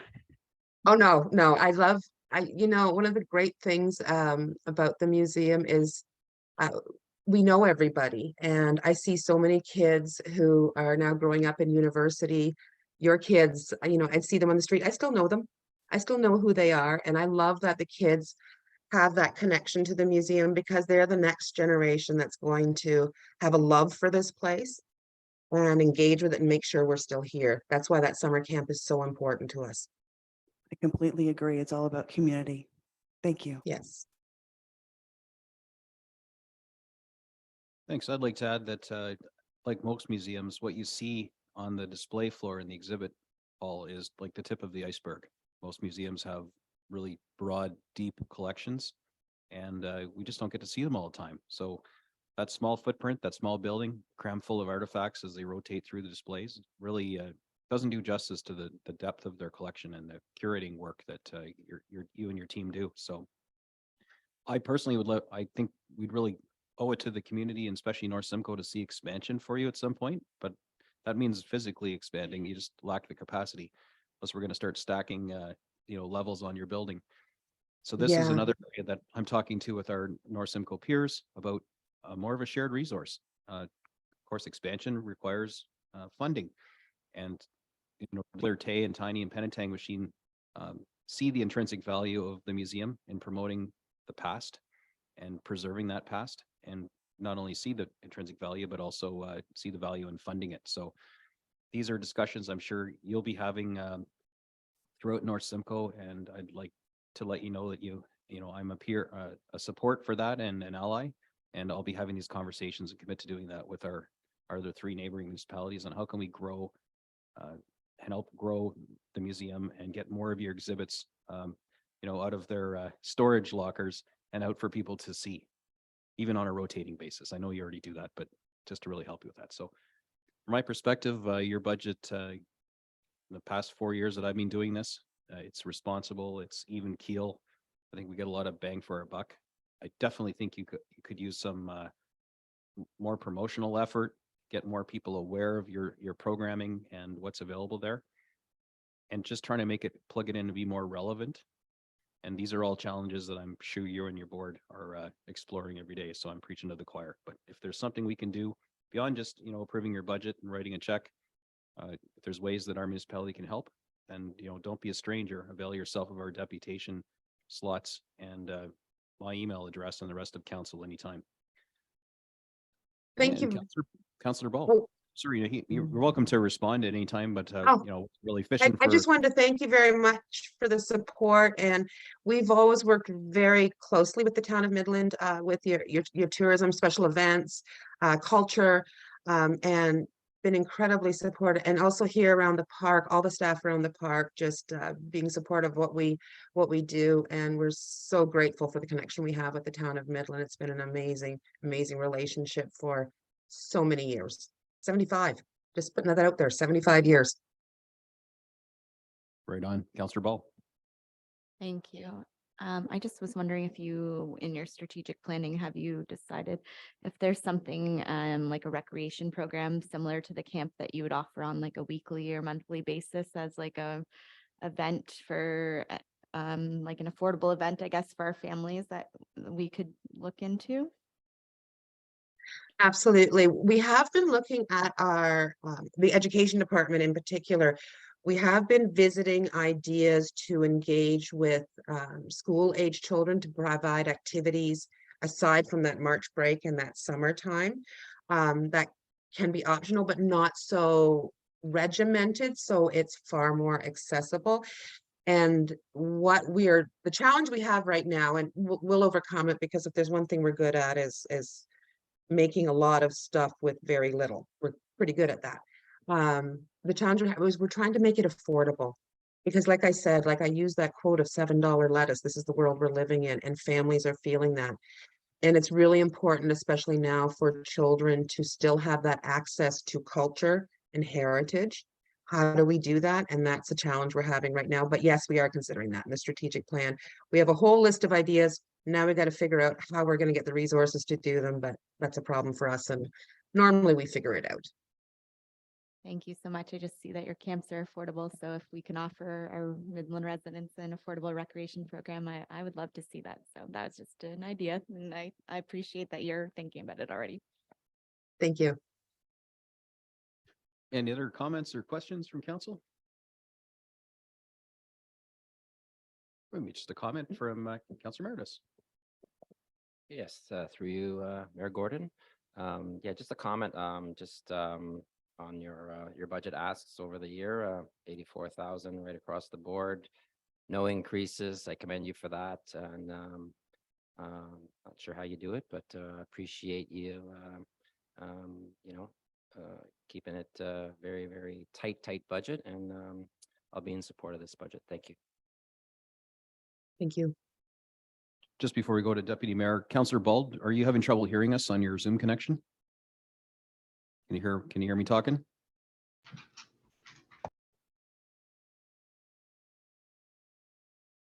Can you hear me? Move to base, come in base. Okay.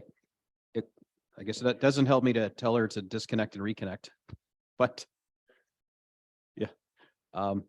Yeah. So perhaps I'll just send an email or the clerk. Okay, this will work perfectly because we have this happen sometimes, disconnect and reconnect and her connection. Very good. Yeah, the joys of remote connectivity. That's the real lingering plague, it seems. Okay, so Deputy Mayor. Thank you, Your Worship. Well, it's good to see you back, Nahani, back to the museum.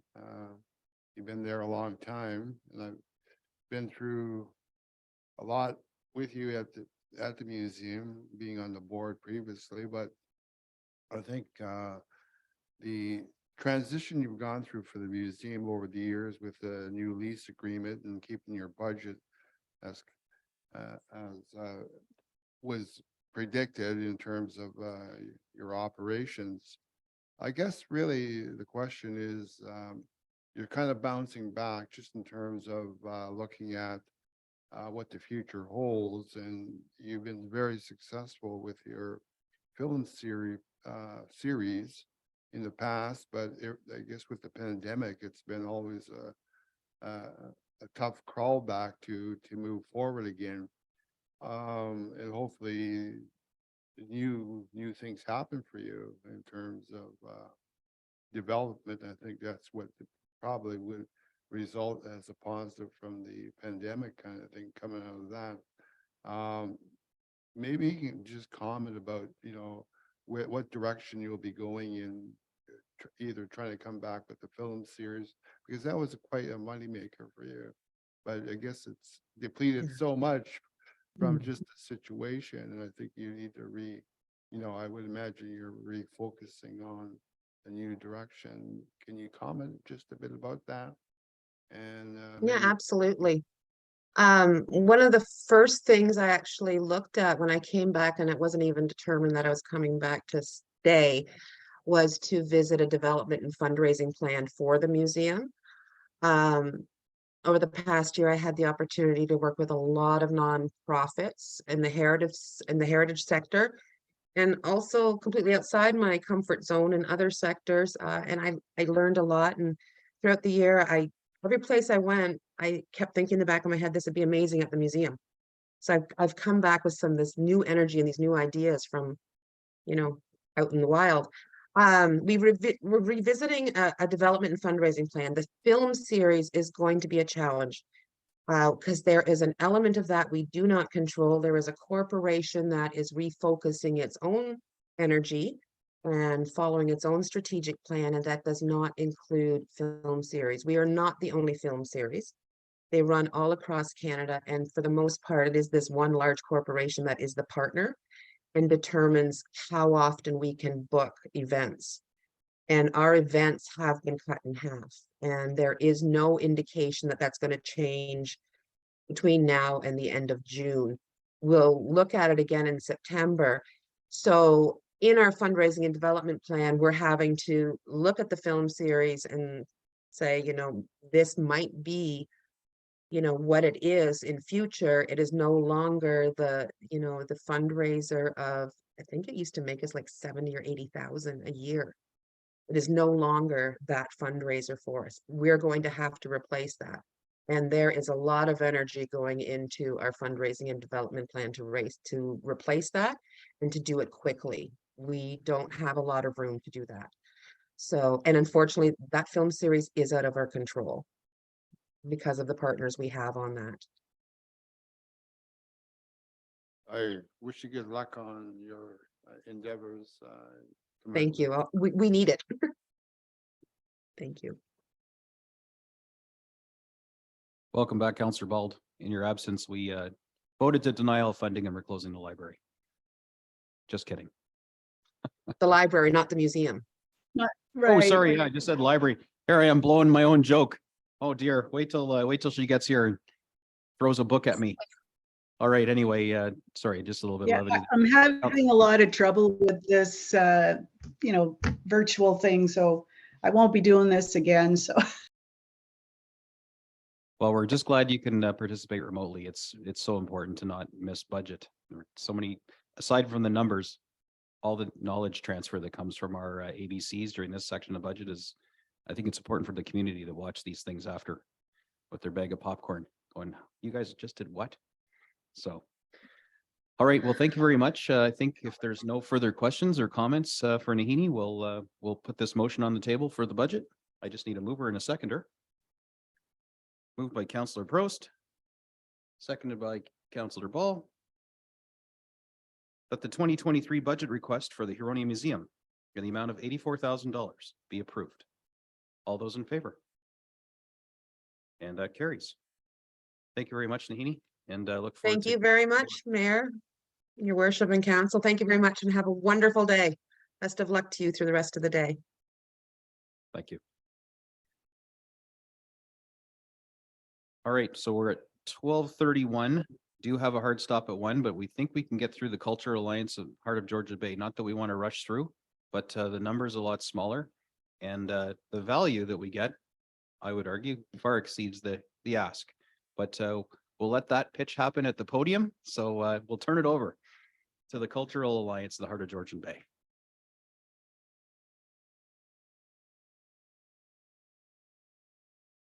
Jeez, I'm used to bigger mics, that's why. So my name is Michel Pema. I'm the chair of the Cultural Alliance. And before I start, I want to thank the town of Midland, previous council and this council for initiating this project. It's amazing. The Cultural Alliance, it brings 5 communities together like I've never seen in my life. Before it was, it was always Penetang against Midland, LaFontaine against Burgessfield, and now it's just so motivating and inspirational to see this. So without further ado, away we go. This is the Cultural Alliance as we know it today, and it's going to grow and evolve in the future, that's for sure. Next slide, please. So the Cultural Alliance is celebrating, fostering, promoting, and leveraging cultural resources in the heart of Georgian Bay. with a view of growing a prosperous year-round creative economy and enhancing the quality of life and cultural awareness for all residents. So we see culture as much more than just the arts. And as you'll see, there's by what we've done, it goes way beyond the arts. Next slide, please. So these are, if you go on our website, you'll be able to see we've done the territorial land acknowledgement, which we want to retool a little bit with a little bit of help from somebody from the First Nations who's helped us in the past with actually she's done some workshops with the Cultural Alliance already. We have the new Louis Riel Day Statement, as well as the Truth and Reconciliation for Orange, the Orange T-shirt Day and the Earth Day. Next, please. The cultural assets map. This is something that's in. It's, how can I say? We've already got 600 there, but there's so much more that we can do with this assets map. We went to the Creative City Summit just last year, at the end of last year. And in North Van Arts in Vancouver, they have something like this that's even more evolved, and it can integrate so many things, the events, our creatives, we can have interviews in there.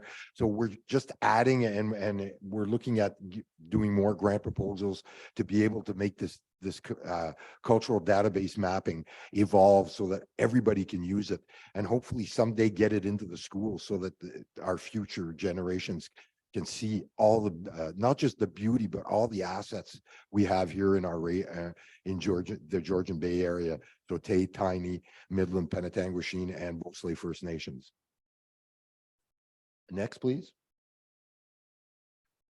The Do You Remember When project. I was involved in this. This is a series of interviews that we really want to take to another level. First of all, we had a hard time because of the COVID. It kind of slowed us down a little bit, and we didn't really get a chance to do Post Slave First Nations in the first round of interviews. So we have a grant proposal that's in to keep this going. I think it's important that our stories be told and kept for future generations, so that our elders can leave, not just our elders, but our creatives and people who have stories to tell, so that we can keep them alive through this project. Do You Remember When? Next, please. These are some of the things we were involved in. We had kind of like a granting. We helped out financially some of the different events in our area. Unfortunately, the financing isn't there for now to keep it going, but we're hoping in the future to bring this back to help all our events in all our communities. Next, please. So these are the events we were at this summer. Finally, we got out. So I'm proud to say I was at each booth. I went to every one of these events. They were all great. We have so much to offer, not just to the people from like tour. We always think of tourism, but to the people of the area as well, because we tend to overlook, you know, like we're in this area, so we tend to overlook the richness of our own area. So we want to bring the culture not only to the people who visit, but the people who live here. Next, please. I was speaking a while ago about the workshops. These are some of the workshops that were offered, and actually I participated in one of them with Kelly Brownbill, an amazing workshop to bring truth and reconciliation to our area, and to better know each other.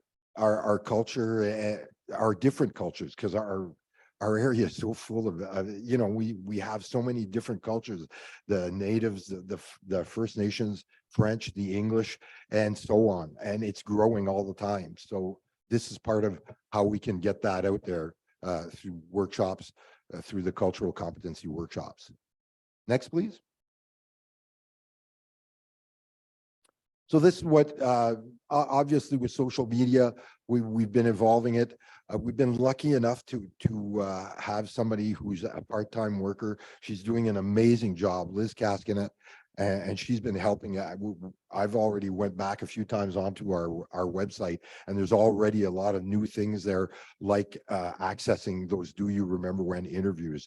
And some of the people who did the interviews, actually, I've spoken to lately, and you wouldn't imagine how proud they are to have participated in that. So that's another thing. It brings a sense of pride to the people of the area.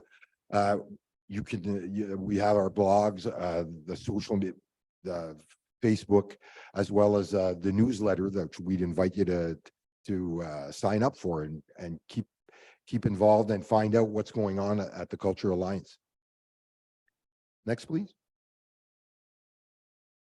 So like I was saying, these are some of the projects that we've worked on. We've Entrepreneur, which is to help local creatives to expand their knowledge at doing business, as well as the continued development of the cultural assets map. That's something that will probably be an ongoing project for quite a few years. The granting, we're hoping to bring that back at some point. The "Do you remember when?" That's definitely going to evolve because we're working to keep it going with various fundings. And as you can see, there's the Entrepreneur is taken off again for this year, and planning of the Creative Communities Culture Conference, which is coming up in April. Next, please. So these are the things that we're working on. It's amazing the people that have worked, and I'd like to mention one past councillor, Sheriff Cunningham, who did amazing work on our committee, and is still involved with helping us out from afar. So we're finalizing our strategic plan. So we're getting to the end of being able to present it shortly. Continued staff support. Hopefully that eventually we'll be able to have our staff member, not just at part-time, but as a full-time, because there's so much work to do. And right now, most of it gets done by volunteers like myself. Entrepreneur, we want to keep going. We've got it coming up. And as you can see, there's not a lack of projects that we're going to be working on the next year. And next, please. So we're hoping for your continued support for the years, for this next year coming up, and the years coming, because I'm sure that this Cultural Alliance is something that's going to evolve into the future for our 5 communities, for the benefit of all 5 communities. Thank you very much for your time. And if there's any questions. Thank you very much for presenting. I'd just love to add that this $10,000 static rate, you guys have been knocking it out of the park year after year with the same contribution from all 5 members. This is the one thing that we do, other than our Indigenous committee, that we do with both Slave First Nation or Chimnasing. And it's a really good collaborative effort. And I think it's great. I mean, we get so much bang for our buck. What you guys do with a measly $10,000 from each municipality is quite incredible. So kudos for that. I love to see the things that are on the horizon for 2023. And I can't remember which Councillor McDonald is going to be your new council rep. And anyway, welcome. Looking forward to some great updates. We have in the past, you're right, Councillor Cunningham was absolutely a total fan. I mean, she was just like, I get it. And I'm glad she's still participating in that organization. And I think you're going to find equal zeal and enthusiasm and creative juices flowing from Councillor McDonald. And I look forward to the updates. So there we go. Enough of that. Good work. Carry on. And I'll pass it, Mike, to any other councillors unless you've got some follow-up. Thank you. And I'd like to add a special thanks to Karen Mealing. She's been amazing since the beginning of this. And again, thank you for the town of Midland for initiating and inspiring this project. It's amazing. And I'm sure we're going to be going into the future together and doing some amazing things. Thank you. Awesome. And in case you didn't know, we've added to Karen's team as recently as yesterday. So her team of folks will be growing by 1. What their role is going to be they'll decide themselves, but there's more bodies, and which might mean a little more ability to spread the heavy lifting around. That being said, I got a digital hand up from Councillor Bald, and then I'll go around the table here. Yes, thank you very much. I just wanted to let you know that well before COVID, a bunch of us lawyers in town, we went to Beausoleil First Nation, and we had a legal project. So grade 7 and 8 students, we would have like a mock trial, and it was very interesting. That was the first time I ever went on Beausoleil Island, and you know, we did it several times. In fact, the mayor's wife was at one of those gatherings, and so it was a real eye opener to me, and I really enjoyed going there. The people were very very good, very accommodating and welcoming. So I just wanted to add that to tell everybody about that. Thank you very much. Any other council questions? Councillor Ball. Sorry, I just wanted to say that that amount of budget that you have and the amount you do with it is amazing, and that I think a lot of other requests that we're getting should take note of that and that creative fundraising and creative use of funds. So I appreciate that, and I just want to give you kudos to that. Thank you. And I'm sure that our committee is going to be glad to hear that, because they work real hard. Councillor East. I just wanted to thank you, and I fully support you. I really appreciate the fact that you're creating unity through education. It's so important to keep everybody going in the same, path forward, because even for me as a kid, I couldn't understand a lot of things. And it was only through reconciliation and understanding a bit more about the Indigenous past that I have a better understanding. So, carrying forward with unity is so important, and especially in times where there was so much division, it's important what you're doing. So I fully encourage and support it. We're about bridge building, that's for sure. Councillor McDonald. Thank you, Mr. Mayor. I would just like to mention that I'm looking forward to working with the Cultural Alliance, learning and supporting your initiatives, and let me know when the first and when and where the meetings are.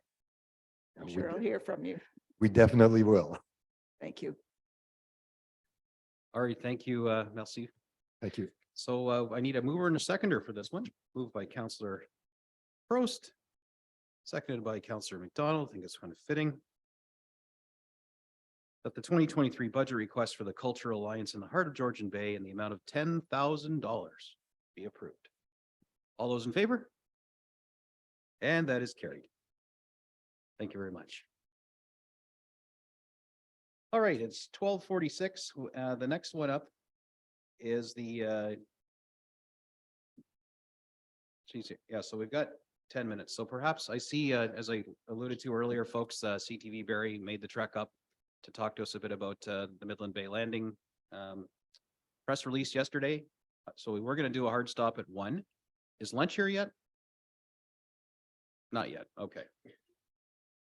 Okay, so perhaps just we're going to roll the dice on the lunch, but why don't we take an early recess lunch? It's 12:50 now, and we'll say we'll come back, assuming lunch arrives shortly. Why don't we just say we'll come back at 1:30? So that gives us better part of 40 minutes or so, and we can wing it because we're YouTubing this, and then I can not make the gentleman from CTV have to wait any longer. Good afternoon, everybody. Welcome back after lunch break recess. I would like to call up to the microphone our Midland Public Library. No, I'm reading it all wrong. Thank goodness for our staff. SSEA's, what happened to the library? Oh, after. Very good. Okay. So it's not, I'm not reading it wrong. We've changed the order. Very good. Perfect. Well, either way, let's have fun with the mayor. All right, SSEA, come on down.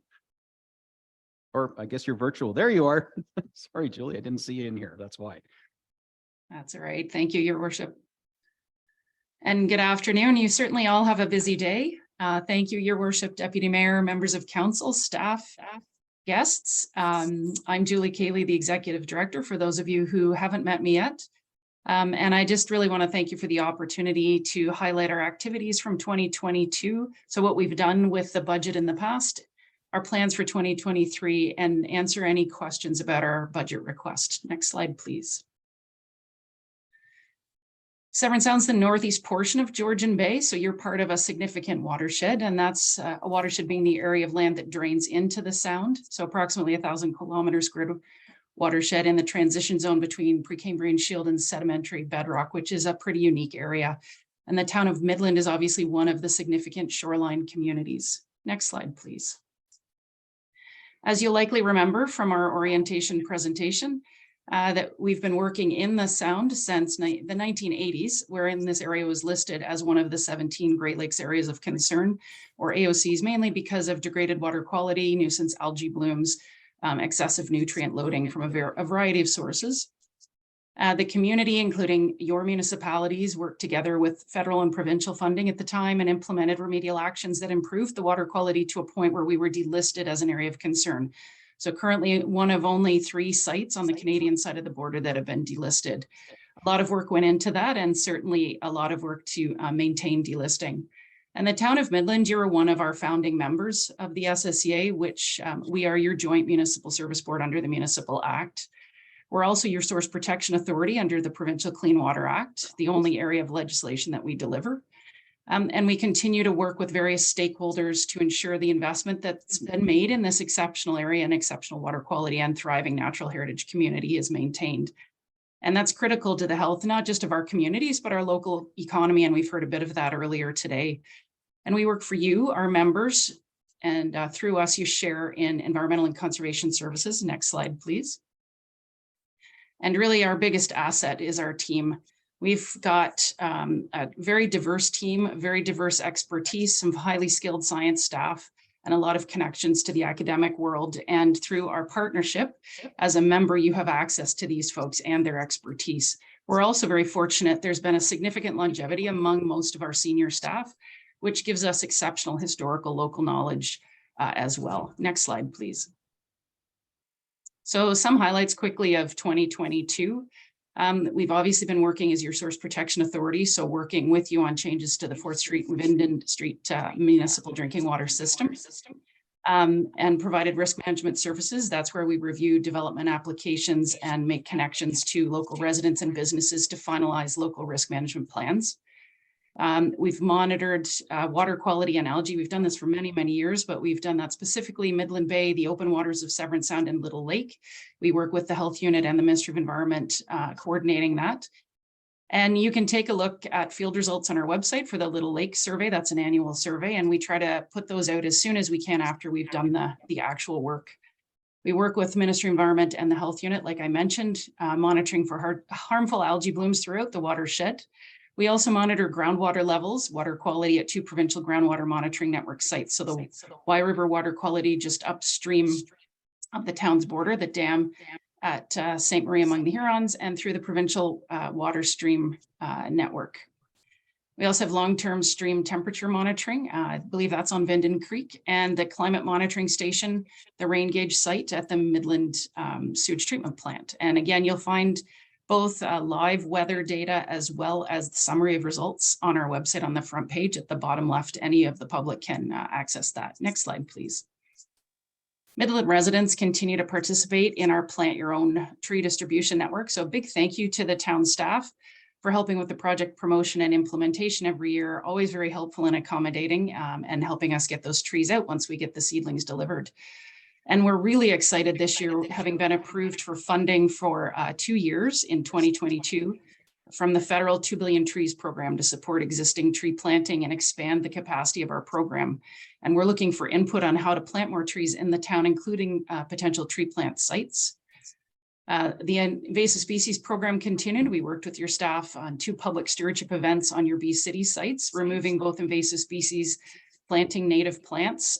There was, I believe, 2 truckloads of invasive species plant material removed from those sites. and about 20 volunteers, including the Georgian Bay District Secondary School. And the regular meetings of the invasive species working group continued. So again, thank you for your municipal staff for having the time, making the time to be part of that as well. Next slide, please.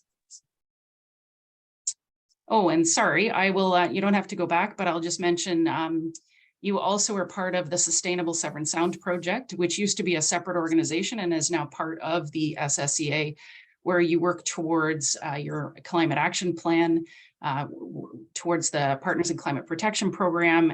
And so our staff have been working on updating annual energy and greenhouse gas reporting, as well as municipal action plan updating.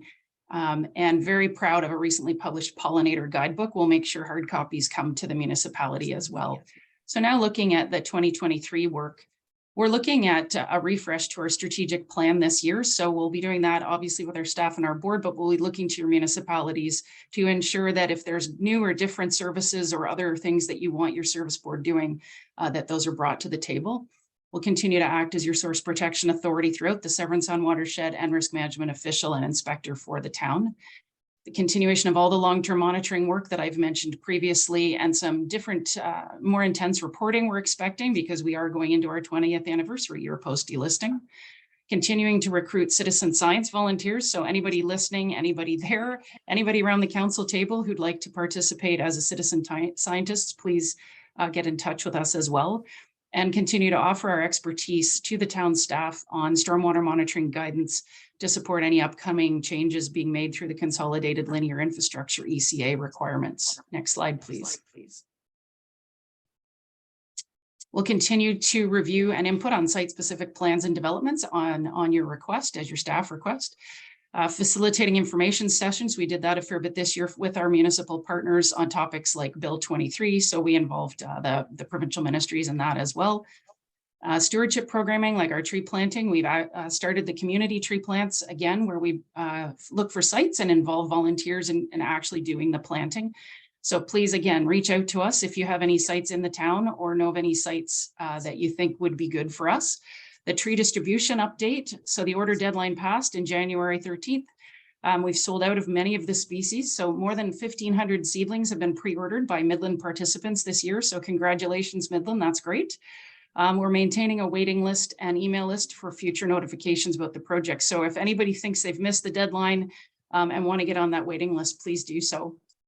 The invasive species program will continue, and the working group were successful in an application to the Great Lakes Local Action Fund provincial funding. So 1 year of funding for habitat enhancement and restoration projects specific to municipal properties. So both yourselves and I believe the town of Penetanguishene are the two municipalities that will be working specifically with on that 1 year of funding. The Sustainable Severn Sound work will continue to work with you towards milestone 4 in the Partners for Climate Protection Program, submitting again your energy audit and greenhouse gas reporting updates. And as well, we'll be reviewing our in 2023, our fee and rate structure. We haven't done that in several years, and we need to do that. So both our internal and external rates, and obviously engaging the community, both in partnership as well as with some of the organizations that are out there on the landscape in Midland as well, including folks like the library and some others that had spoken today. Next slide, please. You have the budget in front of you in the package, and you can see the breakdown. So the total is the 161,272, and the breakdown includes the core municipal funds, which you can see on the left side of this slide, as well as special projects. So risk management services, that fluctuates up and down each year based on the amount of work that we do within each municipality. Tree distribution is just in kind from your staff. And the Little Lake Water Quality Survey, that can fluctuate depending on lab load and some other items for us. And Sustainable Severn Sound has not increased cost. We left that where it was for this year. We do have our first board meeting coming up on Monday, so we're really looking forward to working with you and the new board representative, your worship, that you put forward for that committee. Next slide, please. So that's it for my presentation. And I should actually mention, and I think our press release just went out yesterday, we have recently announced we took a hiatus from our environmental conservation awards night for 2 years during COVID, and we're bringing that back. So the awards night will be March 24th. And we are looking for nominations. So anyone who knows from the past 2 years, someone that they think really stands out as an environmental champion, there's a bunch of different categories. Please go to our website or reach out to me or any of our staff for that. So thank you very much for your time today. And thank you, Your Worship. I can take questions if you so wish. Thank you very much. We'll start with Councillor Ball. Hi, thank you. I'm just wondering, the tree distribution program, who's funding the trees that you're planting? Thank you, through Your Worship, to Councillor Ball. So those are cost recovery. So the tree distribution is you buy those from us, and we're ordering bulk, so we get a better cost on those. And then this year we were able to actually reduce the cost because of this grant we got from the federal government. We were able to put some money towards the cost of those seedlings. Perfect, thank you. And I just learned yesterday we're removing a bunch of trees from one of our parks. So Mr. Flannery, you might be able to connect with you at some point, and that's a site for trees. I think that we might be even able to do like a tree site day for our community engagement. And I really appreciate the fact that you have included high school students in that. I've been pushing high school students on every single person for the last 2 days. So I appreciate that. I don't have to push them on you. And I like that you're engaging them. So thank you. Thank you. I'd just like to take a second to introduce you to Councillor Roberta Bald, who will be your appointee. And let's see if she's got any questions or anything she'd like to share. Let's go around the table here.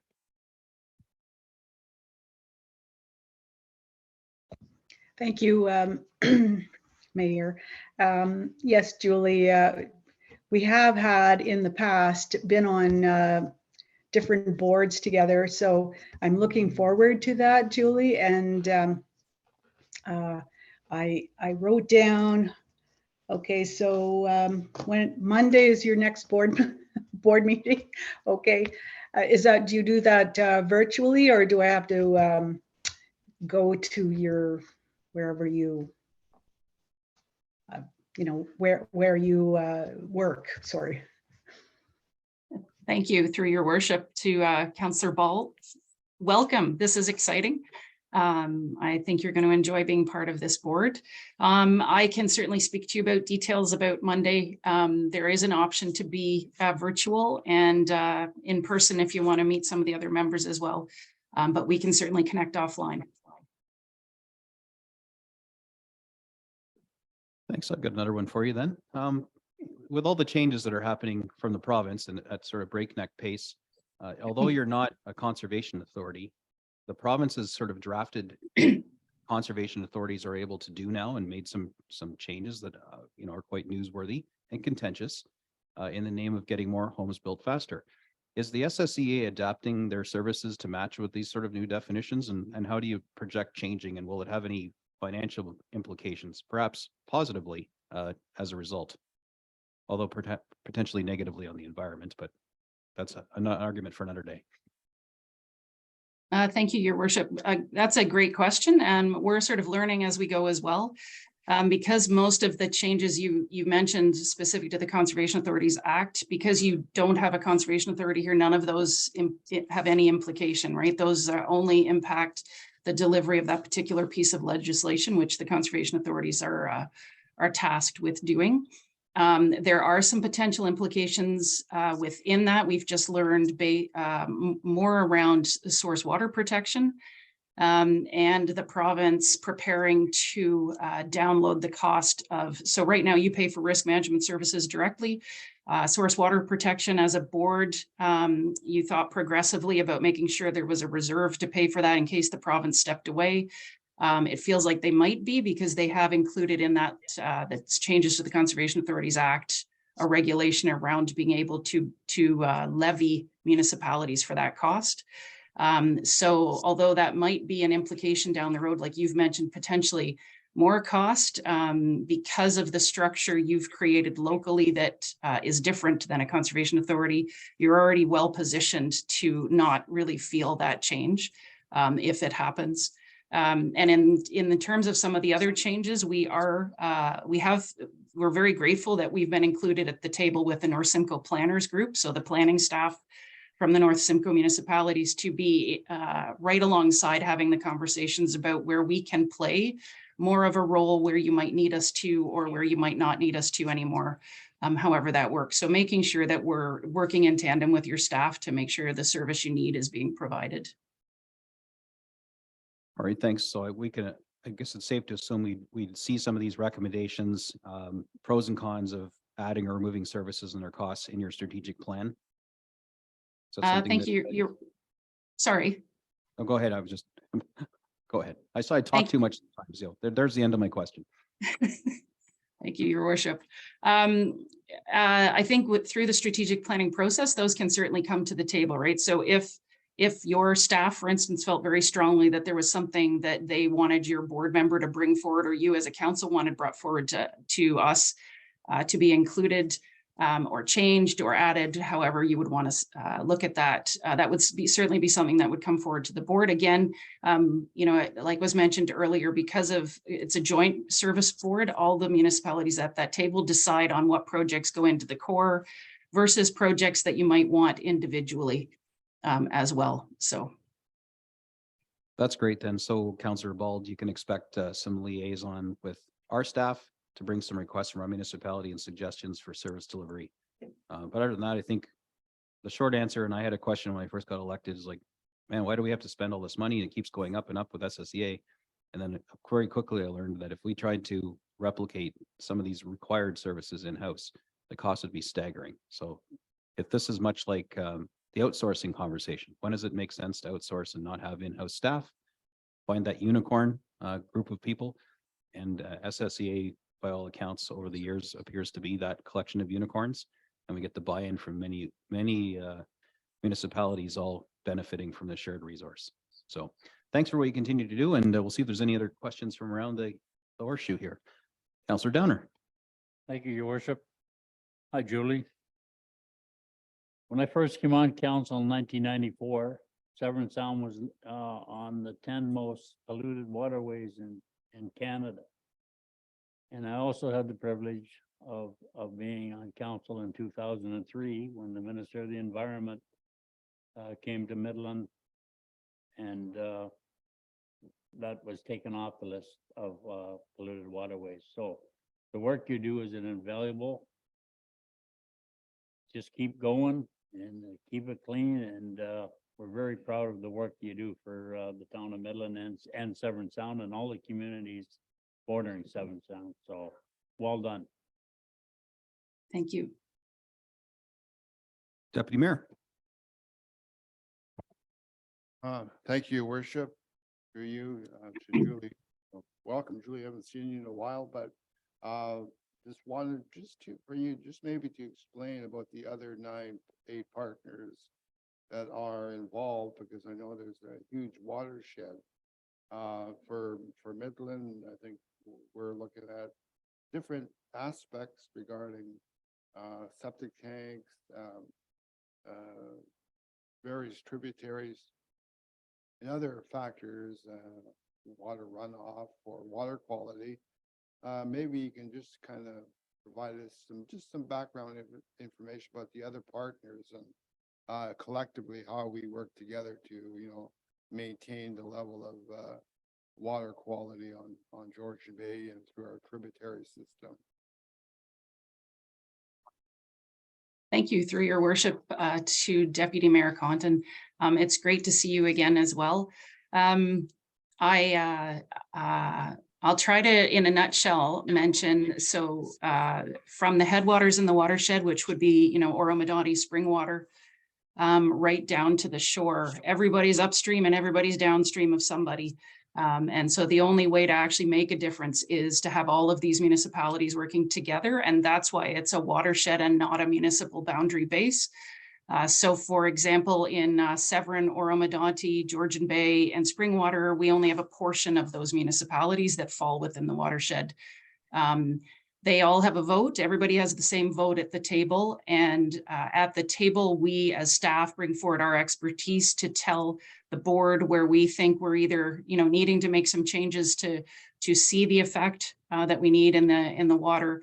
We're, as we mentioned before, going into the strategic planning process, we will be engaging every one of our 8-member communities to, get a handle on how people want to use this watershed.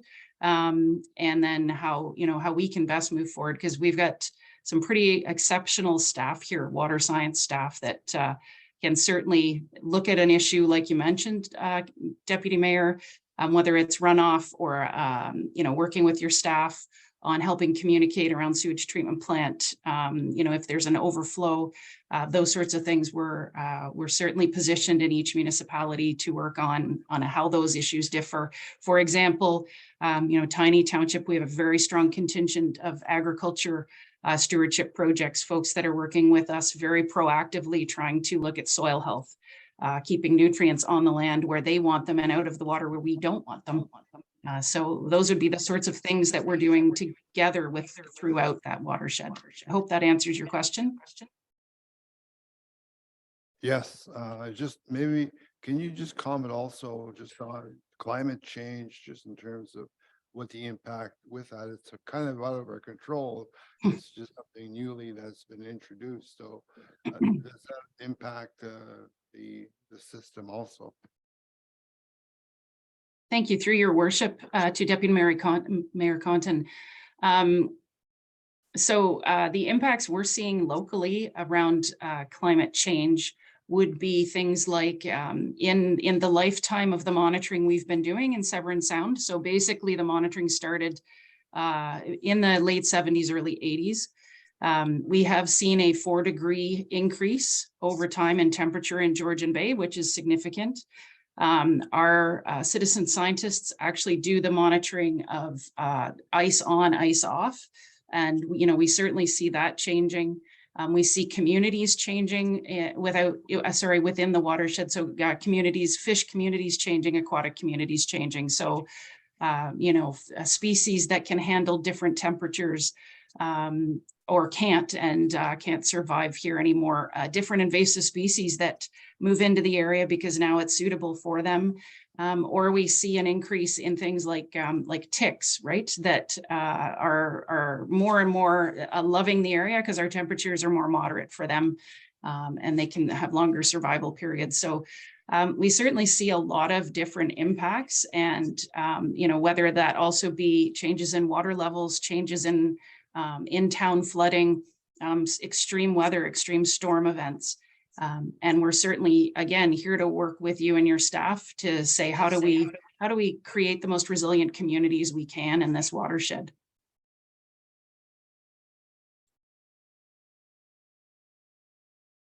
All right, thank you. Any other questions from council?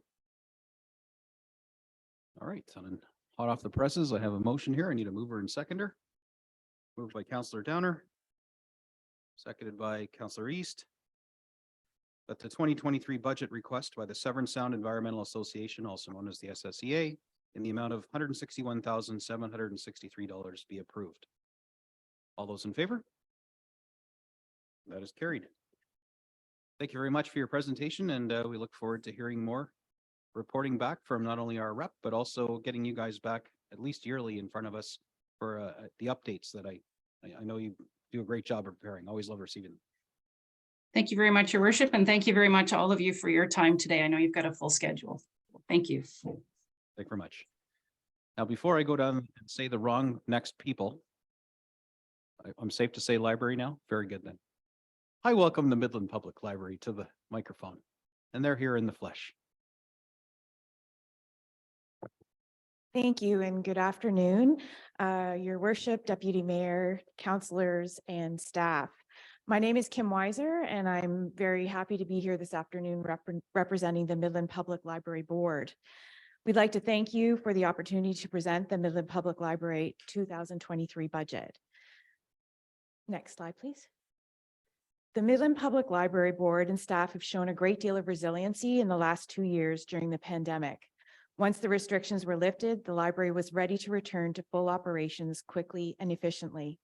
The library board looks forward to maintaining our commitment to excellent community service, continuing to develop as a leader in the library field, working closely with the town of Midland, and growing and responding to the changing needs of the community.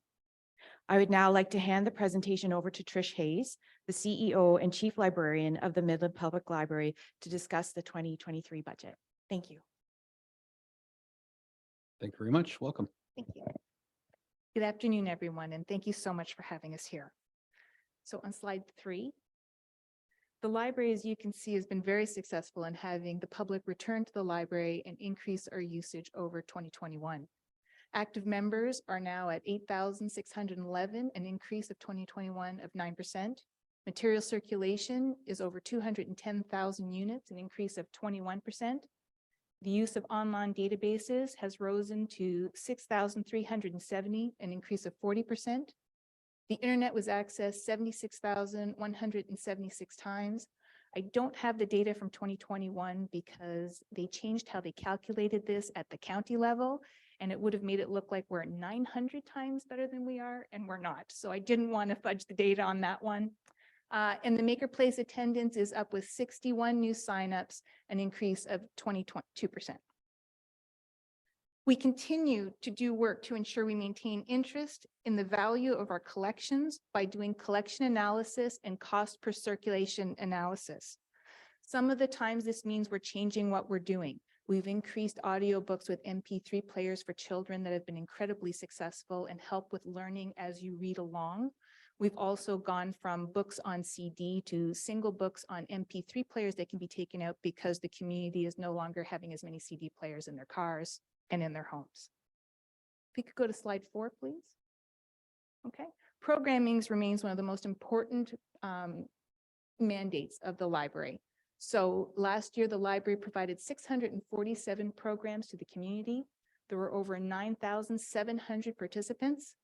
We provided outreach programming to seniors and other areas of the community 57 times. We opened up the new teen space called The Vault. We developed the community pantry and programming to assist with community food insecurity.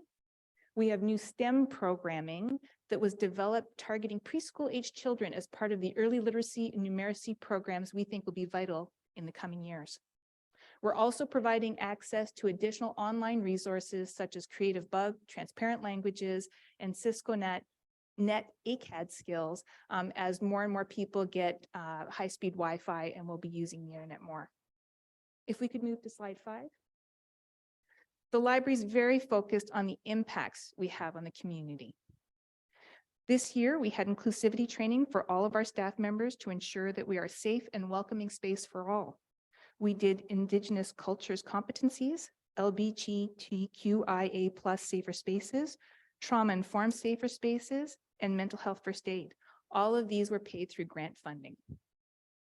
We're also a very high-use heating and cooling center. We're actively working with community partners to enhance the outcomes for the library. We worked with the TD Bank to help sponsor an ice cream truck this year for summer reading and had the highest turnout in our entire history.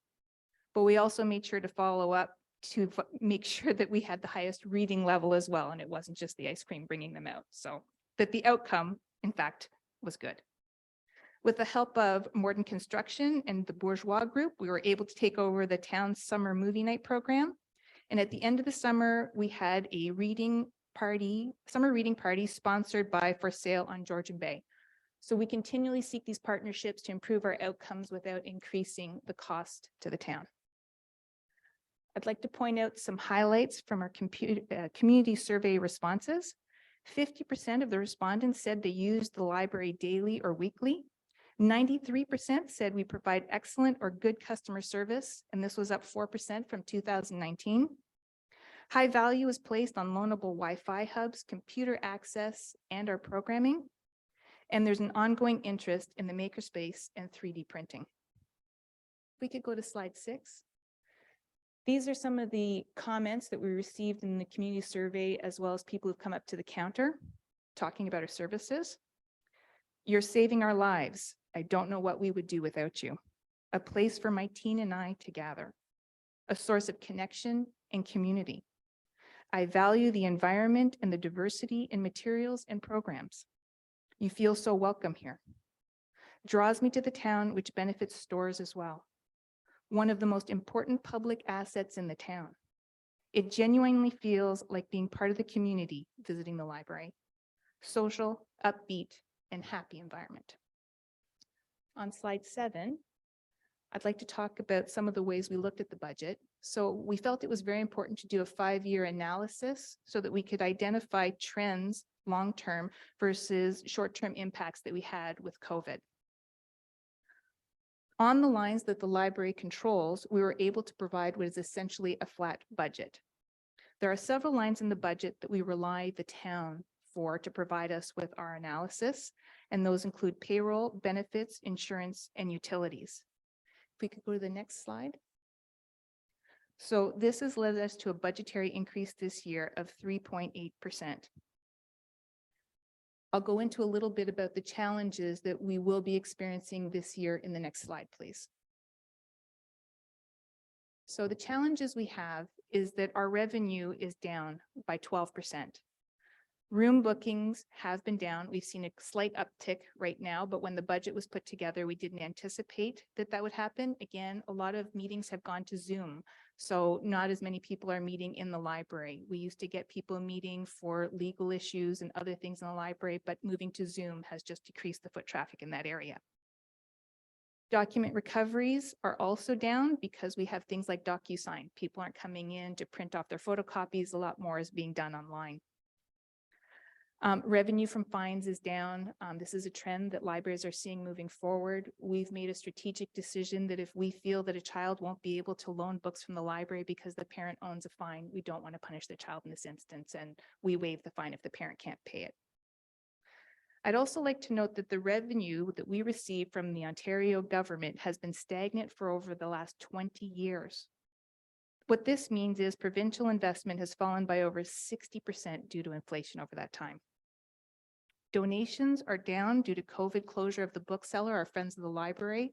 We hope that that will return in 2024, but they're still trying to make up and build their funds to provide us. And finally, the high level of competition for donations and funds in the community is impeding us from trying to recoup those costs or those revenues. On slide 10, opportunities. We're going to actively seek grant funding for a variety of collections and programs as we move forward. We, with the fundraising committee and the board, are developing more ambitious fundraising plans to help us grow and meet the emerging needs of the community. And we're focusing on community partnerships to optimize the outcomes to our library.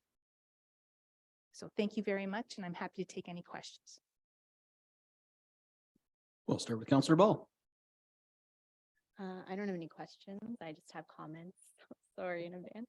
I just think that the amount of programming that you offer, like I have 3 young kids. I've been involved in the library for many years going to those programs, but I also see the adult programs that you offer, the makerspace. I see all the programs that you're offering just for enhanced skill development. I think is amazing for the community.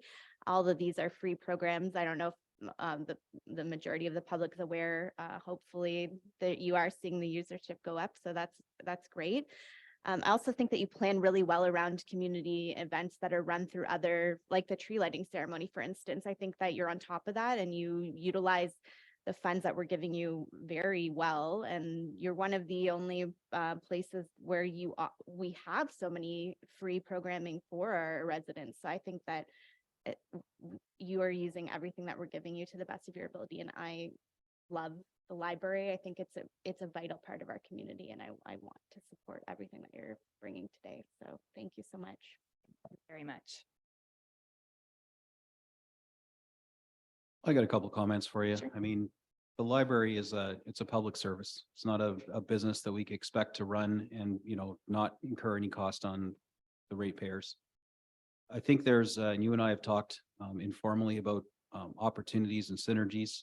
Some of those things may come to pass this year or this term, but it's too premature for me to talk about them beyond the fact that I've had some really good just one-on-one conversations with you as one counselor and one resident.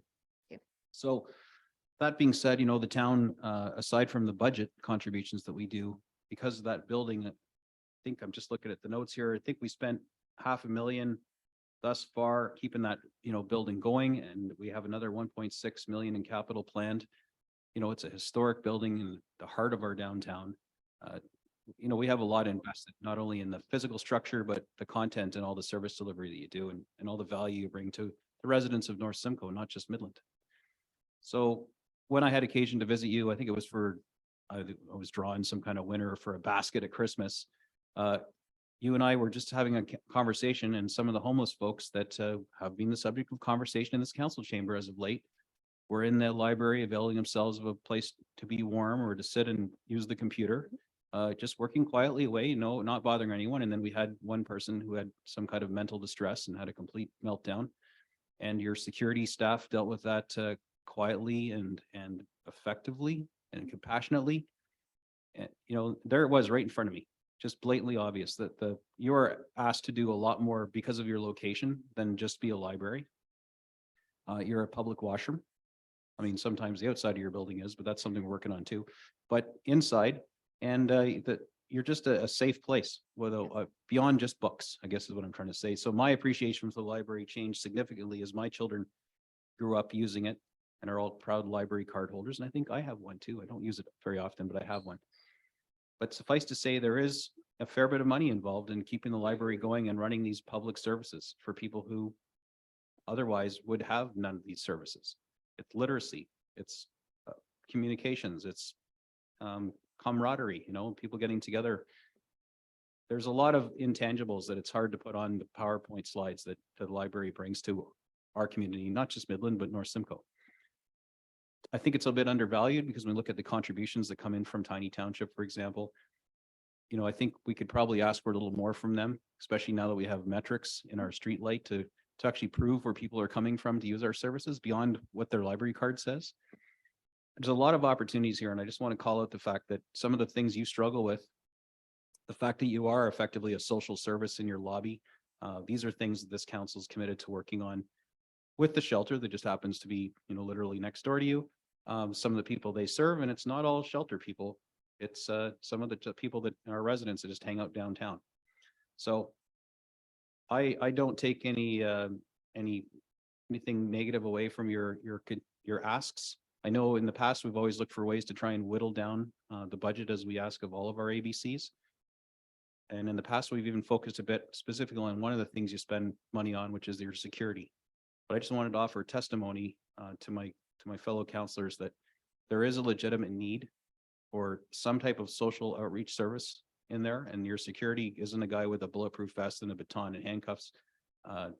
It's something that's needed in my mind. So although we're not parsing how you spend your money, at least not yet, I just wanted to offer this testimony that I've been there, seen that, talked to you. I know that you're committed to all kinds of open-mindedness about how we can contain our costs, expand our services, and be creative and collaborative. And I look forward to working with you over this term, but specifically this calendar year to advance some of those things that we talked about, and look forward to being able to talk about them at council level.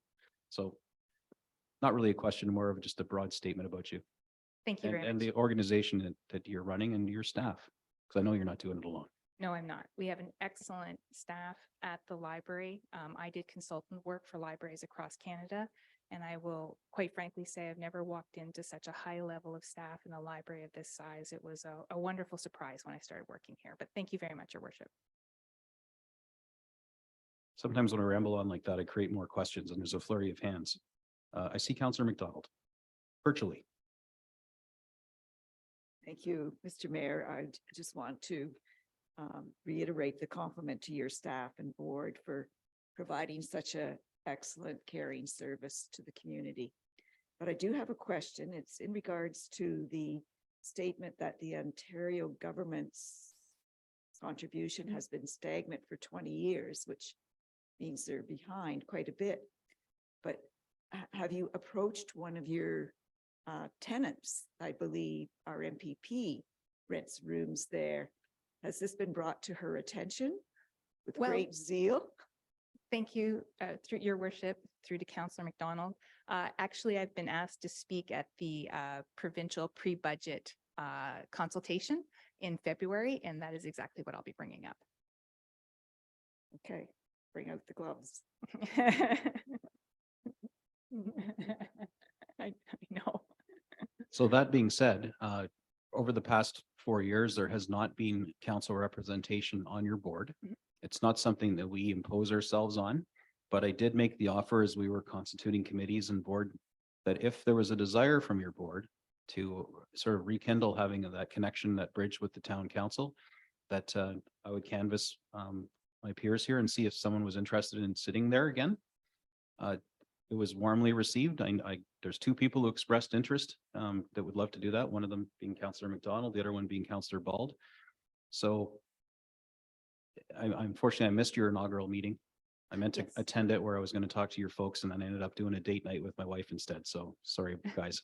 We were coming off a litany of meetings, and I have to keep myself married, or I want to keep myself married. At any rate, suffice to say that you gave me an update from that, and that the board is open to that. Okay. So we'll have a conversation amongst ourselves, but somebody from the council, likely one of these 2 councillors, will be in contact with you. I'll do a sort of an introduction, and then we'll get that participation back on your board. Wonderful. Thank you very much, Your Worship. Thanks for the offer. I appreciate it. Councillor Meredith. Thank you, Mayor Gordon, through you to I'm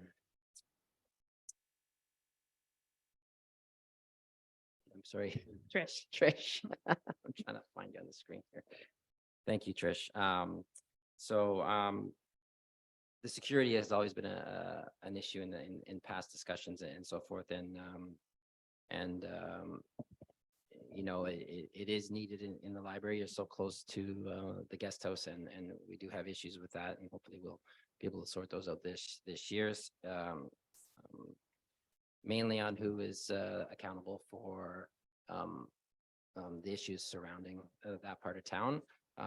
One party says it's a town issue, and then some on council disagree with the town issue, more of a management issue. But I have put in in the budget and in different on a council's request for shared security,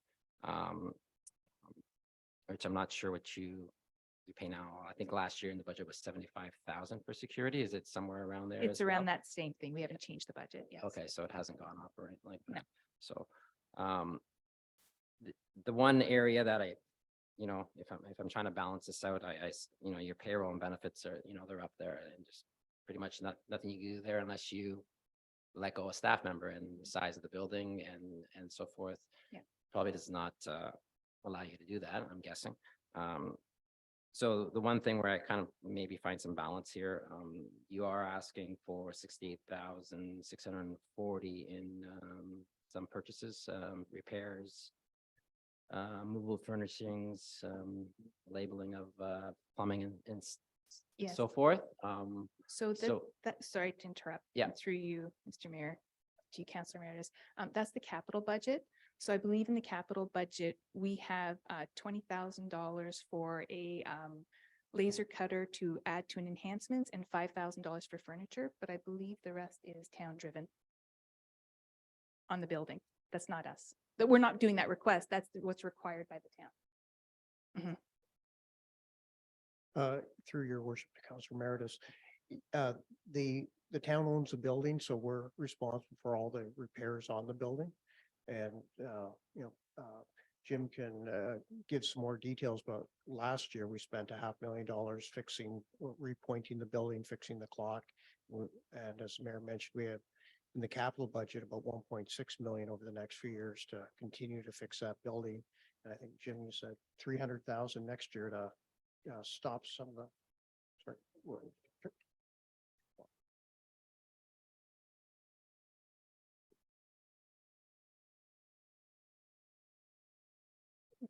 Sorry, my microphone has a tinfoil hat on.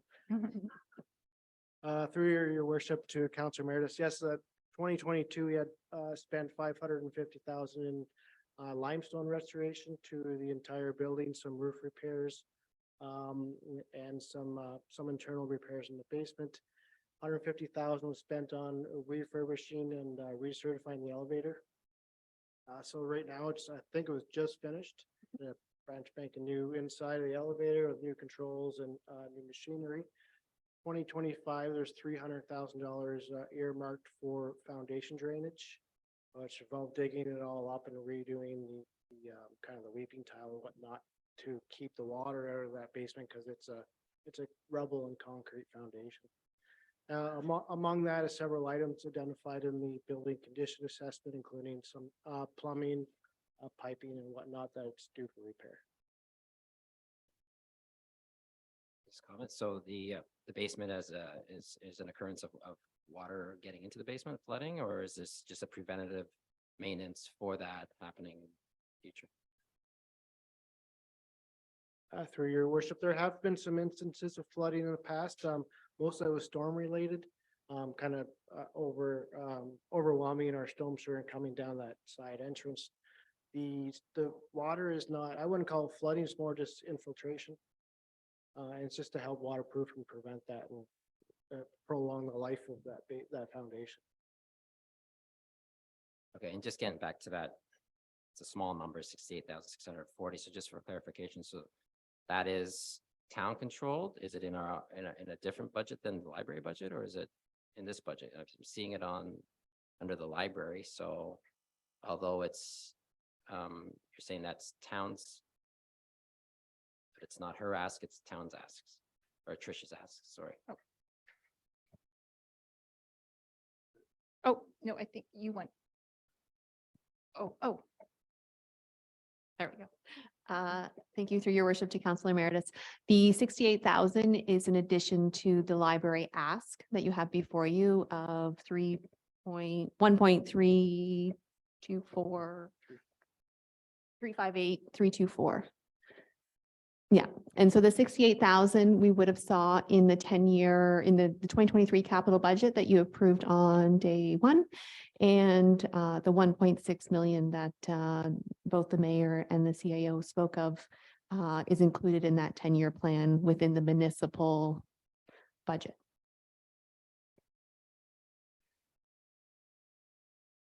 Okay, so maybe you can run through like what's programming collections. This is all on the budget for this year too. Expansion debt, debt charges, transfer to reserves, that goes on the 1.358. Yes, yeah. So all of their operating expenses would be part of that 1.358. Just a note on, you just mentioned the debt, the expansion debt. A large portion of that is development charge funded, so it's not a direct impact on the tax levy. It might even be a full 100%. I'd have to check, but I know it's a very good chunk of that. Okay, thank you. 90. Thank you. Councilor McDonald, is your virtual hand still up? Oh, no problem. All right, well, there's no further discussion. I've got a motion here. I just need a mover and a seconder. Moved by Councilor Prost, seconded by Councilor Ball. I think I saw the sign flip. Yep. That the 2023 budget request by the Midland Public Library in the amount of $1,358,324 be approved. All those in favor? I know it's a big number. It's a big job too. All right, that's approved. Carried. Thank you very much. We'll see you soon, and I'll send you an e-invite with a counselor's name shortly. Thank you very much.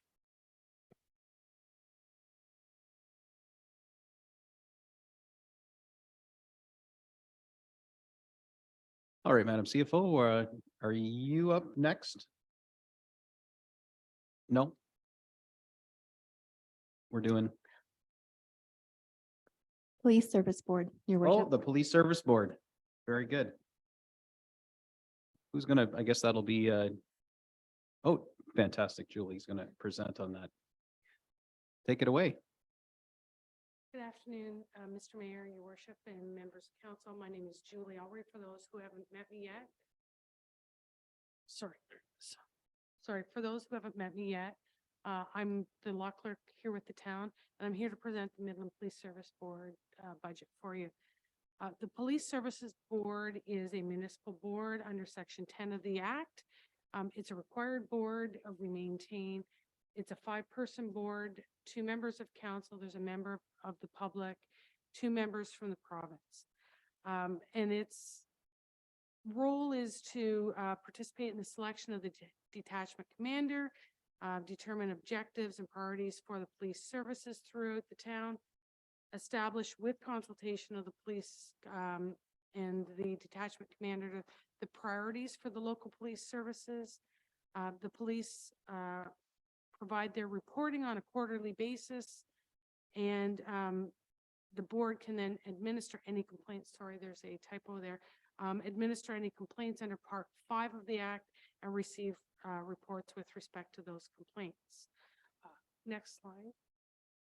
This is the proposed budget for 2023 for the board. As you can see, it's slightly less than last year's budget. That's largely due to the fact that the insurance has been able to be reduced. This board is covered under the Town of Midland insurance policy. If there's any questions, I'm open to anything from members of council. I can kick things off here. So the remuneration line, although it's currently up there at 10,781, I will be joining the board, as will Deputy Mayor Conton. And although I won't speak for him, I won't be collecting any stipends for attending this. And well, I'd like to review actually the terms of reference that allowed people to collect money being a member of the board, with the exception of the provincial appointees where it's physically legislated that they be paid. Somewhere along the line, a decision was made that all the members get some money. And then throughout some of the checkered past, I'll say the decision was made to really ramp up the remuneration of the chair. So just as a commitment to the ratepayers, I'm going to be looking to carve this number down, but I'm fine with approving the budget because it's just projected spend. And you can look to an actual report that is lower, assuming I'm successful. Again, you're not the king of Midland here. So that being said, don't have a lot of questions for this. I am looking forward to the work as a Section 10 board and making the board at least appear to be far more accessible to our residents. Deputations, complaints about service delivery, accolades, just making it more of an approachable, friendly thing. There is a cost to running it, clearly. Some of them we don't have a lot of control over, but things like our remuneration, which is, the biggest line item on there, we do have some control over, and I'll commit to doing what I can as one of the members. Thank you.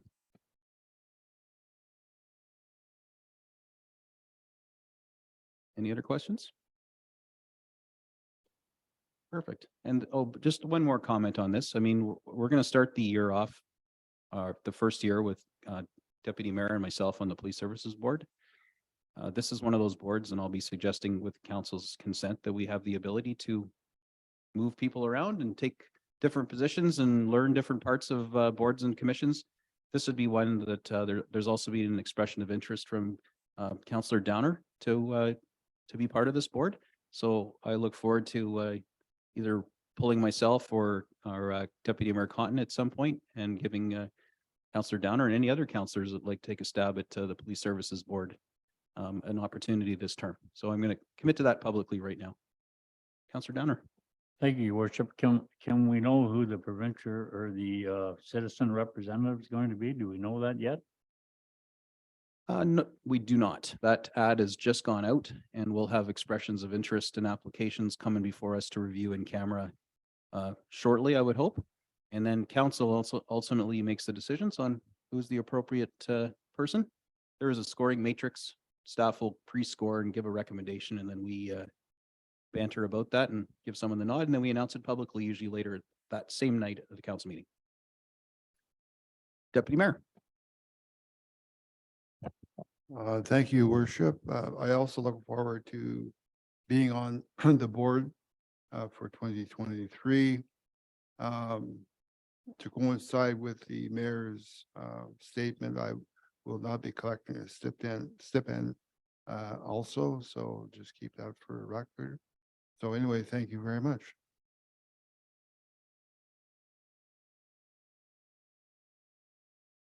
All right. Any other conversation? Just checking online here, make sure Miss Counselor Bald. Ooh, she dropped off her poor Zoom. Internet issues. All right, well, I need a mover and a seconder for this one. Moved by Counselor Prost. Seconded by Counselor East.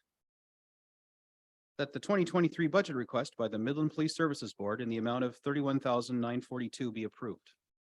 All those in favor? Any opposed? And that carries. And what's next? Lastly, we have the Midland Bay Development Corp, and I'll be doing that presentation. Take it away, Madam CFO.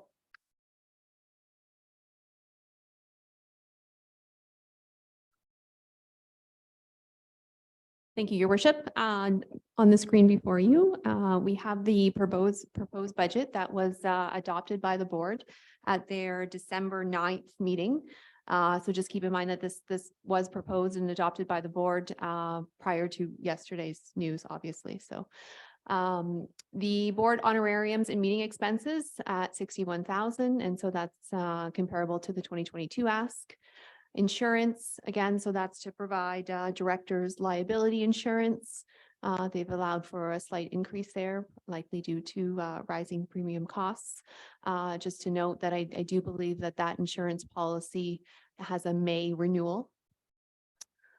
Legal fees, again, those fees would be to continue on with the work that Midland Bay Landing was doing. Audit fees, those would be with respect to the 2023 year-end audit. Consulting fees, again, so that would have been to continue on the work with the sale of that property. And that gives a bottom line of 229,117, which would have been essentially the out-of-pocket costs of the Development Corp organization. And then another 29,000 in staff support. So that's an internal allocation. So that allocation is to provide for the staff time spent working with that board. And so that would be my time, the CAO's time, various, the director of planning and various other admin staff support as well. And so that cost is basically removed from the individual administration and corporate services budget and applied here to this budget. Again, that activity-based costing model where we're trying to put the appropriate costs where they belong, right? To get a full picture of what it does cost to run specific areas of the organization. And no capital budget asked for 2023. Thank you. Your Worship, as the CFO mentioned, this budget was prepared prior to the announcement yesterday that Georgian Developments is not continuing to participate in the RFP, LOI, and development of the site. As a result, the planning meetings that were scheduled for February will now be canceled because we were there to talk about the developer's proposal, and that's not on the table anymore. So as we look to the future, and we're trying to look at budget reductions here, I don't envision this board being that active in the coming months. And I think there's an opportunity here to for staff to suggest to council a reduction in this budget if council approves it. There will be some monies needed, and we still need to do some work. We have requirements from the Ministry of the Environment that we have to still prepare on the site. As CFO mentioned, there are staff dollars buried into this budget. So if those staff, even if staff don't do those activities and they're not activity costed into this budget, they basically go back into the home department. So it's not quite a reduction altogether in the numbers. I think the board needs to meet in the near future to have a discussion of what they have to wind up the RFP process There were deposits and legal agreements between the developer, what they were doing currently. So the board, I believe, needs at least one more meeting to end that procurement process, because they are a legal corporation and we have $500,000 held in securities right now that have to be released in the appropriate manner. So I think in the short term, or for 2023, having any thoughts that we'd go out for another development RFP this year are likely not what the council would give direction to the board to do. And remember, that was the direction that the shareholder gave. And I want to, give praise to the board. They were to bring a potential developer and a potential buyer of that site. They did an excellent job and brought a very prominent and successful developer to it. The developers changed their mind and they have their own reasons for that.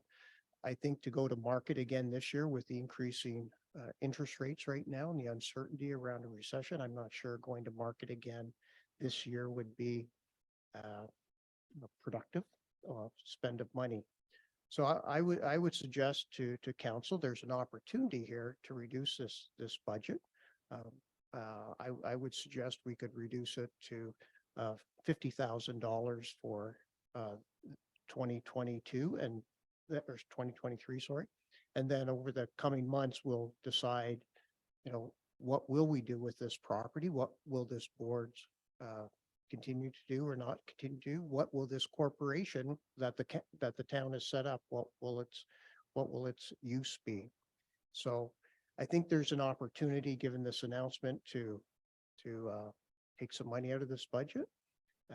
My suggestion, it could be reduced to $50,000, which is a significant savings. If the Minister of Environment comes back and says we need to do some additional work, I might have to come back and ask for some money back. But I would say the reducing to 100,000 would be a safe bet. But if you're really looking for some money, which some of the councillors are, we could go to $50,000 and then just see how it goes for this year. But that, again, is a reduction in service that staff and consultants and lawyers would not be continuing to work on this site. As I mentioned yesterday, when we take things off our table, we take things off our table as staff because we don't have time to work on things unless council gives us the resources and direction to do so. So I'll put that out there and see if council wishes to amend the recommendation in front of them. Thank you, council. Any comments on that? Councillor Prost, was your hand up briefly?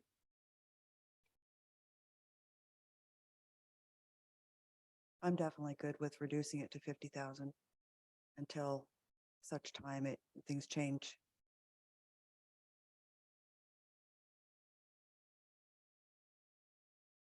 Not a whole lot of commentary. Okay. Oh, Deputy Mayor.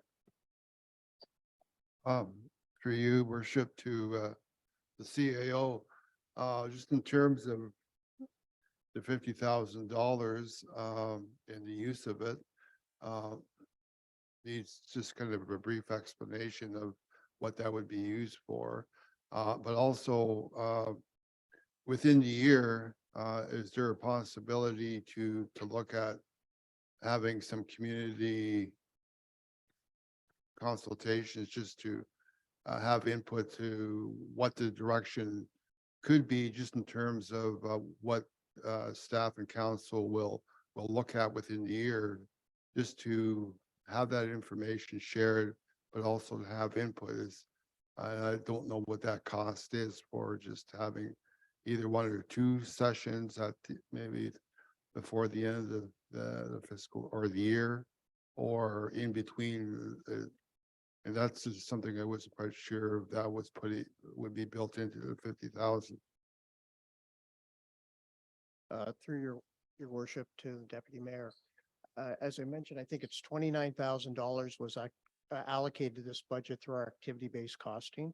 So typically, once a budget approved, finance just goes and, you know, strips that out of the budget. So there'll be $29,000 minimum expenditure against this with basically zero work done just as part of our activity-based costing exercises.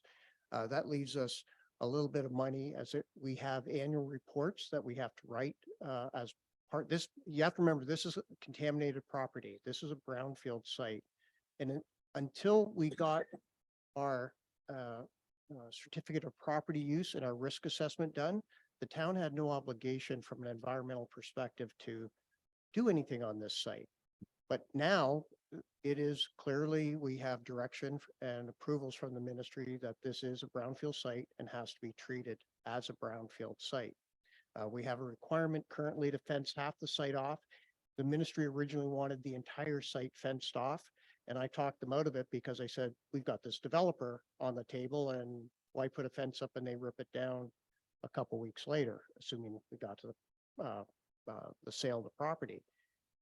Now that that developer is not at the table anymore, the ministry could revise that order to us and make us fence off that site because it is contaminated brownfield, that there are health effects if people play in the dirt. And we do know we have people camping in the dirt on that site. So I will have an interesting discussion with the ministry. So there may be an expense to fence the rest of that site off, and that would certainly wipe out that budget, if not be more than the $50,000 budget. But I have to have that discussion with the Ministry of Environment, Conservation and Parks, and we'll see what direction that they give us. So your comment around in that $50,000, is there any expenditures or plans for staff time to do public consultation? I'll say the answer is no. If council wishes us to do it, I think council, maybe your strategic planning exercise, can have a discussion of what you would like to do, and an outcome of that would be, you know, giving some guidance to staff, and then we could come back if the development of that site, however it may be. I think after that, we could bring a report back to reflect how we would respond to the strategic direction that council may come up with. So I'll leave it at that.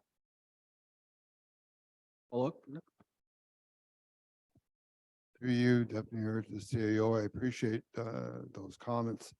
I think just from a planning perspective, it may be more applied to the strategic planning of council, because that's going to be an important step for us for this year, and work with staff to come up with some solutions regardless. And I guess my other question regarding that is, even if the Midland Bay Land Development Corporation was existing still, we don't know what that's going to happen. Would there be, I guess, just in the planning process to make sure that there is funds available for the next couple of years? We don't know what the outcome is going to be until we have our planning sessions to determine that. How does that work in terms of, even we were to look at that for the future, because it may be something that it will be required. Through your worship, there will be ongoing expenses every year from now till we dispose of that property, because the Minister of Environment has said we have annual reports we have to write. It may only be $5,000 a year, in that range. It might be more depending on how we haven't written our first annual report yet, and we'll see what that cost is and to what detail the ministry expects. So there will be an ongoing cost. As a corporation, right now it has a number of directors. It has an auditor, because it has to have audited financial statements. I think the town needs to consider, you know, if that organization is needed, could it be changed to a sole director, inactive type company, which might reduce the cost. The elimination of that board if you're never going to develop it. But in the short term, it costs a lot of money to set that organization up, and the town might have a use for that corporation in the future. And I wouldn't want to be short-sighted and get rid of it, and then, oops, we do want to develop this 10 years from now or 5 years from now, and we have to go through expenses to reactivate it. But again, I think that's up to council. What, you know, there's an opportunity here, and council, as a shareholder and owner of that site, needs to, you know, give some direction to staff. And it took a lot of thought getting to where we are for good reasons.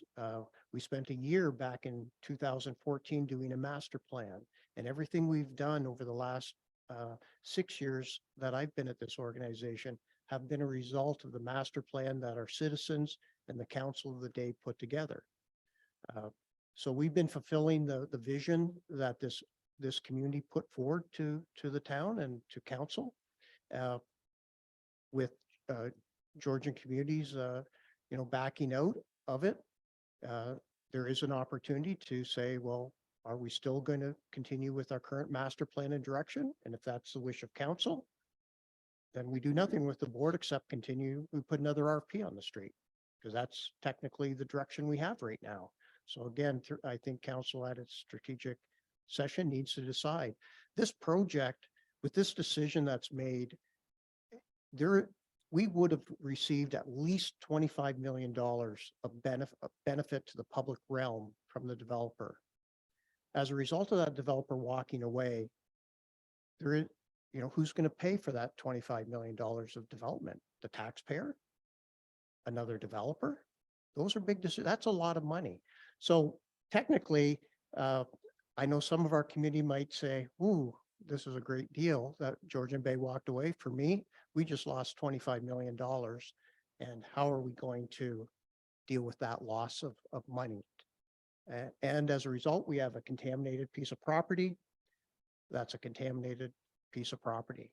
And it's labeled that by the province, and we have to follow the rules of dealing with it now as a contaminated piece of property. Another follow-up? Yeah. Thank you, Worship, through you to CIO. I just had a question on the sunsetting of the corporation. I know it's worthy to hang on to it because they can be active in the future. What's existing now is that we do have an agreement for 2024 with that, but there's a clause in there for 120 days, I guess, for notification.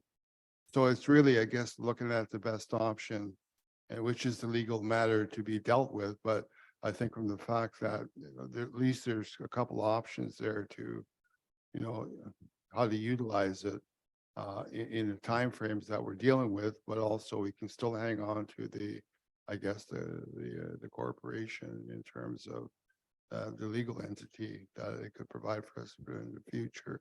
So maybe you just could comment on that. Through your worship, yes, the corporation is a legal entity. As I said, they're an open RFP process to sell that property. So we were holding two of the bidders on through a letter of understanding on the table.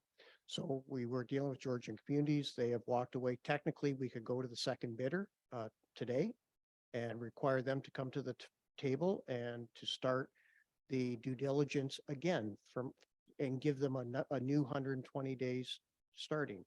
So legally, that is the process we're in. I think the board should have a meeting and decide if they want to, you know, engage that second bidder, which, you know, legally is at the table right now. But again, I think that's some direction from the shareholder.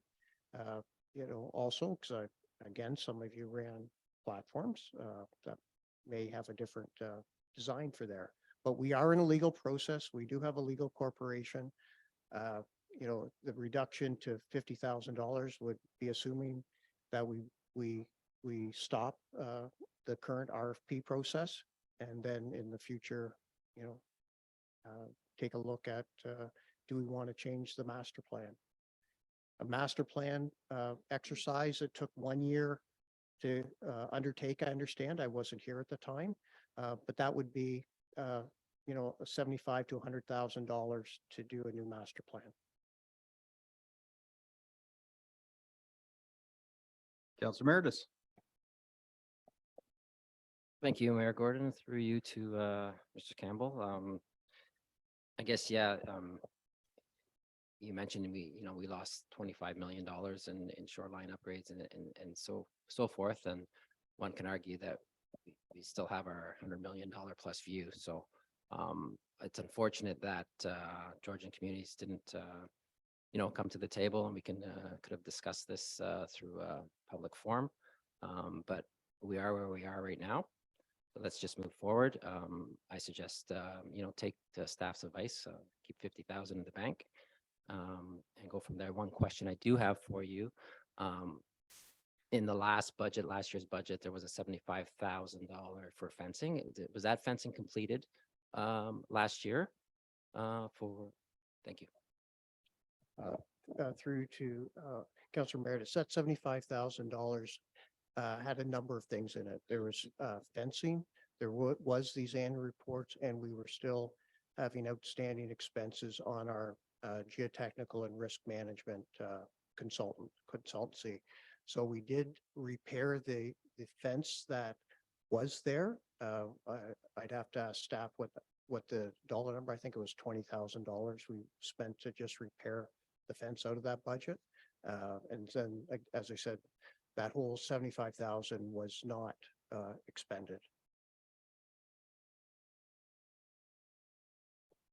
So there is a surplus on that 75, or was it spent in other ways? Because just from a standpoint of taxpayer, when you itemize a line number at $75,000 for a fence, taxpayer expects $75,000 for fencing, which I assume that's what that was.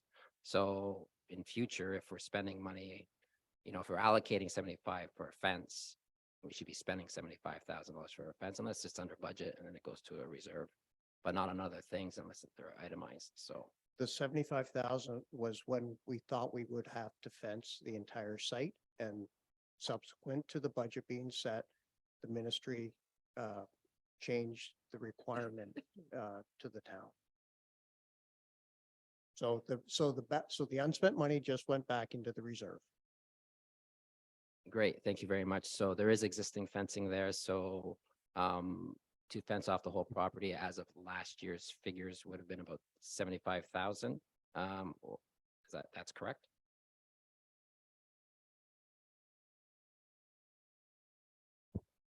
The budget of 75,000 had as I said, had fencing in it, the annual reports, it had a number of activities in it. So we did not spend the entire amount allocated for fencing. We likely spent, I have to pull it up, likely $20,000 to repair the existing fence. It would have cost more if we would have had to fence the entire site.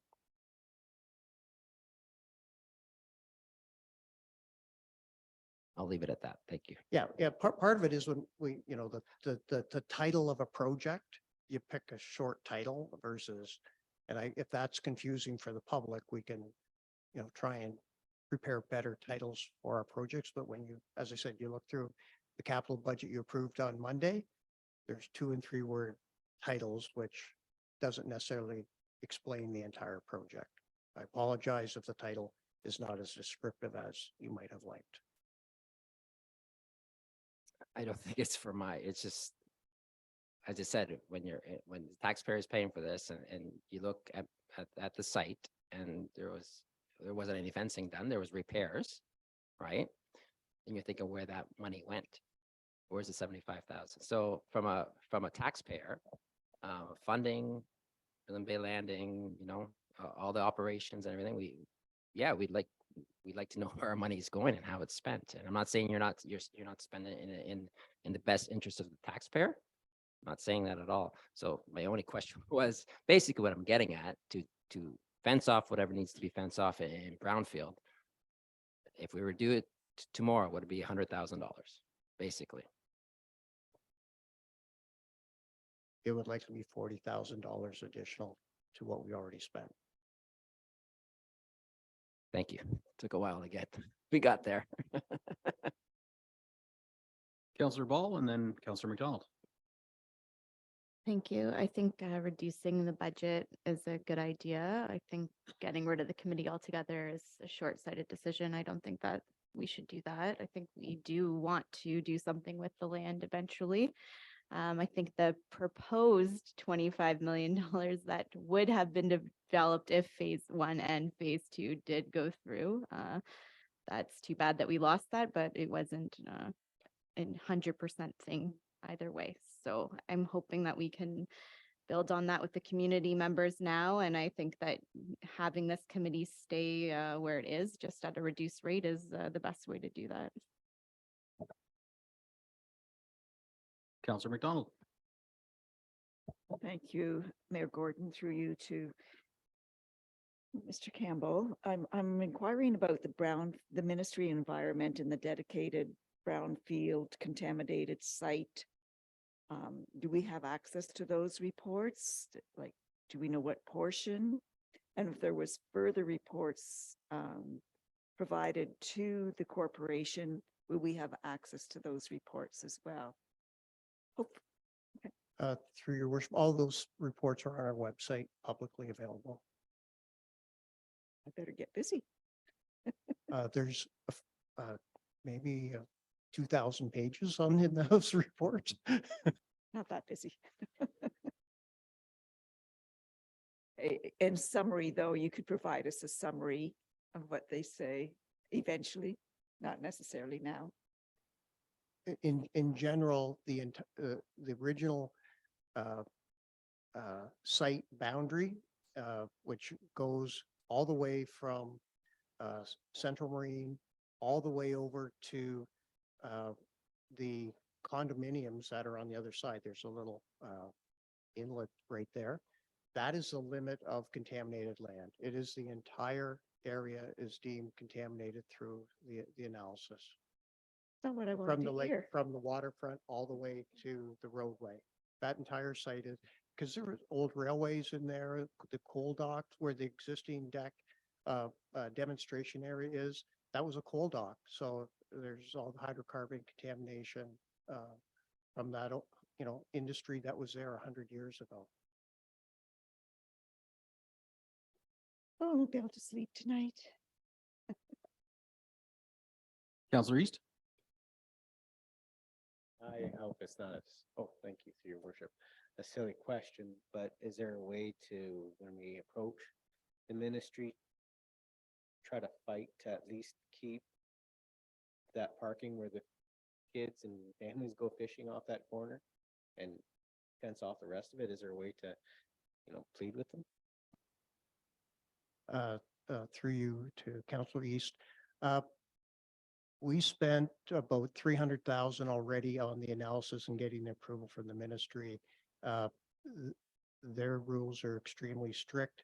What we have to do, even if we make it a park, is we have to put 1 meter of topsoil over that entire site or 0.5 meter with a geotextile on. So technically, to bring that site into a use, even if it's a park, every tree has to be cut down. We have to add 1 meter of soil to the site, and then you put grass on it. But if you want walkways, you want street lights, again, to develop it, basically for us to use that site, we have to put a cap, it's called, of 1 meter of soil to protect and anybody on the site from touching the contaminated soil. That is how it works. So that capping can be dirt of 1 meter thick.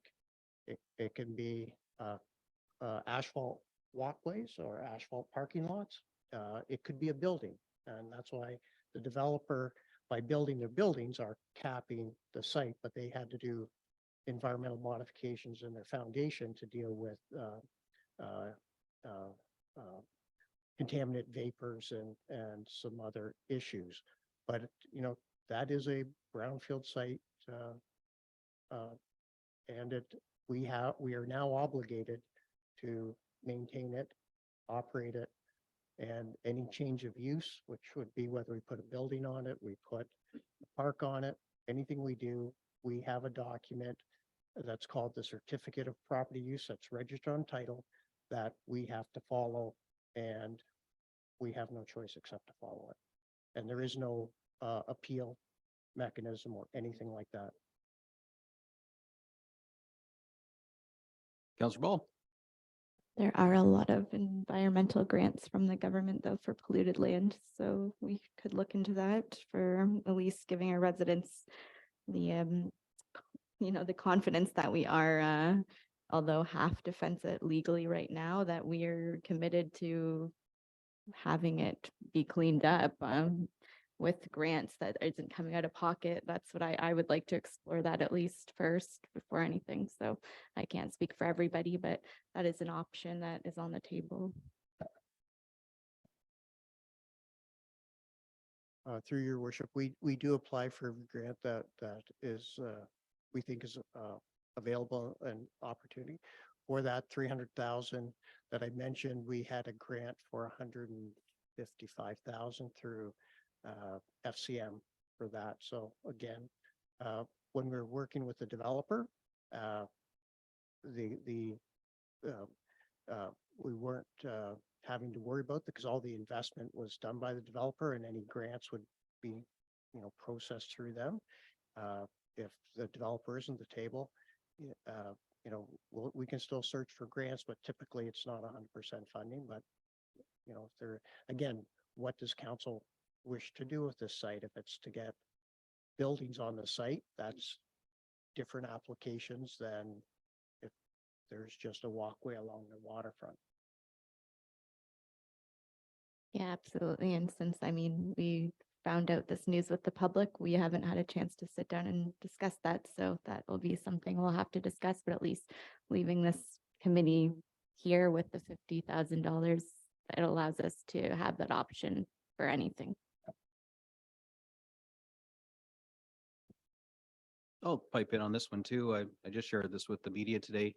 So the key takeaways right now is through the efforts of Mr. Campbell in the past, he was able to, I won't say schmooze, but negotiate with the ministry to keep access to the public for the areas we've historically been using. And then we needed some money, to Council Meredith's point, to restrict access in the areas that people aren't supposed to be in the first place. Because it was falling apart or people cut the chain links, what have you. So this is, I'm trying to be ever the optimist on this. I mean, obviously part of me is doing a happy dance because, I really wanted the public to be fully engaged and find some compromise and change the current plan. I wasn't loving the current plan, nor were a lot of people, but there are people who are loving it. And that was the purpose of those public meetings that Georgian committed to, I believed wholeheartedly, to attending, because they wanted to not only sell the plan and perhaps change some hearts and minds, but they also were there to listen. And that was the deal, that there could be things that the public brought forward that, weren't showstoppers that could have been brought into that plan. For whatever reason, and it's entirely in their wheelhouse, they decided that wasn't going to work for them. It may have had nothing to do with the public meetings we kind of forced on them. It may have everything to do with market conditions. It could have been a geotechnical thing. Any number of reasons they could have said no. So we would only be speculating. Where we're at right now, though, is that we have an official plan on that property that a lot of time and effort went into building many years ago. That's still viable. It allows for all kinds of multiple uses, including some parkland, commercial, residential. It's all there. So not all of that is gone or waste. All I think we look forward to now is hosting public meetings. And I would argue that it wouldn't be the Midland Bay Landing Development Corporation. Their mandate has kind of ended. Arguably, they did their job very well. Now it's over. So putting 50 grand and putting them in park or neutral, or whatever you want to call it, while we figure out what makes sense. Let's not, to Mr. Campbell's point, let's not wind it down officially through the Corporations Act, because there's a lot of costs incurred there. And then what if a year and a half from now, our new unicorn developer shows up on our inbox and then we got to reconstitute this thing, or not? Not all communities use development corporations to develop their waterfront. Aurelia, for example, Wasaga Beach, Collingwood. So I think what is being proposed by staff is a wise compromise. My favorite word, in that we don't fully shut this thing down.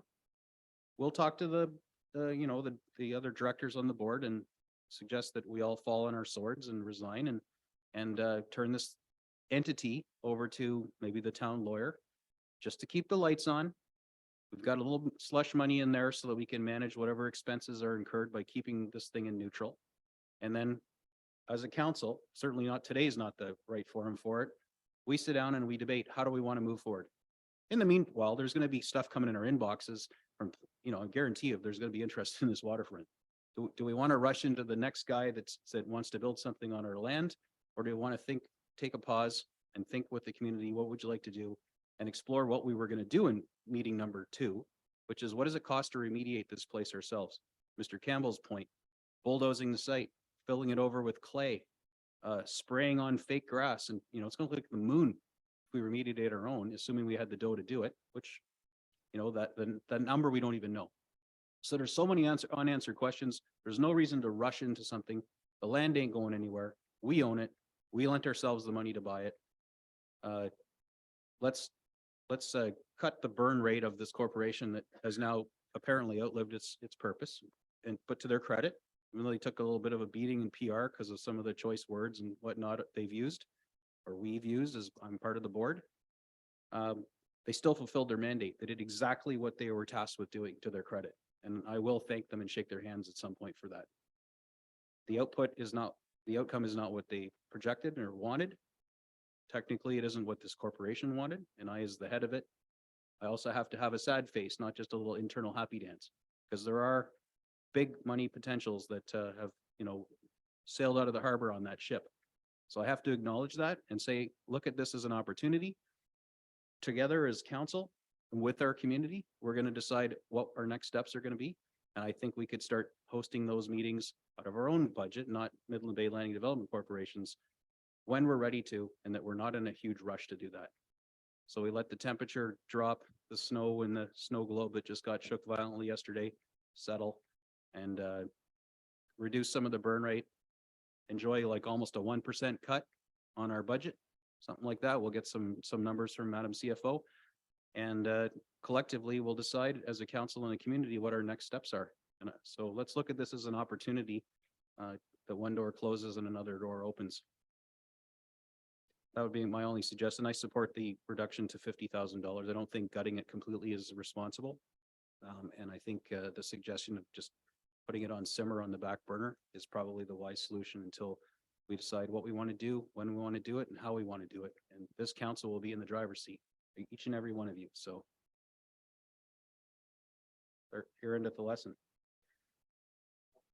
So if there's no more discussion, I'll need a mover and seconder to bring this down to 50K. So we'll have that moved by Councillor East. I always turn my head and get you all the time. And we'll go to the other end again, Councillor Prost. That the 2023 budget request by the Midland Bay Landing Development Corporation in the amount of $259,181 be amended and reduced to $50,000.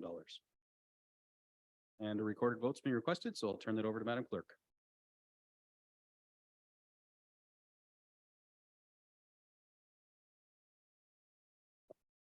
Thank you, Your Worship. Members of council, you've heard the motion. When I call your name, please say yes or no. Councillor Prost, Yes. Councillor East, Yes. Deputy Mayor Compton, Yes. Councillor Downer, Councillor Meredith, Yes. Councillor Ball, Yes. Yes. Oh, sorry. Ball,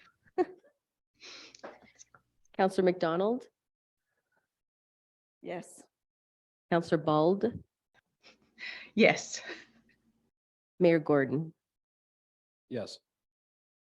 The motion is carried 8-1.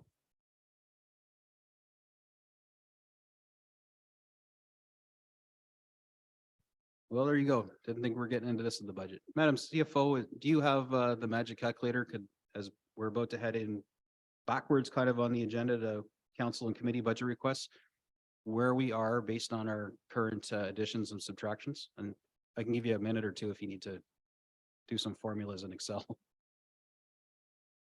Yeah, because we're going back to students. We haven't done students yet, but Correct. before we get into students, let's know where we're at. I'm just consulting with Jolene. I'm getting about 4.58%. which would, again, confirms all of the requests that we spoke of yesterday. And the reduction to the agency boards and commissions that we've done thus far. So that's the 84,000 that came off of EDCNS, and then reducing this budget down to 50,000. So just doing some double checks as we speak, but the blended rate would bring us just below 4% as of right now is what we're seeing. All right, if we could just take five quick little bio break, and then we'll be back at her.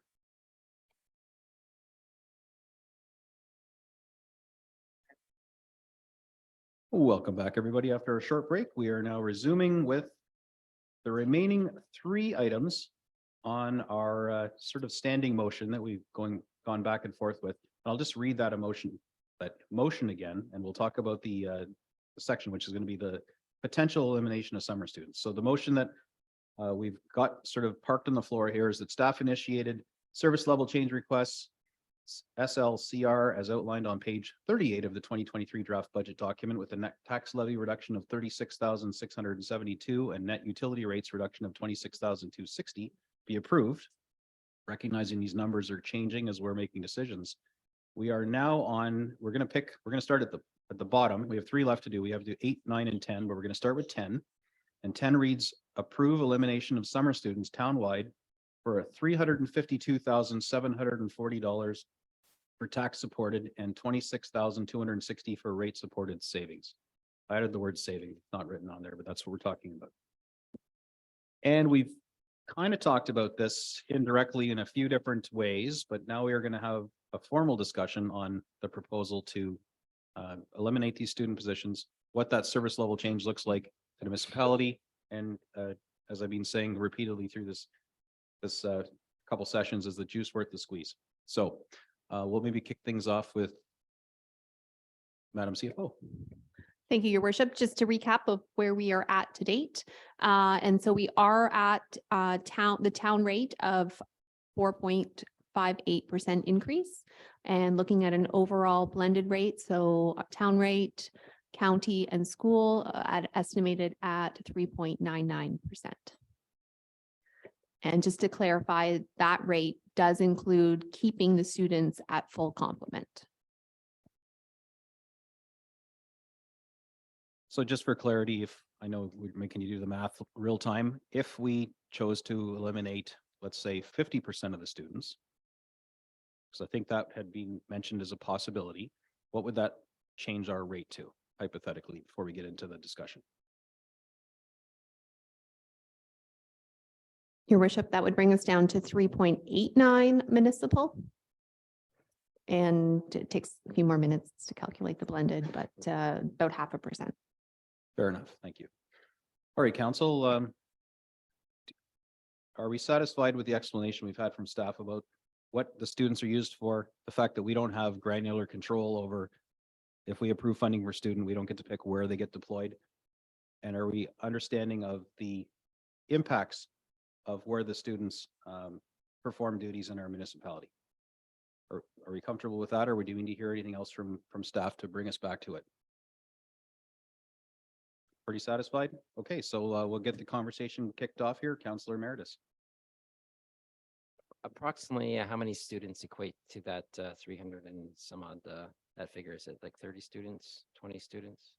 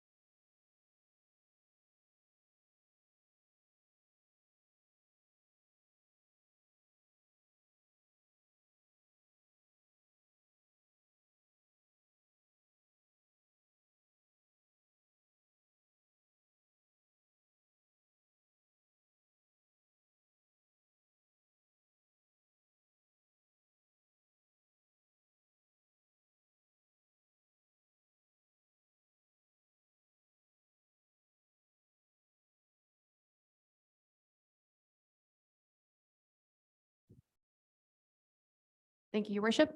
Through to Councillor Meredith. It's about 20 some odd students. Now, we do get some grant funding, and so we do get partial grants for up to about 13 students. Primarily in our operations, culture. We have received grants in the past for engineering, for planning. It's kind of all over the map, to be honest. Bylaw as well. We can get a couple hundred, a couple thousand sort of for each student position. So the whole position is not grant funded, only a small portion of it.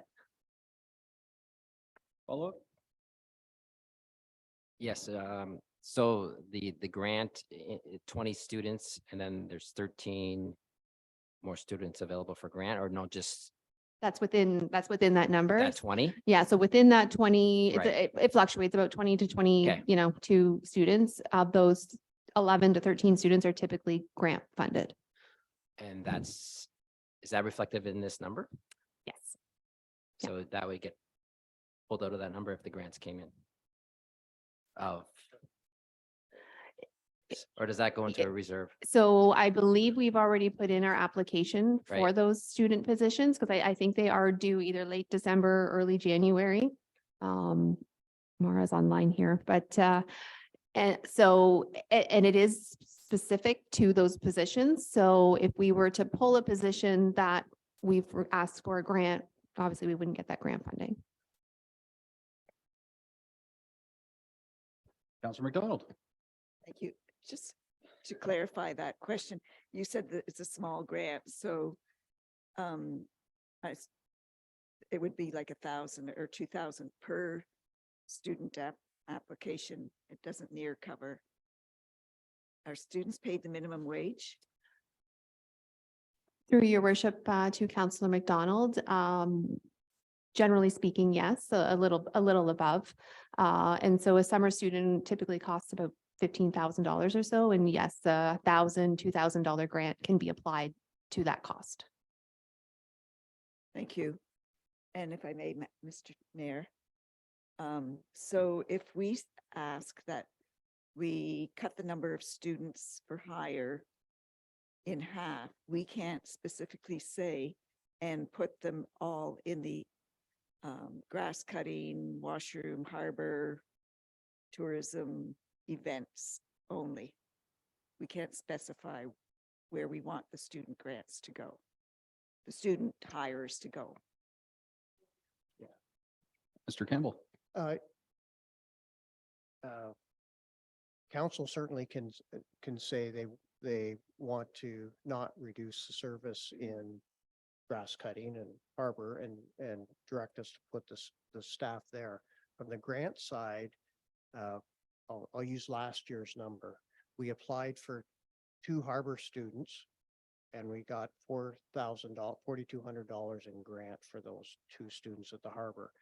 So, and again, we made that application for 2023. We don't know if we're getting a grant yet. We won't hear for a few more weeks.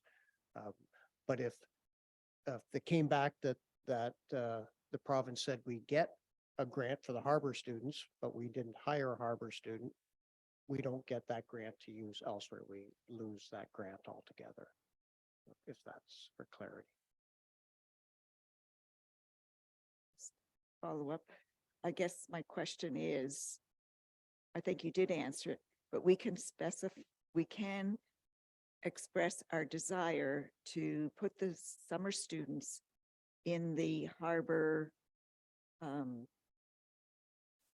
garden chores.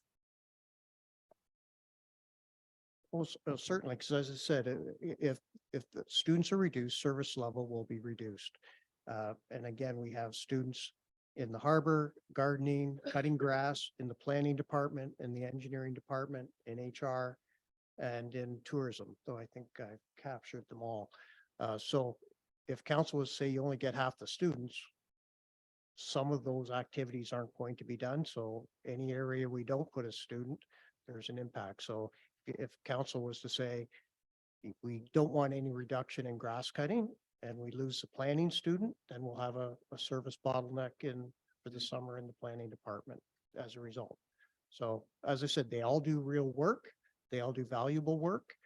And, you know, the comment was on pay, just so you're aware, you know, the labor students get paid minimum wage.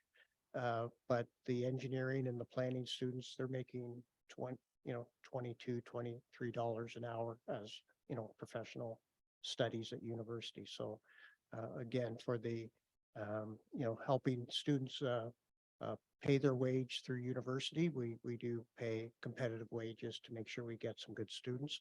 And I think back, I'd just like to comment on Councillor Downer's comment from this morning. I think it was his, or maybe Councillor East. Over the years, we have used our summer students as a training ground. We have hired a number of them into full-time work. So there is a benefit to having students, not just, you know, from, you know, giving them employment, but we have actually benefited by training them over the years and then hiring them full-time, which has been, you know, very good for our local citizens. So that's just another comment I wanted to throw out there, the value of these students. Oh, Andre Pepin is a perfect example. He's now manager, and Andre started as one of our students. Councillor Downer? Thank you. I think we're setting ourselves up for some real criticism if we don't bring the students back to do the work that they do. I think it's very important. Imagine a harbor without anybody down there helping them bring boats in or tie boats up and washrooms clean or flower beds trimmed. I think we're making a big mistake, and I'd like to see the students remain in place. So I will be supporting that. Thank you. Councillor East and then Councillor Ball. Thank you, Your Worship. I think we also need to remember that we're investing in these students to become successful, hardworking people in society. If we don't give them the opportunities to learn how to work, who knows where their paths could lead. So for me, it's a great investment. We're investing in Canada and our community. So I don't see why penny pinching on this would make any sense. Councillor Ball. Yeah, as I mentioned earlier today, I think that engaging our youth, especially in a career path that is beneficial to our community and having people stay in our community is important. It far outweighs the budget requirement of this year, let alone multiple years in the future. I think that we're engaging our community, we're engaging youth, and we're setting people up for success, and I don't want to cut that at all. Thanks. I'll add my voice to the chorus. Engaging youth also involves employing youth. So, you know, I can remember some of the more menial, low-paying jobs I got a lot of experience on when I was a young person many years ago with hair. And some of it was relevant to my other career paths. I've had many, some were not, but you know, it's relatively cheap labor. We're building a talent pool in our community. We're giving people experience working for a municipal government and giving them opportunities like Mr. Pepe to rise up the ranks and actually be an absolute stellar employee, you know, running a department that when well run keeps us all out of jail. So I think that it's incredibly short-sighted to sort of cut off the cheapest talent we have. Not that I'm suggesting we look the other way and start hacking away at executive directors, but I'm just saying that I think that commitment we've made to a holistic review of our service delivery shouldn't be like a knee-jerk reaction to eliminate, you know, the cannon fodder that is our students and the workers that we rely on for some of the tasks that, quite frankly, other people don't want to do.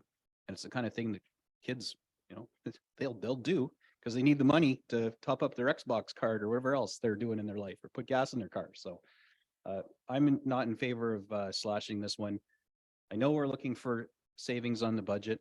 I just don't think that putting it on the shoulders of our youth is the right way to achieve it, for what it's worth. Deputy Mayor, and then we'll go back to Councillor Ball. Excuse me. Thank you, Your Worship. I also agree that this is the wrong move. I believe that we're building the future for our youth. And I think the community takes that responsibility by leading that. And I think that it's a benefit for the town, for the whole community, as well as being ambassadors to our community. Thank you. Council Meredith? Thank you, Mayor Gordon. Just Councillor Downer's comment of setting us up for failure, and I agree with that comment. Unfortunately, you know, when this when the students were taken out of the budget by staff, not by council, to get that that tax rate down to 4.9%. You know, in my opinion, we weren't setting us up for failure, but the staff, in my opinion, was setting up council for failure. That's my honest opinion. The students should never been taken out of the budget. And I hope next year this isn't going to occur again. In saying that, this is where we are at the position we're in right now. I was committed to getting a 3 in front of that budget. That was my goal. It's either my recommendation is to have all the students back in and go back and find savings from, you know, we have an arborist that, you know, we can go back, but unfortunately we can't go back and do that. So I'm left with the decision whether to have a, you know, a 4.58%, you know, tax levy, or stick to the goal that I said I was going to set out for myself, not for council. So I'm going to recommend that we go with cut the students to all outdoor students be instated in the budget. Harbor, you know, outdoor spaces, flowers, and so forth. Because planning, engineering, HR, and tourism already got another staff member. So the student for tourism can be eliminated just for this year. And then we can, anyways, the goal was for me to get a 3 in front of that budget. And if this is the only way attaining that at this point, I'm going to stick to my guns, and that's a target I had in mind. And unfortunately, it comes at the expense of students, which I totally disagree. So I'll put that on a motion on the floor for, you know, whether it's 10 students, 12 students, to do that outdoor work that's physically seen by, you know, the work by tourism, you know, keeping our streets clean and so forth, and any clerical work in-house be eliminated for 2023. All right, so if we're going to have that amendment on the floor, we need a seconder for it to survive a conversation and vote. Is there someone that will second that? Councillor Prost? We'll have to stick to debating only that amendment first. And then if it passes, then we're done. If it fails, then we're back to the original. Unless there's another amendment. So let Madam Clerk work her magic with the wording. Thank you, Your Worship. To Councillor Meredith, can you just repeat, there are certain departments that you do not want a student allocated to? I just didn't get all of the, okay, can And you I just don't know. rename them for me? So any internal clerical office, I don't know where you put your students, right? So anything that has to do with outdoors, harbor, tourist information, cutting grass, the physical aspects that a tourist can come and see, or a resident can see. Why isn't that grass cut? That is it bylaw? Bylaw as in, Yeah. no, the physical work, not actual going around and seeing if that work has been done. So If you're talking about, if I may try to it's clarify here, we have, if you want to say, our inside office students, and we have our outside students. Okay. So Make it clear. Inside students, I would say, is the HR student, the planning student, the engineering student, and finance students. So that's 4. So if that's your suggestion, maybe your recommendation would be to reduce or your amendment would be to reduce the student complement by 4 for all office related staff. But sure, you can. we'll write something up to that. I could effect. add to that for is bylaws or 2 for bylaw and that's in that area. Well, bylaw are outside, but if you want to include them in your Well, I recommendation. don't think 4 is enough to get to where I want to get. So if there's Okay. about 20 students on payroll, Okay, give us a minute and okay. we'll write something. up. thank you.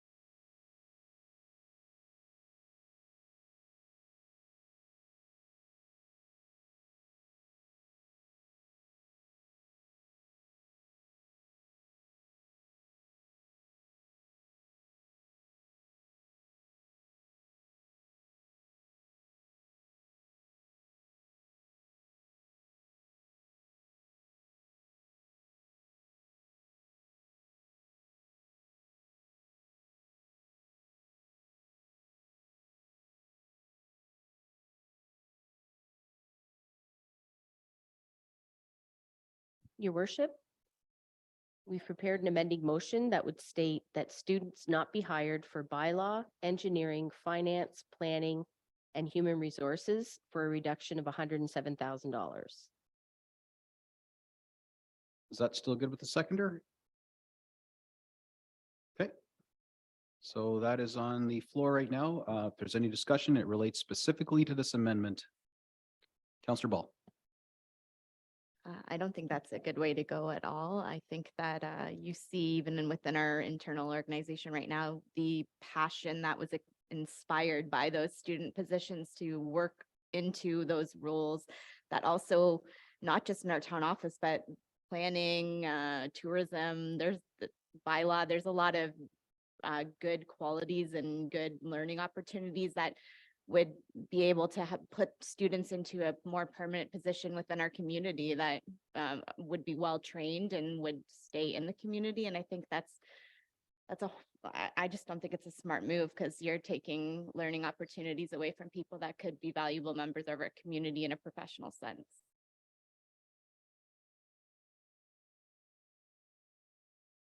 Counselor Meredith. Thank you, Mayor Gordon, through you to Councillor Ball. And your points are well taken. Absolutely, 100%. I totally agree. But this wasn't sprung on us. You know, this was sprung on us by staff. And at the end of the day, you know, they were taking it out of the budget, and that's staff recommendation. And in my opinion, full knowingly that they were going to throw them back into the budget because we would never let it happen. So that's where I have a problem. And I don't want this to happen again. So I want to make sure that next year's budget that these students are in there. And it's not a way to get that tax rate down. And I'm convinced that that's what happened here. And I'm totally not happy about it. So, but again, to your comments, I totally agree with you. I don't want my son's a student, my daughter, right? I love them to work for the town of Midland, right? And the last thing I want to do is take out students. We have a bunch of new hires here that we approved. Well, not a bunch. We approved some. We didn't, but we could have taken them right out of the equation and left the students in. And that's the point I'm trying to make here. But I totally agree with your comments. Thank you. Go to Councillor East and then back to you. Please know, you two, that I really respect and value both of you guys, but as your honor would say, the juice isn't worth the squeeze. I just see the value in the next generation, because what we're doing was we're investing in the next generation, and we're investing in Midland. We're investing in fellow Canadians and creating hard-working Canadians, which we need more of. So I love you guys immensely, but I can't support it. Councillor Ball.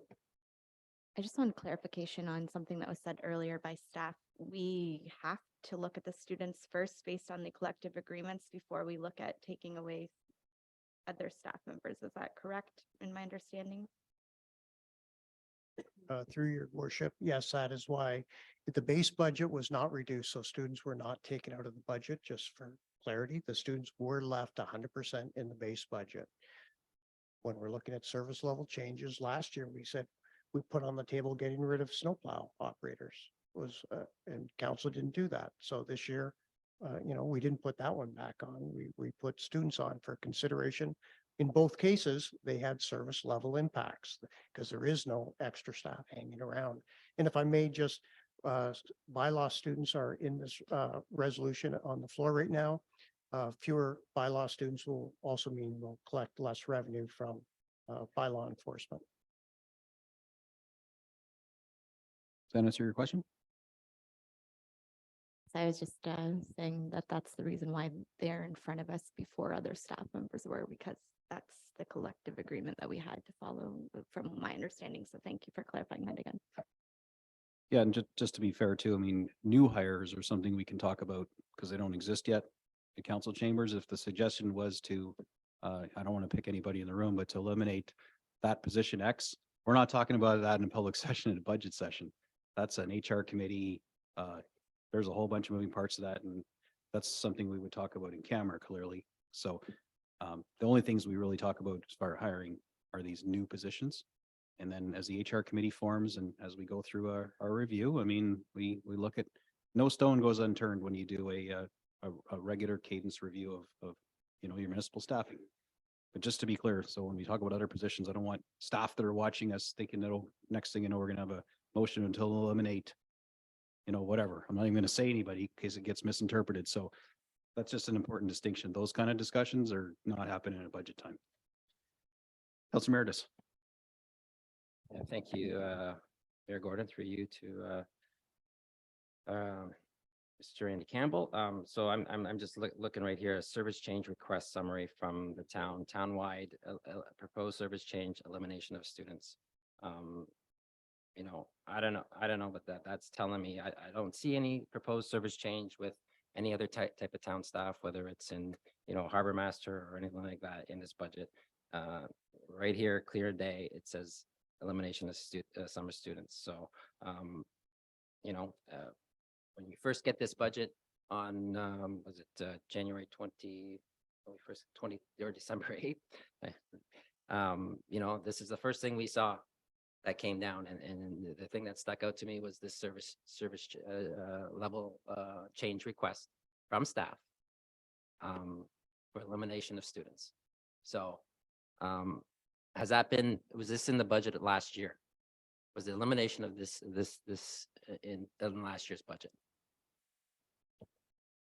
Through you, as I mentioned, we put other service level changes on last year.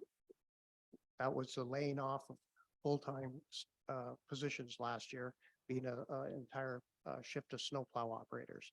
That was one of the ones we put on last year. Council chose not to accept it. Therefore, we didn't put that one back on this year, which we could have, because again, that was $250,000. And if council is looking for that 1% reduction of staff, it's our obligation to put some options on the table. So last year we put snowplow operators. This year we put students. In both cases, there's a reduction in service level. If, so if council is saying we shouldn't put ideas out there to reduce our staff, even though there are implications, we can do that also. But being responsible as administration, we were asked, where can we save money? And that's what we did. If it was accepted, there's challenges. If it wasn't, that's why it's in the base budget. We didn't reduce the base budget by eliminating the students. So that was not the recommendation of staff in the base budget to reduce students. We put it out there as an option for council's consideration to save money and notified you of the implications of if you choose that decision, and that is your decision. The same as the recommendation on the floor right now is partial reduction. There's an implication to that. There is cost savings, but there's an implication. Thank you, Councillor McDonald. Thank you, Mayor Gordon. My question, I'm hoping, addresses the amendment motion, and you can rule me wrong if it doesn't. Is there anything in the parking lot that we didn't pass yet where there's savings to be had that we could? Yeah, that's outside of the scope of this conversation, but that's a very good question and you need to ask it. But let's stick to It would just help me make my decision on which way to go here if I thought there was savings someplace else, but I'll just make a decision. Thank you. All right, so the motion on the floor is a reduction of those specific identified students. I'll just weigh in on this, that I understand the rationale behind it, but those specific areas, specifically around planning and engineering services, those are two areas that we need to have more staff in. So part of our problems with getting things through the planning process, I'm led to believe, is that we're inundated by work to do and not enough people. And if we can bring in people that are talented from school that work at a really subpar rate compared to the people with the PN and things beside their names, because they're working towards that, that's going to help move our files through. I couldn't even sleep at night thinking I just cut, something when I'm always chirping on Mr. Farr, get things going, rubber stamp, approve. And oh, by the way, I just took away your students for the summer. So I can't possibly support that, only because I would look like an idiot to Mr. Farr if I don't already. So just to let you know, that's my rationale as to why these ones that you're suggesting, totally I couldn't do. So anything else? We'll call the question. All right. Do we want to, is this a recorded vote or? Oh, Councillor Prost. Okay, I've changed my mind. And it's in enough time. Because I second this motion, can I still just vote no, or I just wanted to make sure I was going to do it correctly? Okay, thank you. Yeah, the joy of seconding the motion is it gets it on the floor for conversation. Where I think I would never want to see happen in this council term, and I'll just say it, is a councillor puts a motion out there, no one seconds it and dies without debate. Terrible. I love to have the conversation, even though I love talking. Councillor Meredith. I know where this motion is going to go, and I'm going to agree with all of you, but I'm just going to let you know, I just wanted to make my point.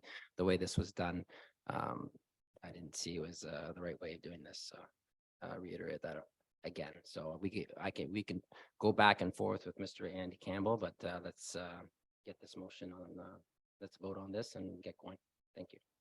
Yeah, fair enough. I voted against my own motions before, so don't feel bad. Why don't I ask all those not in favor, put your hand up. Not in favor. You're not in favor. Or you want to do all those in favor? I thought we'd have some fun with this one. Your All those in worship, favor. your worship, your Nope. worship. You can't do that. Have to go all those in favor? All those in favor. In favor of the motion on the floor. Very good. And I don't need to go opposed because we had, oh, I have two hands. Councillor Prost, your virtual hand is up. That's just for questions. All right, so that is, Madam Clerk. Sorry, your worship. Just for clarification and for record keeping for the deputy clerk and I, it's always great to ask for those in support of and opposed so that we can take note as well. Okay, very good. Oh, so again, all those in favor? In support, in favor of the reduction? And those opposed? And that is defeated. Now we're back to the original motion, which is the approval of the. So we're back to we'll call the question. I think we've debated this one to death. So approve the elimination of summer students townwide for 352,740 for tax supported and 26,260 for rate supported. If you're going to vote in favor of this, you're eliminating the students. If you vote against it, you are not eliminating the students, just so we're clear. I know sometimes with all the banter, we get confused on this. So all those in favor of the elimination of students, this is a recorded vote.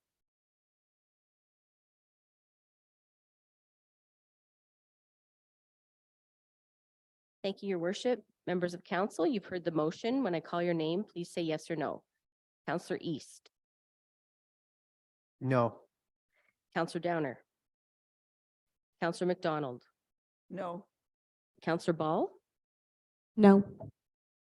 Councillor Prost, No. Councillor Bald, No. Councillor Meredith, Deputy Mayor Conton, No. and Mayor Gordon. No. The motion's defeated 9-0. All right, next we're going backwards. We're at number 8. Approve security services for downtown for a cost of $63,500.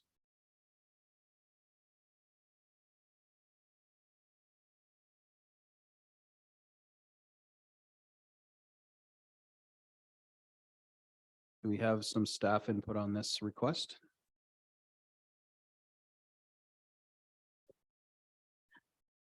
If I may, your worship. Please. So this was a council initiated request. Oh, sorry, it's on this one motion. There is a friendly amendment that needs to be made to that motion, basically the first part that says staff initiated. When we ended up wanting a more comprehensive look at the total list, we consolidated it. So it had both the staff requests and the council requests on there that impact the operating budget. And so the last two remaining requests are those that came from council during that request period. And so there is a summary sheet that I can get Jolene to put up. You just give us a moment. So this document that I've been kind of reading off and just marking up, mishmashing this, we're not going to be using this document. It'll be a new motion that has wording around the council initiated service level change request with the whole litany of things. Just requires a little friendly amendment, just those first, second and third word, just cross out, right? So the rest of it, the motion remains. Oh, very good. Yeah. And as a result, motions 3 and 4 from the original report are no longer required because this motion captures the staff and council related requests.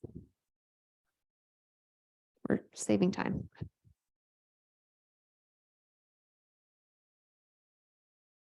Your worship, just for clarification as well, the motions will be reflected in the minutes as well, which is the record of the meeting. So we'll have everything straight in the minutes. All right, perfect. So that reference to 3 and 4 being negated, if you look at the agenda and you see the list of motions all in bold, it's numbers 3 and 4 that are no longer relevant. If you're keeping notes, you can stroke those ones. Perfect. Thank you.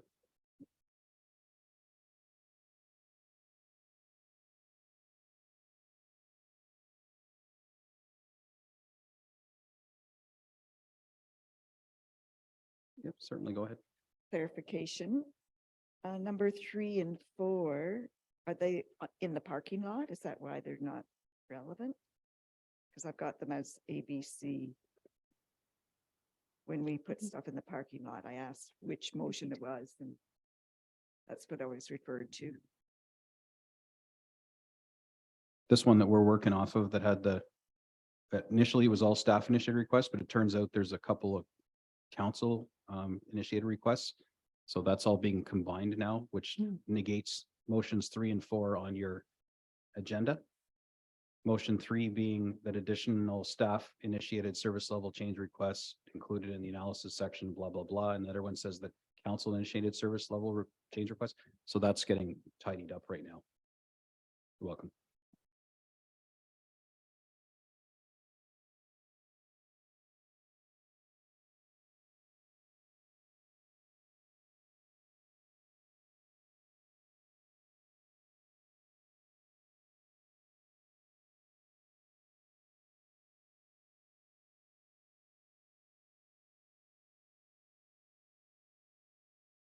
Yeah, so those following along, this is handwritten, so I remember it could be just easy typewritten, but these are the things that counselors were able to submit to the finance department as service level change requests. It could be adding to the tax levy if they're adopted, or they could be proposed reductions if adopted. So this is one of them submitted by Councillor Meredith. So perhaps it would be best to have Councillor Meredith speak to it since it's his suggestion. Take it away. Sure. Thank you, Mayor Gordon. Obviously, this has been a topic for, well, since we've been in council and in probably the last term's council as well, is the safety and security of not only our downtown, merchants, our downtown residents, our downtown shoppers, our tourists, our own staff downtown in our library, who right now get security and for good reasons. I've always said that if we are providing security for an employee of the town, we should be providing security for our downtown core and whoever visits the downtown core because of the safety concerns presented. We have heard from the guest house shelter, and again, I'm repeating myself on there needs to be accountability, and we heard from Councillor East to share some feelings as he does with the safety issues downtown. That something has to be done, and if the accountability isn't going to be on the operators of the guest house shelter, then it has to be on the town. And then therefore we need to do something to make that a reality, to make sure our downtown public is safe and feel safe and want to come downtown. And not only that, our business is downtown aren't cleaning human refuse from their front doorsteps when they're opening up their businesses each and every day. So it is a concern. It's a major concern, and this won't be the last time we speak of this.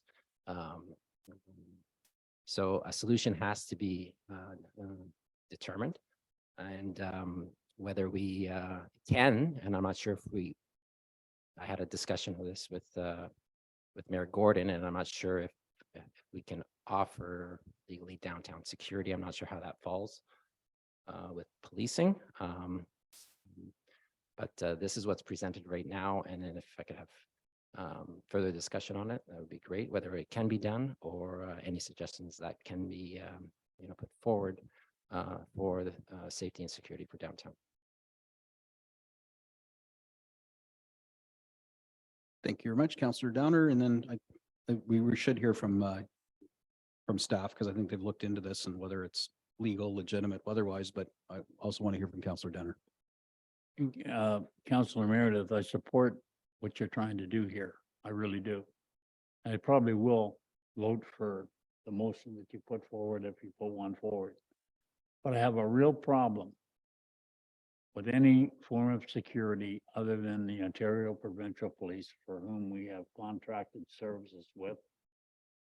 There was a day that it would be unheard of that they wouldn't send police officers to patrol the main street, walk in and out of the library, We used to have, when Midland police were here, we had cops on the street.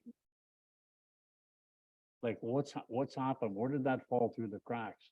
And look at what we're paying the provincial police to police the town of Midland. I think it's ridiculous. And I'm really upset. I have been for a long time since I heard that security was going into the library.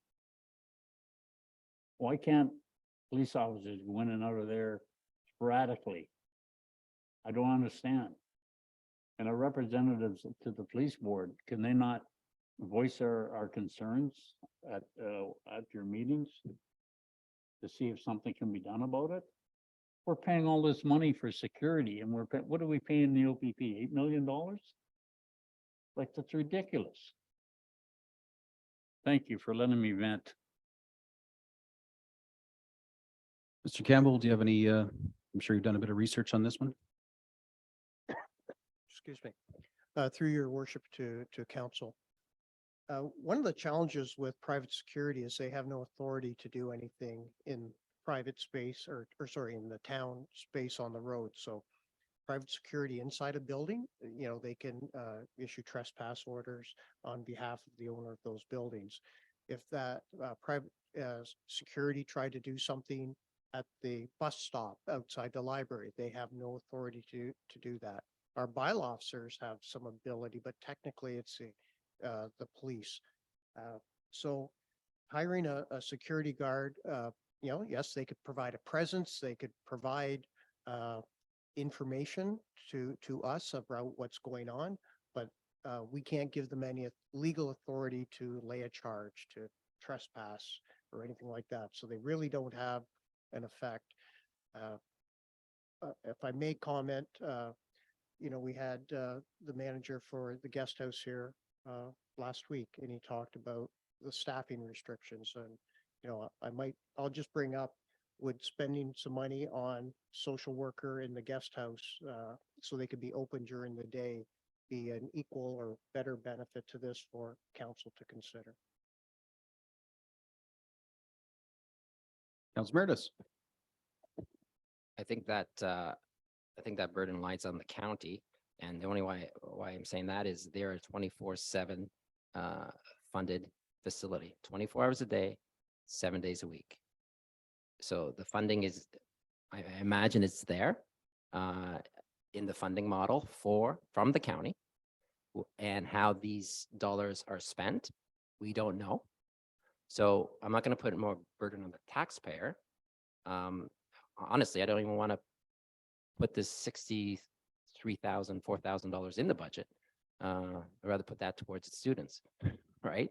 So at the end of the day, we shouldn't even be talking about this, but here we are, and it's an accountability issue. It's a management issue.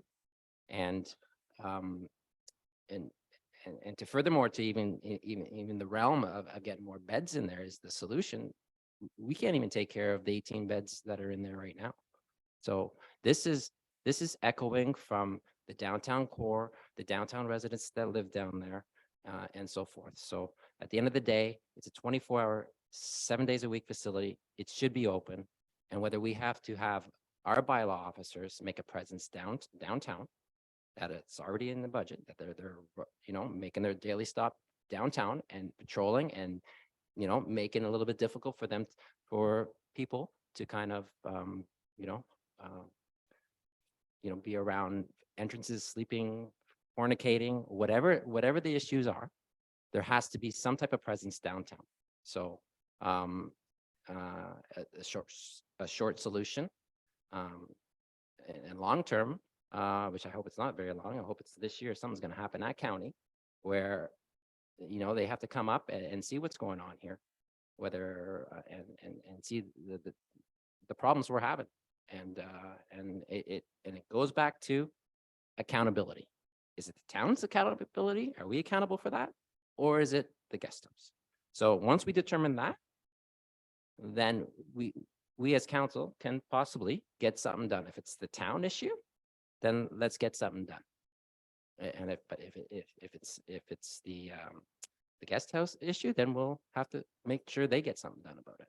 But if we can determine that, because we're pointing the finger at each other, So, and I don't think it's a 24/7 facility, and the doors should be open 24 hours. So, Councillor Ball. Thank you, Mr. Campbell. I think that that's a good idea that you brought up. I would maybe echo it to tweak it a bit and have something maybe in one of our buildings that isn't used during the day as much, like the rec center has a few rooms available, to have something like cognitive behavioral therapy, to have some sort of lunch program, offering at least some programming throughout the day for people to drop in at, like a warming station. I do agree with Councillor Meredith that the county should be responsible for opening that up, but we also have to, like you said, be accountable for what's happening in our own downtown. And I think we can offer some things. Security, like Mr. Campbell has said, doesn't have any jurisdiction, so we'd be calling the police regardless. So looking at the police board to bring police presence down there, but I do think that we can offer something like mental health programming or a lunch program that at least gets them a little bit out away from downtown in some of the areas, and also gives them something beneficial to do during the day, because right now they're just being locked out, and that's not right, but that's something we don't have control over. We do have control of offering them something that is beneficial to them, though. And I think, Mr. Campbell, that's a great starting point for conversation.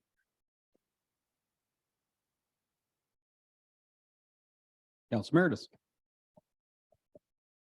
I do, sorry, through you, Mayor Gordon, to Councillor Ball. I do appreciate what you're saying. Absolutely, 100%.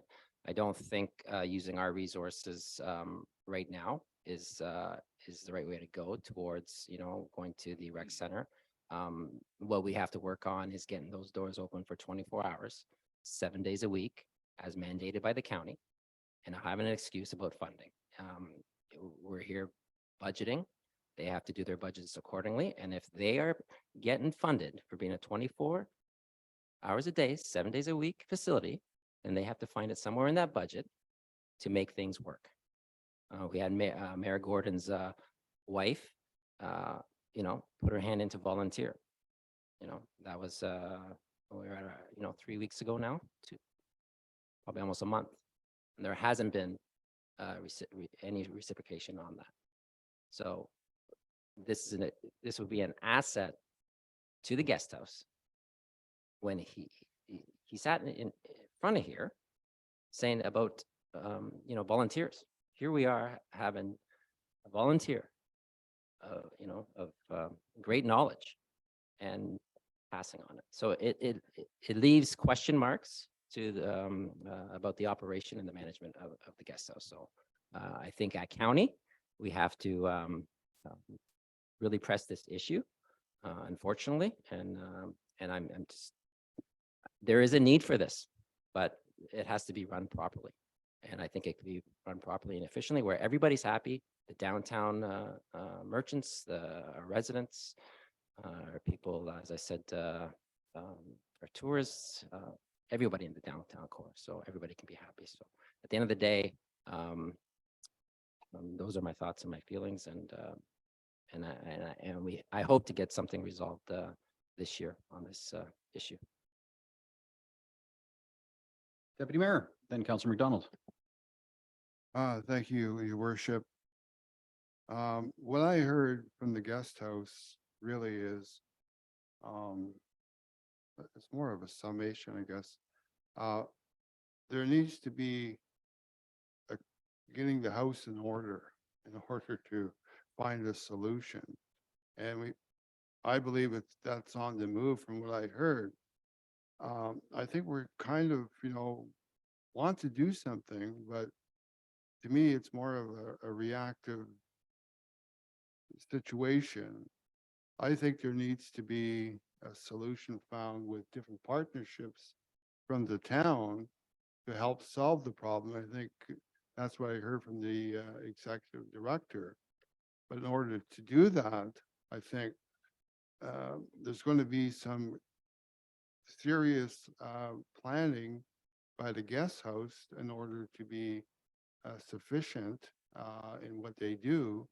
But to be effective, I think this is where the partnership comes in. And I think we're being reactive by putting extra security, and there's no authority. And I think if there's authority to be found, it's going to be found within that partnership and looking at the capabilities, looking at the competencies of how that's going to work by different people.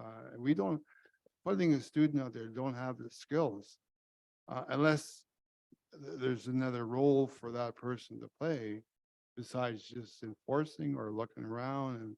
And I think this has to be thought out clearly, but I give the benefit of the doubt that, you know, the guest house will help find that solution, but we have to give them time.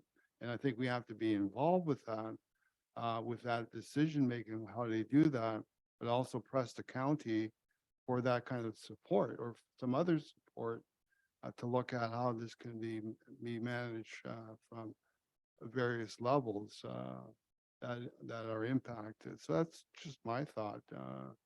So I mean, I don't think this is the right solution. I think the idea is good, but it's just I don't think we're ready to move on from what we're looking at from this perspective.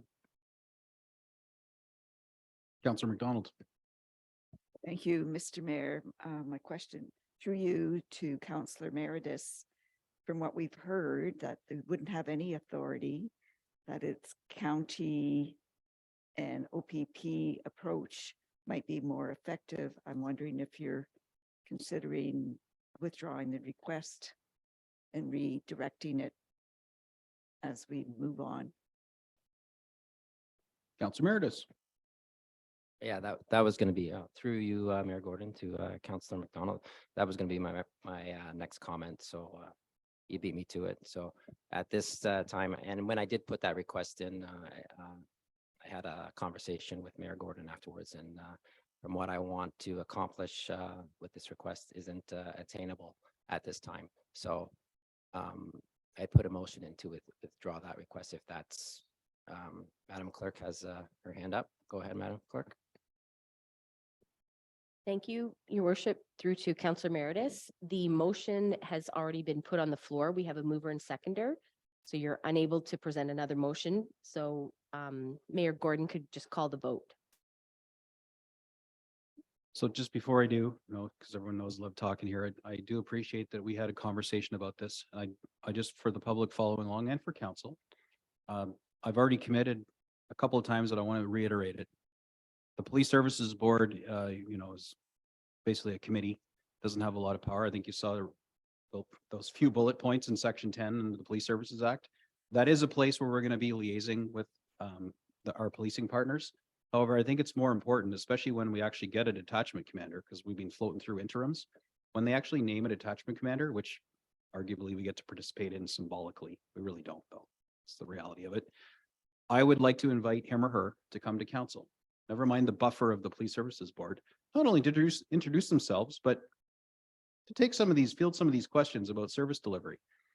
Once I think they hear these questions directly from us, I'm not expecting any wild, crazy answers or commitments, but that'll be a starting point for the board then to start working with the detachment commander on trying to maybe modify our service delivery to meet council's requests. So I don't want there to be this imaginary buffer of Police Services Board council.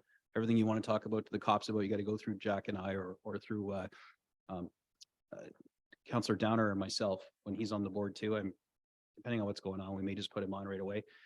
So the key is I don't want there to be this weird buffer. Technically there is for certain things that are mandated in our Police Services Act, but I want this term and our Police Services Board and our partnership with the OPP to be better than ever. We know there's challenges. They know there's challenges. They're going to be dropping some truths on us about staffing challenges and scheduling and a bunch of things you're going to hear that I already know, but I think we all need to hear it from them and put our questions and concerns to them so the public sees us doing that. So I commit that's going to happen. I absolutely promise you it's going to happen. Hold me to it. The second part is county. That is where Deputy Mayor and I have some influence over the funding model and the service delivery to all the county funded shelters in the county. And that's honestly, we have to wear that hat. Can't just focus only on the guest house in Midland. That's one of the many shelters, but that's the one I use as an example when I called it out.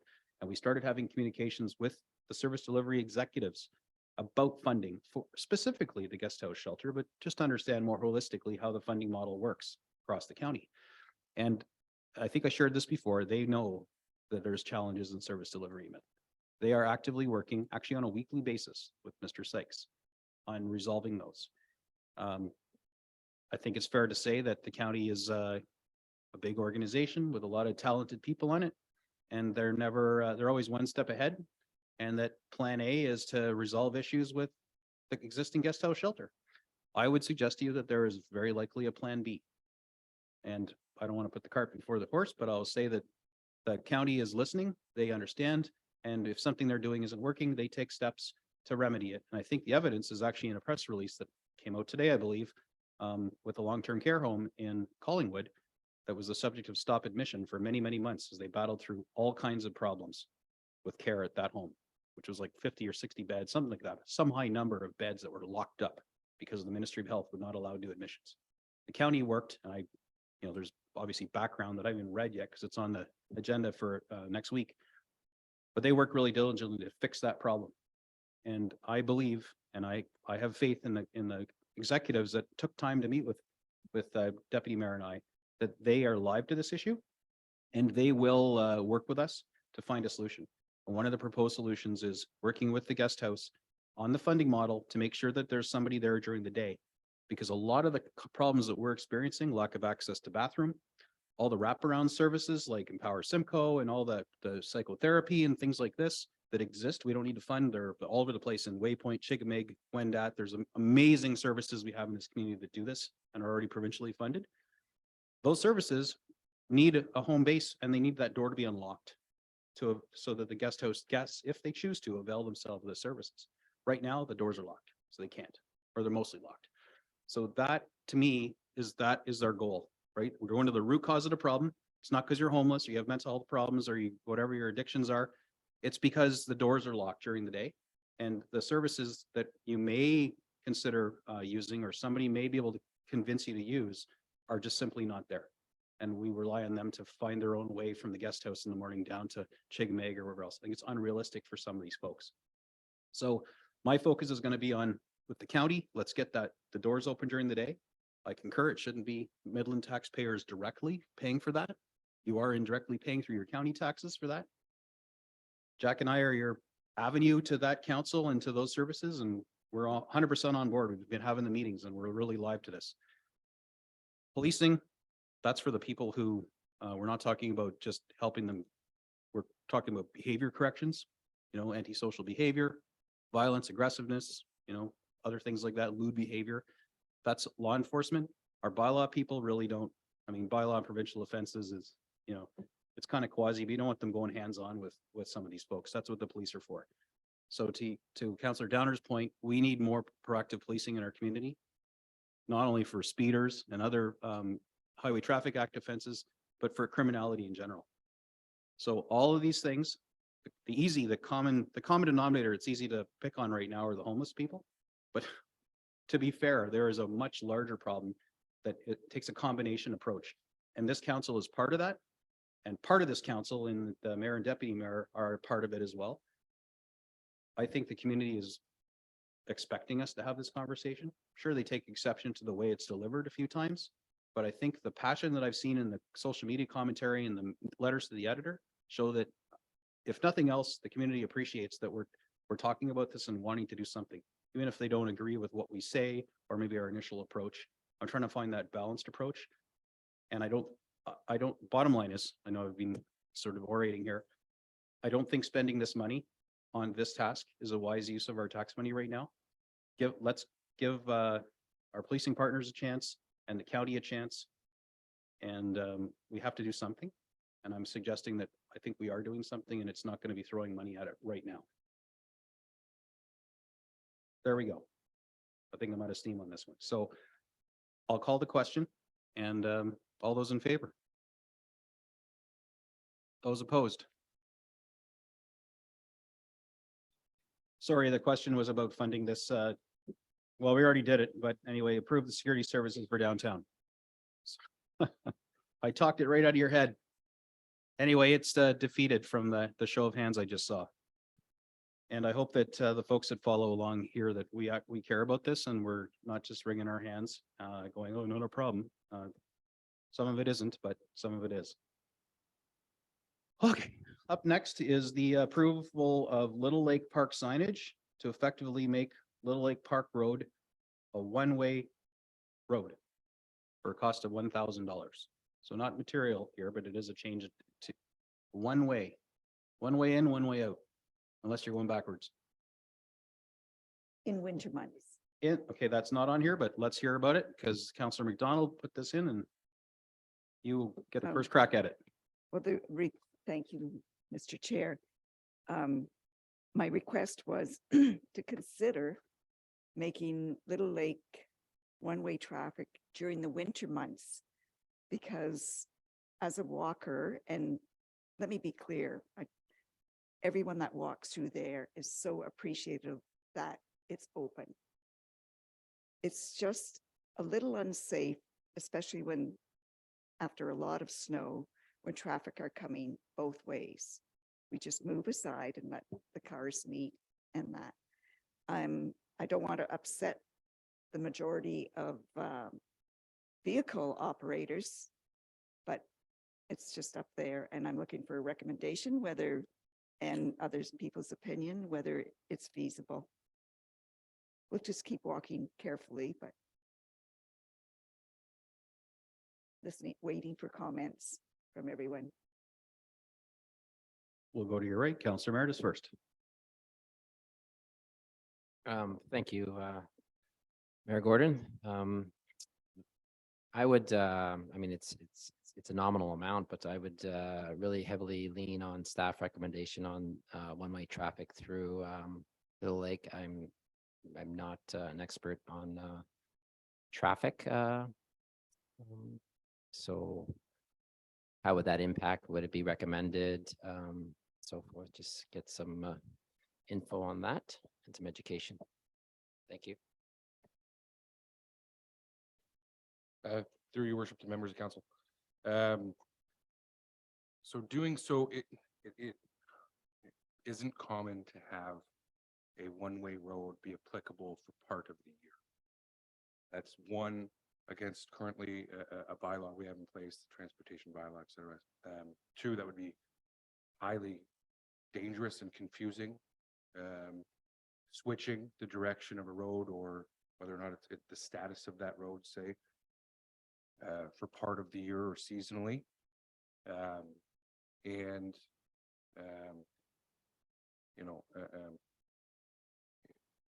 general, it would, if wanting to go turn that road into a one-way road,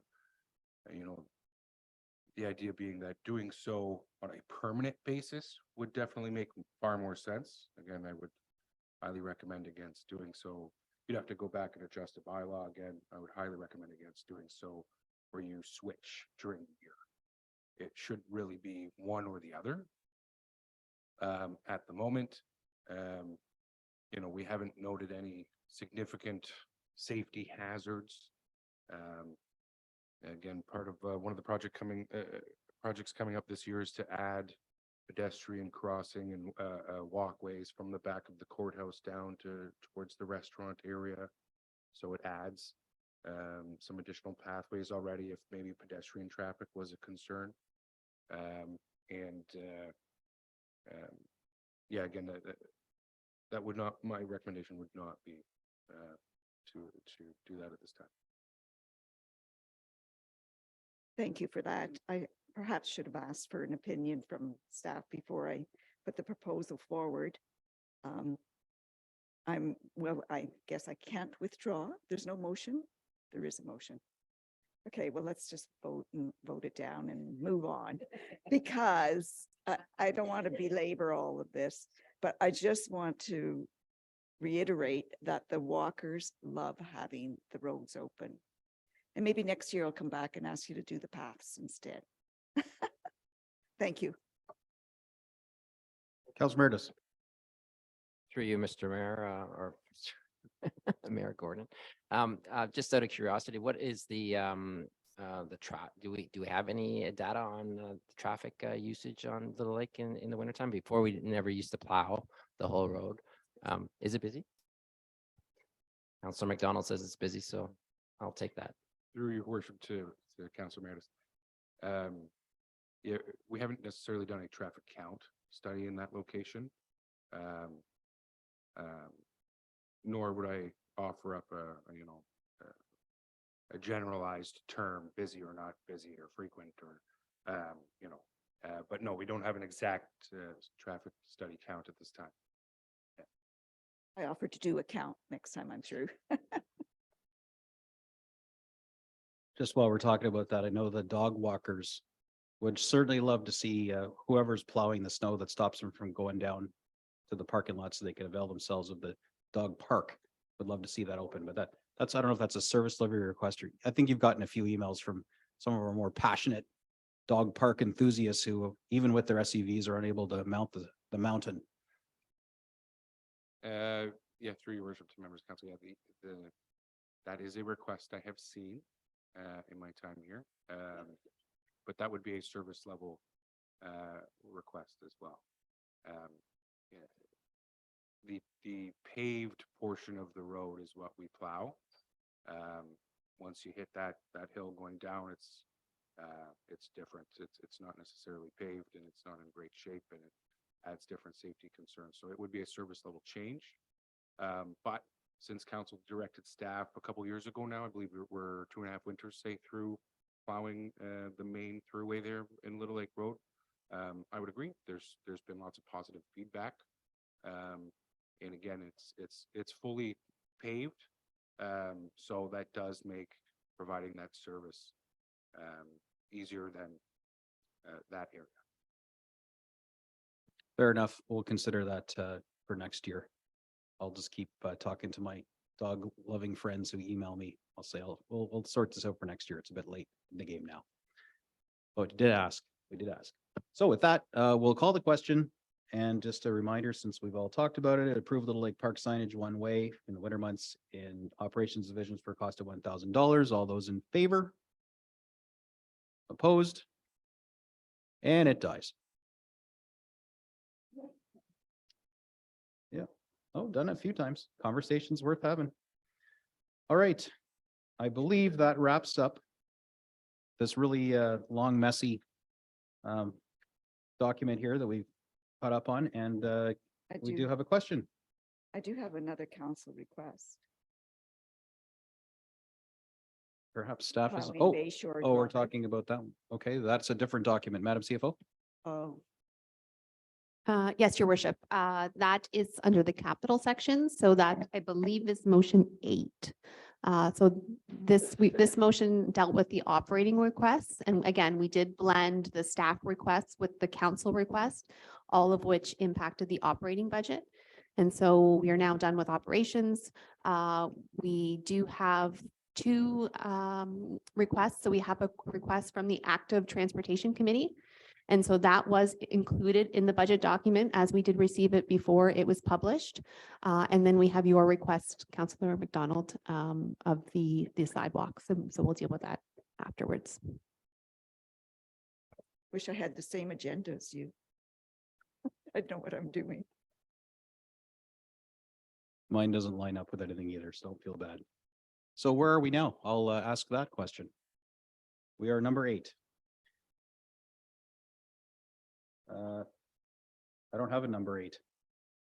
On this thing? Oh, no. Main agenda, yeah. Oh, the main motions. Owen? Oh, the actual motion, sorry. Good, Godfrey. No shortage of It's paperwork. number 8 from the staff report. That one there. No. Oh, sorry, it's page 39 in your document. Yes, I've got it now. Okay, this is a motion moved by Councillor East, seconded by Councillor McDonald, that committee requests as outlined on page 39 of the 2023 draft budget document with capital costs totaling $44,000, be approved and added to the 2023 capital budget.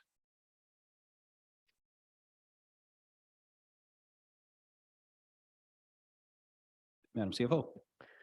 Thank you, Your Worship. Jolene's going to put up page 39 of the budget document just to get us started.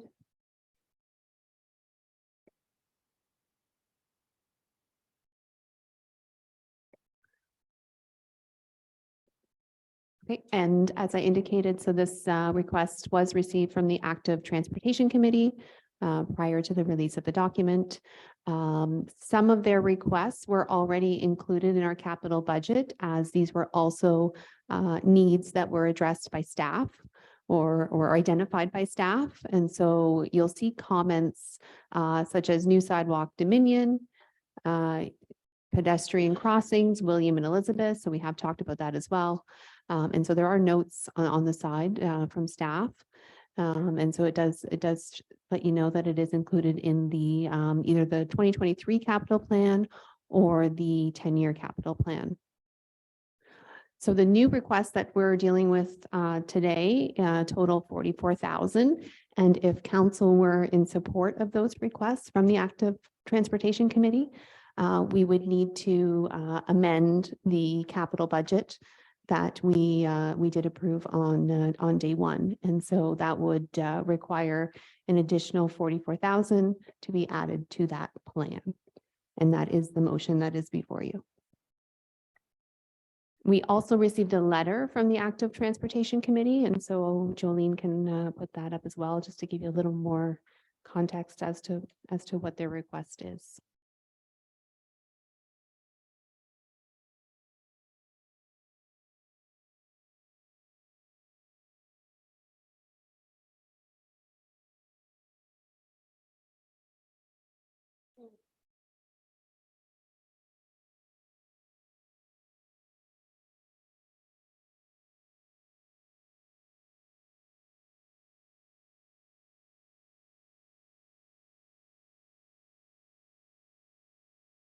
Again, the request does outline their preferred sidewalk construction on Dominion, which again, that was included in the 10-year plan. The pedestrian crossings, that's included in our 2023 capital budget. The request fund new sidewalk segments. Now that that actually plays into Councillor McDonald's request as well. I just need to go back to that. The comment from staff on that specific request was that the operating plan includes an increase contribution to reserves. So with respect to new sidewalk / traffic calming initiatives. So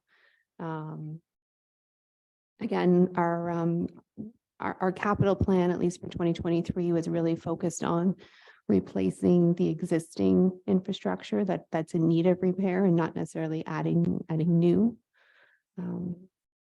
Again, noting the required increase to our reserves, given our current spend level, and comparing that to what we've been historically putting away into those reserves to fund that. So the big request from the Transportation Committee really is that trailhead signage.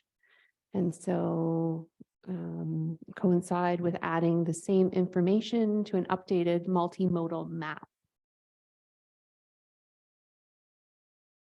The note from staff is that this could be funded from our parks reserve if council were in support of this request.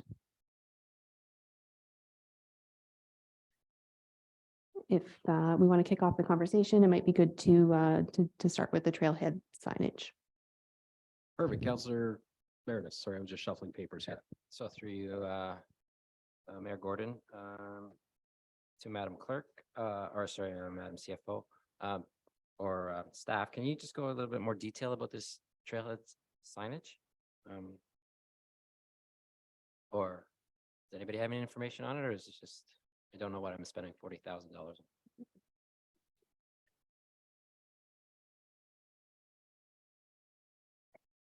on? I'm not fully briefed on it, but I believe it's so it can be, it's part of the Trans Canada Trail and it's part of, and there's a trail network all around Georgian Bay and they want to provide new signage just to advertise that it's part of this larger trail network. So there'd be signs throughout. Well, I don't know what the design is, but their estimate is it's $40,000, but it's just signage to promote that it's part of a larger trail network. Again, when visitors and tourism comes to town, they would see this unique trail network. Comment to that. So would this impact I think we're around, I think we're at the 3.99 blended 4.58%. So this would be added on to or is this already in that number? Through you, your worship, this would be an addition now. We do have this under, the capital category. This actually would be a great area where we could apply for a grant because I have seen in previous years that other municipalities have been successful in wayfinding signage through various grant avenues. So, this might be one that council is, if they're in support of this, make it contingent on grants. Otherwise, we would take it from a reserve so that there isn't an impact on the tax levy. However, again, our reserves are underfunded and you're probably tired of me telling you that. And there isn't specific money set aside for this, right? So it means that we, need to continue to up our reserve contributions in order to pay for these types of things. Thank you. Thank you. And just a comment. So I'd be willing to have that suggestion if a grant is available for that, and I would go for.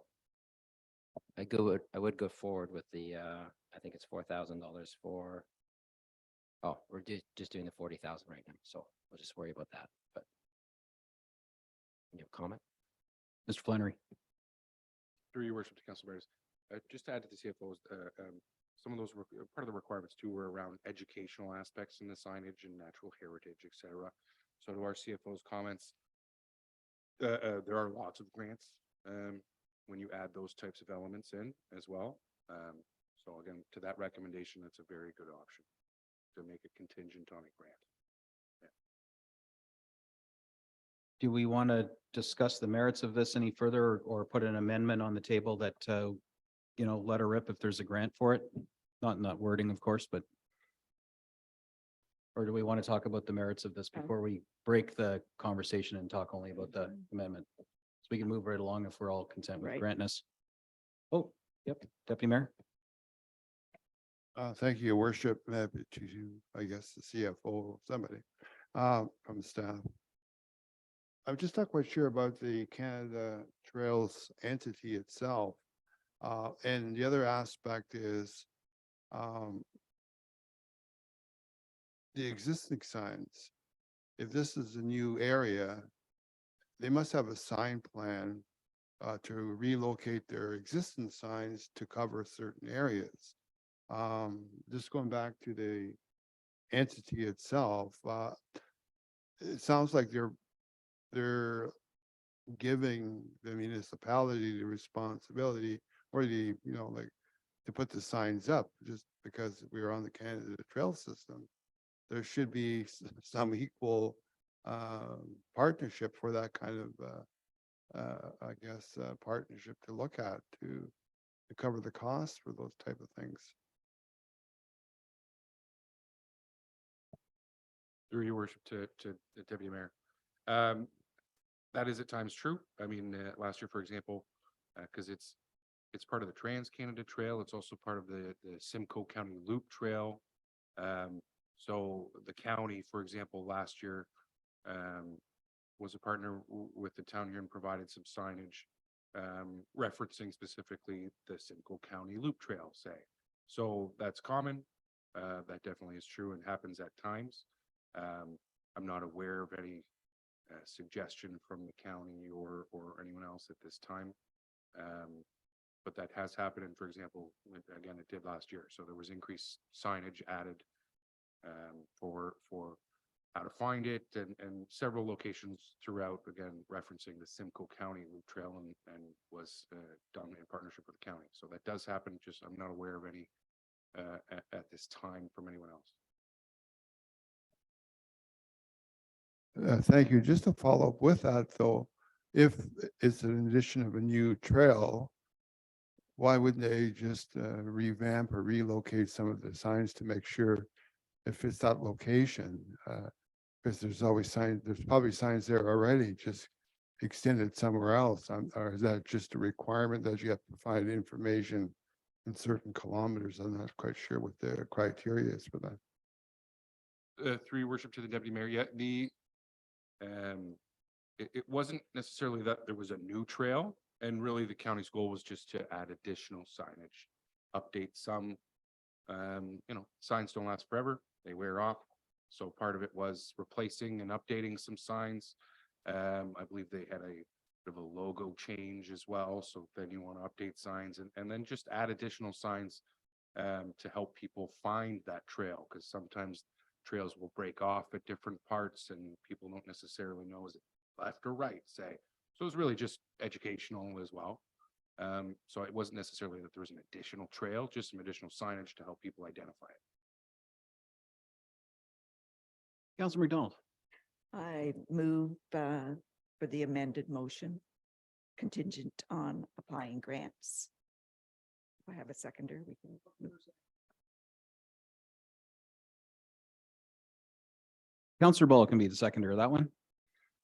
Any discussion on the contingency of this being approved as long as there's grant money to go with it? I probably need to read the motion though. Oh, okay, very good. So all those in favor of the amendment, conditional on grant funding? That is carried. So I now have a new number 8. Move, I'll keep the same movers. East and McDonald, we're good with that? Fantastic. The council and committee request is outlined on page 39 of the 2023 draft budget document with capital costs totaling 44,000 be approved and added to the 2023 capital budget. Be approved. I think the wording's messed up on this one. Subject to grant funding. All those in favor? This is the amended one. I think the be approved is in there twice technically, but it's just.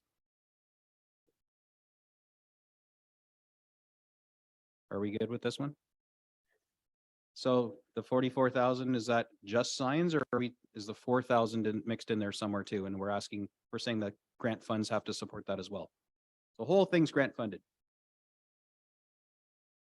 We good with that? All in favor? Long live the grants. Alrighty, up next. Moved by Councillor Prost, seconded by Councillor Cotton. Number 9 here, that the council requests included in the analysis section of staff report CSR 2023-7 with capital costs totaling $617,600 be approved and added to the 2023 capital budget. Whose is this one? Through you, your worship, this is Councillor McDonald's remaining requests. So we'll put that back up on screen. And we'll give the mic to Councillor McDonald.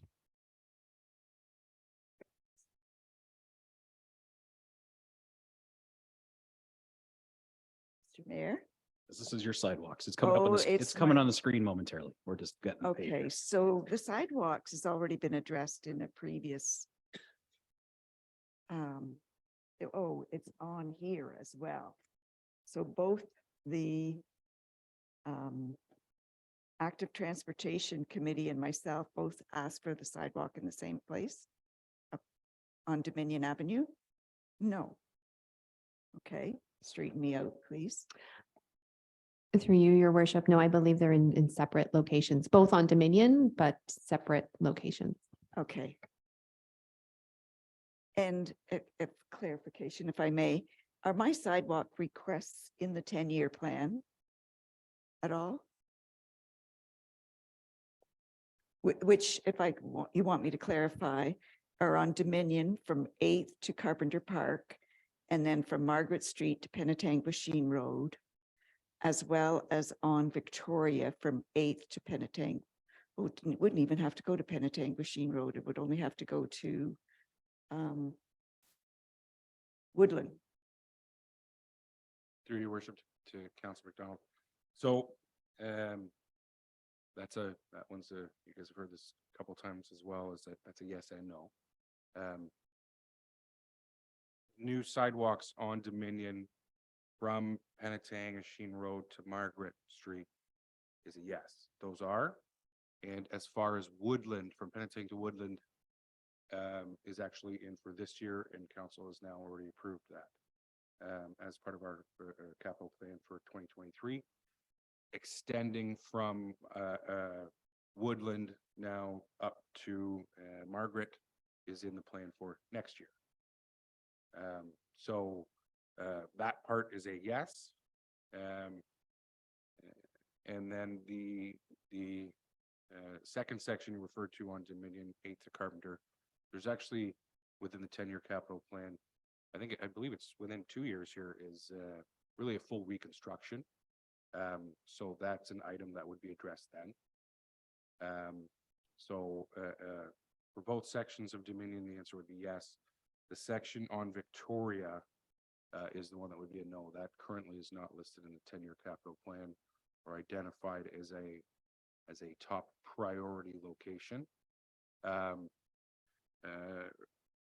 Furthermore, down from Edmund Street down to 8th Avenue, staff made an assessment there that there's just generally not enough space for a sidewalk, especially given where there's ditching in that area, and there's drainage issues. There's where poles are already located. There's not enough space, especially to continue the sidewalk where it already exists on the south side. And there's also no storm sewers. So really making an investment in sidewalks in that location is not something that we would recommend at this time. And it wouldn't be just an investment in sidewalks that you would be making if that were to be something you'd want to proceed with.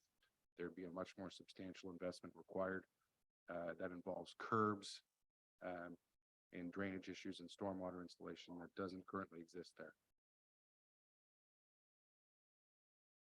Thank you. So from what I understand, the Dominion Avenue is in the near future. Victoria is a little bit much more challenging. I just have a comment about which side to go on.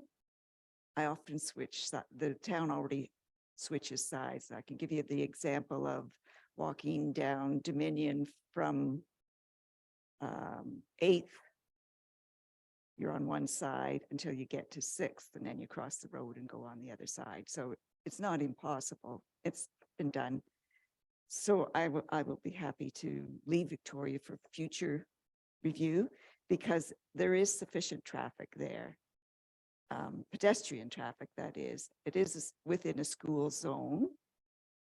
And I think we can justify keeping people safe, myself, dog walkers, seniors. There's a lot of people traffic there. So if we can just keep that in mind, I'm sure I suspect that there's probably some residents on Victoria Street that don't even appreciate me bringing this forward, but I think it's worthwhile having it exposed because a lot of people walk there. So thank you. And I don't know where this goes from here. Through your worship to Councillor McDonald, just to add one more comment. Sidewalks is one thing that have been in disrepair in town for years. So there's been over the last several years some more significant investments in terms of making that repairs. So no new sidewalk, even though the transportation master plan calls for and identifies the need for new sidewalk in several locations in town.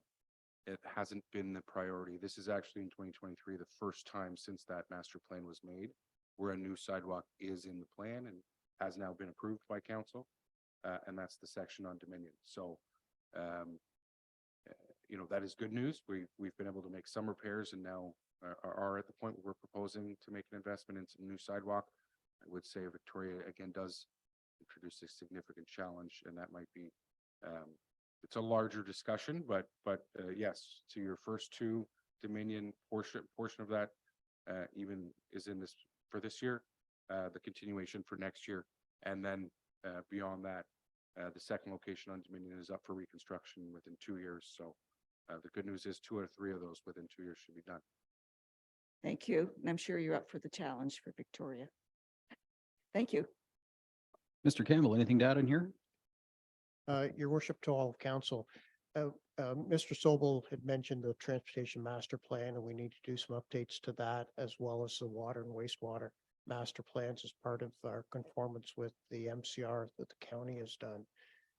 And also they're getting close to their 5-year review. And that's the time where, as we did last time with the transportation master plan, we engaged the community as to what sidewalks are important and what might be the timing of those.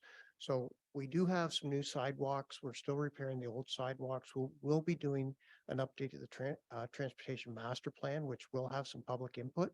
And I think that's the time, you know, if that's an area we want to focus more on, I would encourage people to come out and participate when we do that.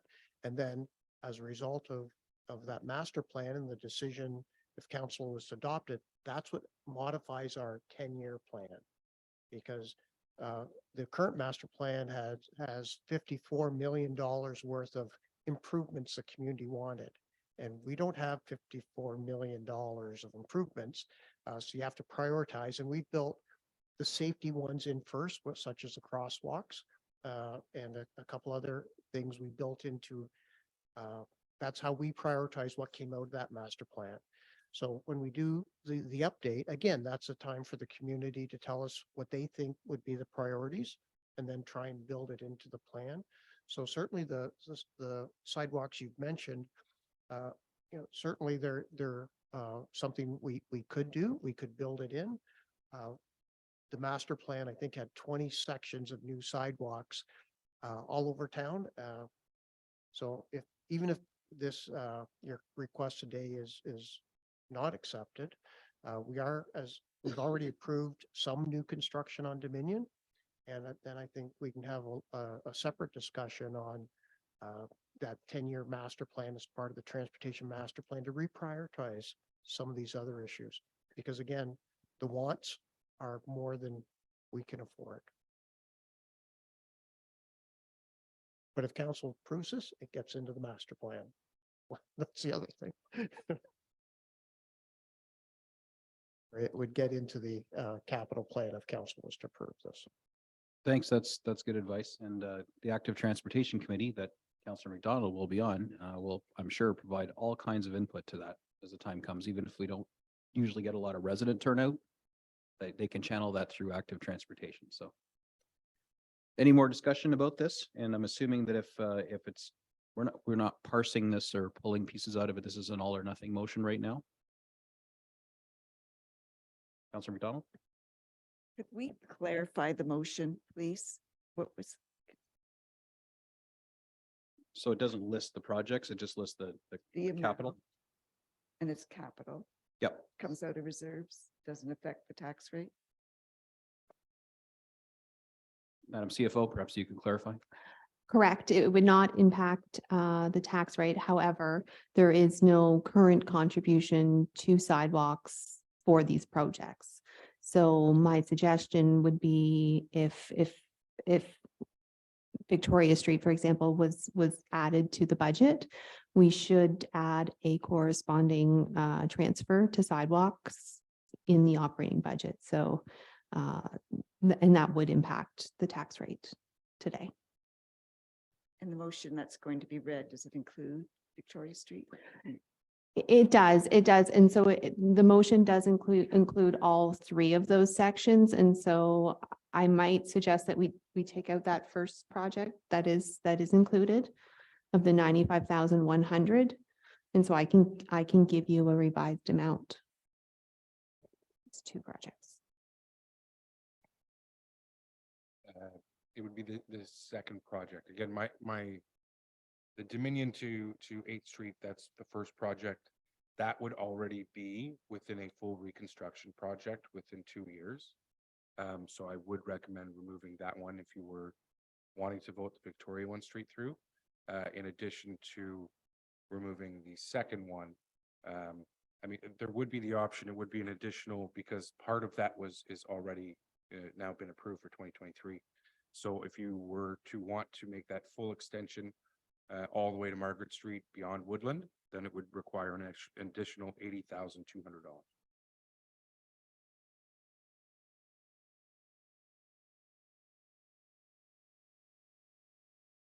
Correct. So the amount would be, because we've essentially already now allocated 150,000. So the 230,200 for that, for project number 2, wouldn't be required. That would instead become 80,200.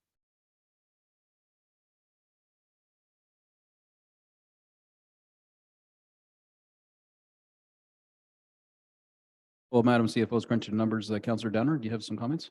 There was a time in our history where we consulted with residents, whether they wanted a sidewalk or not.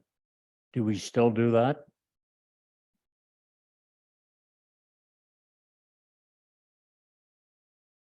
Mr. Flannery? Through your worship to Councillor Downer. I mean, essentially that, again, this one didn't necessarily come from the active transportation committee, but that's a form of communicating with the public, is these requests often would come through the committee. However, this one did not.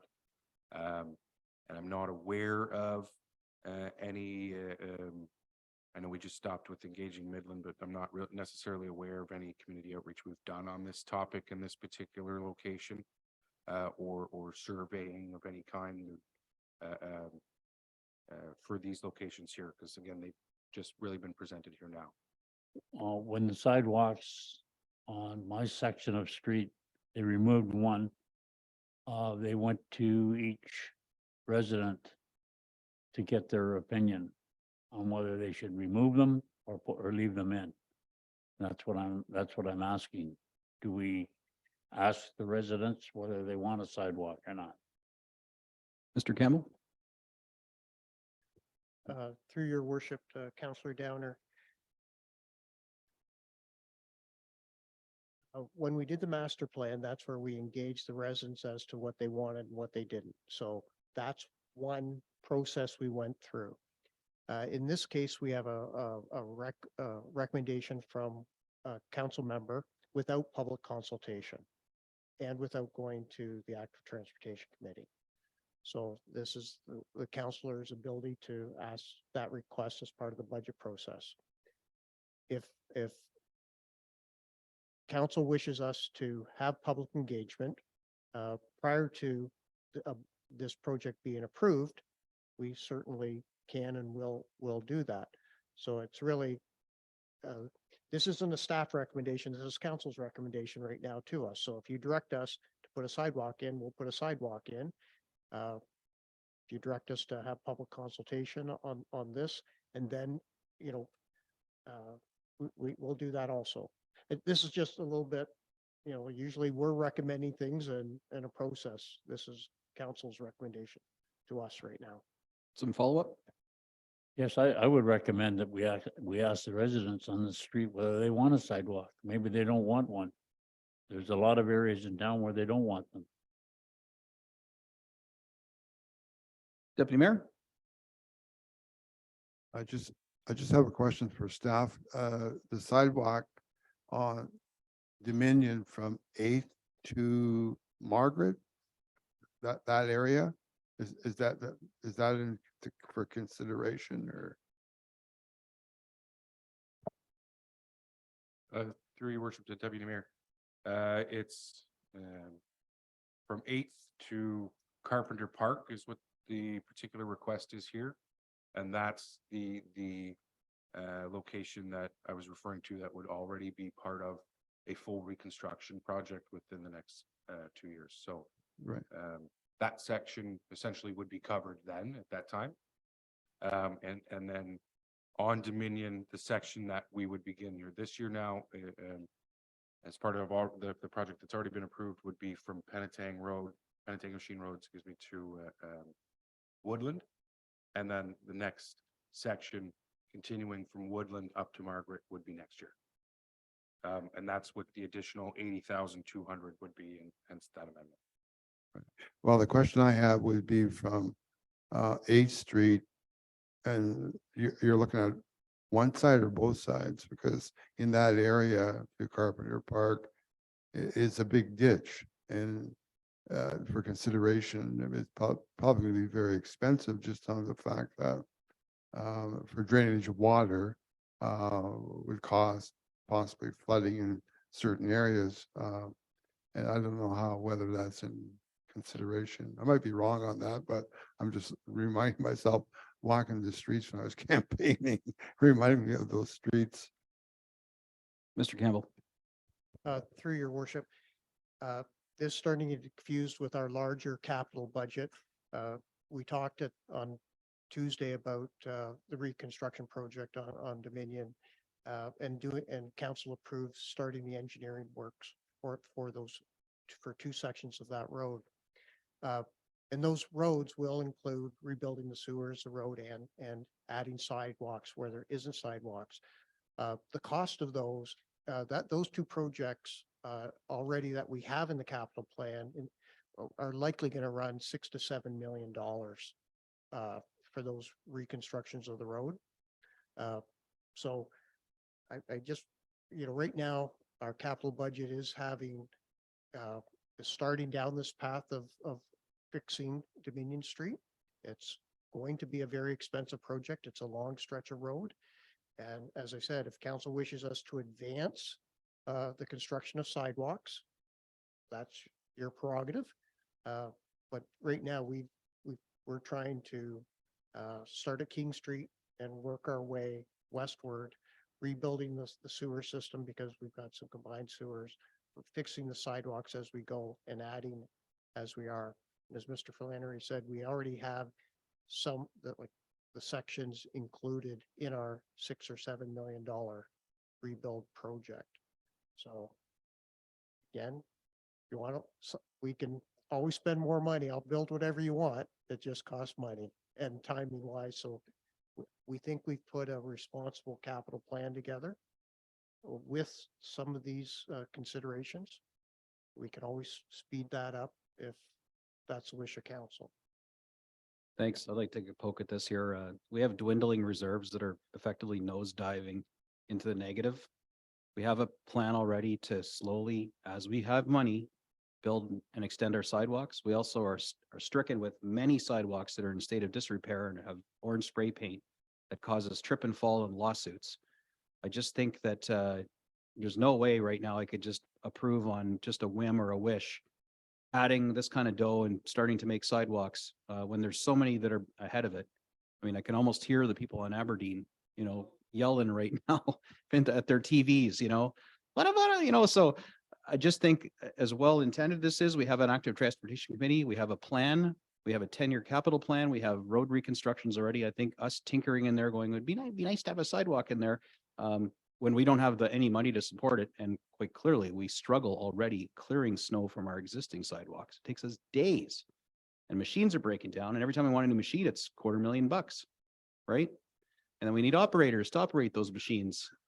So to me, there's just nothing compelling about spending this money right now, especially when it's just going to vacuum out a reserve that's already, if not in the negative, will be, at the end of this request, because we have to then put tax money this year into funneling into that reserve. So I think this is a bit more of an emotional argument on this one, and I just I think it's ill-advised. We should vote this thing down and just add it to the plan and just slowly try and get funding and build out our sidewalks after we repair the ones we already have, rather than adding more to the stock for now.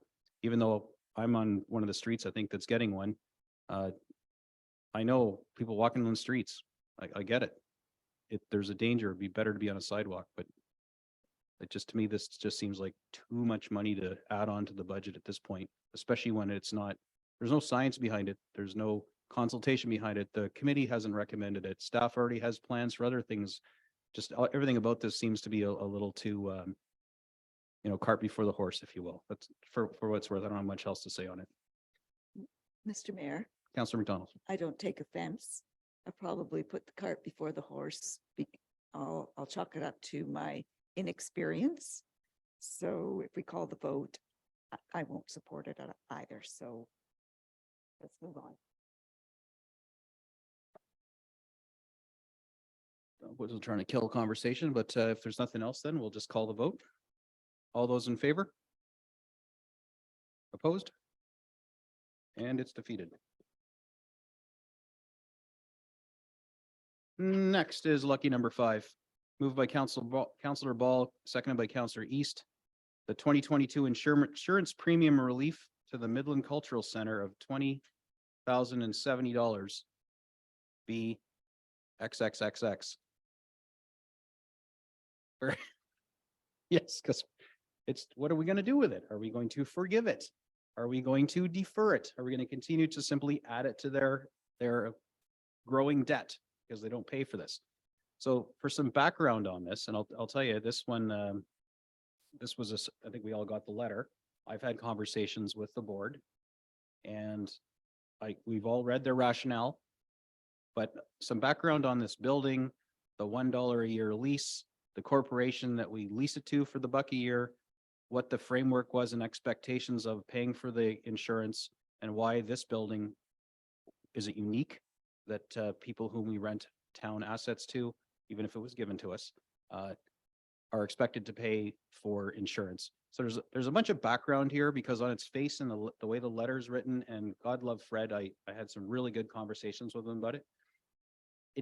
I'm not saying he's misleading us, but it paints it in a light that might not be 100% reflective of the uniqueness of the MCC in the town. So let me say it that way, and let's get our staff to fill us in on some of the missing pieces before we decide what to do with this $20,070, which is 1 year's insurance, by the way, and just rinse and repeat every year. So there's the preamble, and take it away, whoever's going to take this one away. Ms. Ellery. Thank you, Your Worship.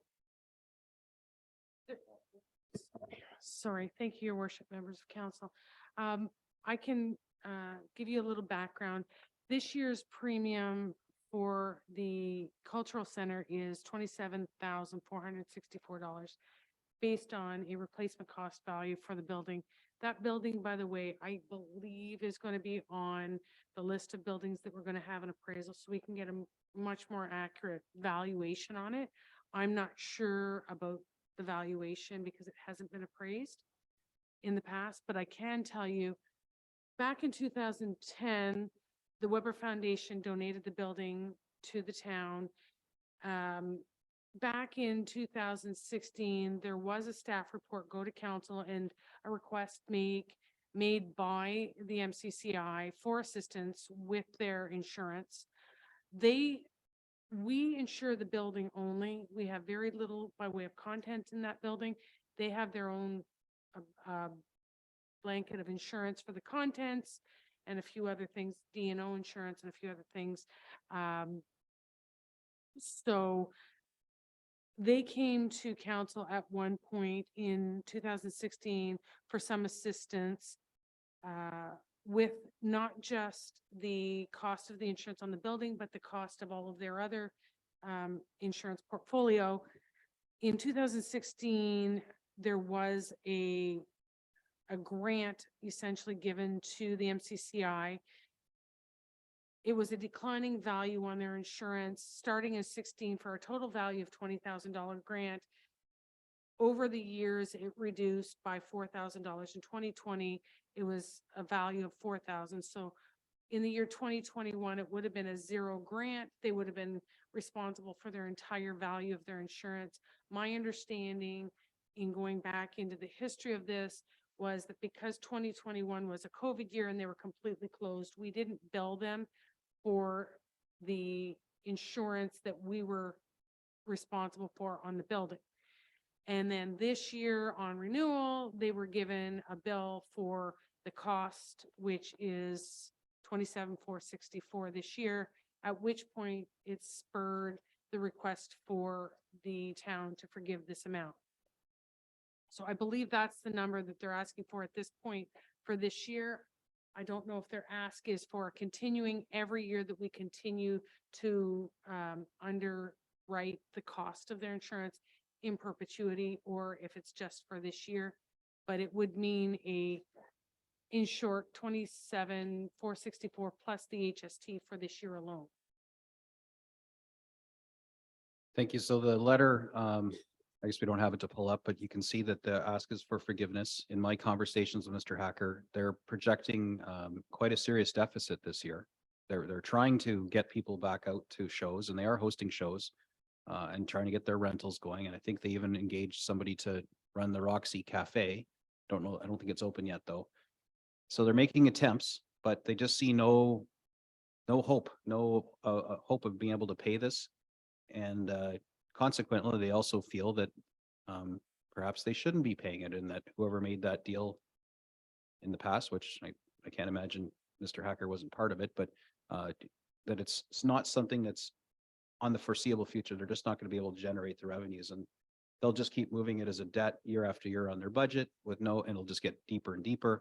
So basically, they're just trying to say, rather than go through that mechanism every year of them not being able to pay it, and we're paying it, of course, because it's our building.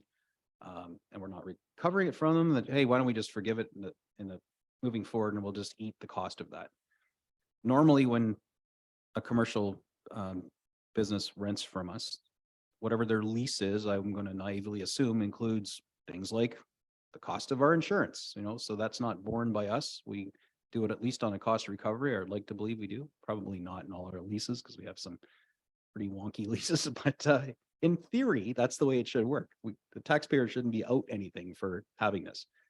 However, as you saw in the letter, the argument is that in many municipalities, the taxpayers do subsidize the cultural centers in those communities, and some were cited in that. The difference being, of course, that the town or the city or whatever it is in the references has actually some say in the operations of the place, like skin in the game. They're not just giving them grant money. They're actually involved in the operation of the organization. In this case, if I'm correctly giving a good synopsis of this, we don't have any say, input, whatsoever. It's a board that leases from us. They operate that facility. And I learned just as recently as, I think it was last week, when we were talking about the meetings that are now canceled at the MCC, that we pay full pop to rent those rooms. So there might even be money that we don't get back because we're doing last minute cancellations of those booked rooms for February 4th and 11th. So it really feels like we're in a relationship where we pay the freight full pop on things. We have the building that was given to us to manage and to be responsible for and eat all the costs of. And out of our own generosity, really, we lease it to them for, is it $1 a year? And our only ask was, hey, we just, make us whole here. You got to pay the insurance, so, and then we'll enjoy all the amazing things that the MCC brings to our community, because it is really a world-class facility. There's no arguing that.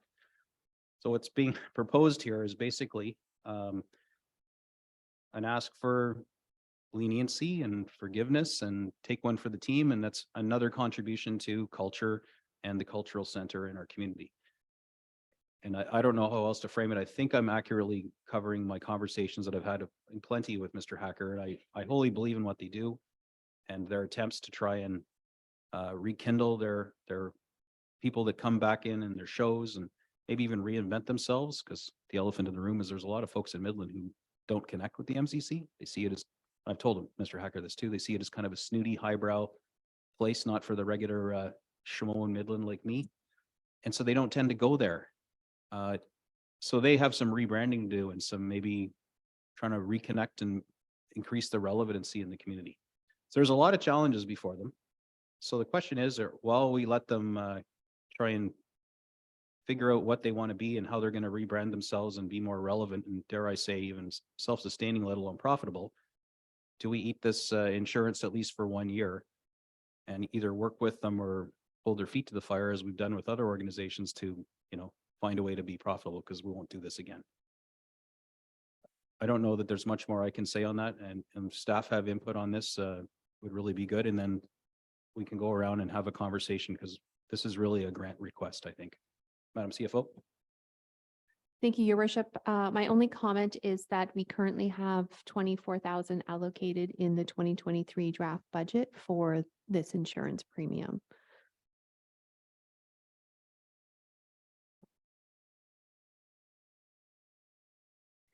It is in. So if we were to provide relief, no change. If we were to ask them to pay it, we would have a $24,000 savings. All right, so I'm sure there's lots of good conversation on this one. Deputy Mayor, we'll start with you. Thank you, Worship. Maybe this is something for the staff. I don't know who would answer it, maybe the CFO. I was just wondering, like, the cultural center must have different partnerships in terms of renters, for leasing, for subleasing to other organizations. How does that impact on those?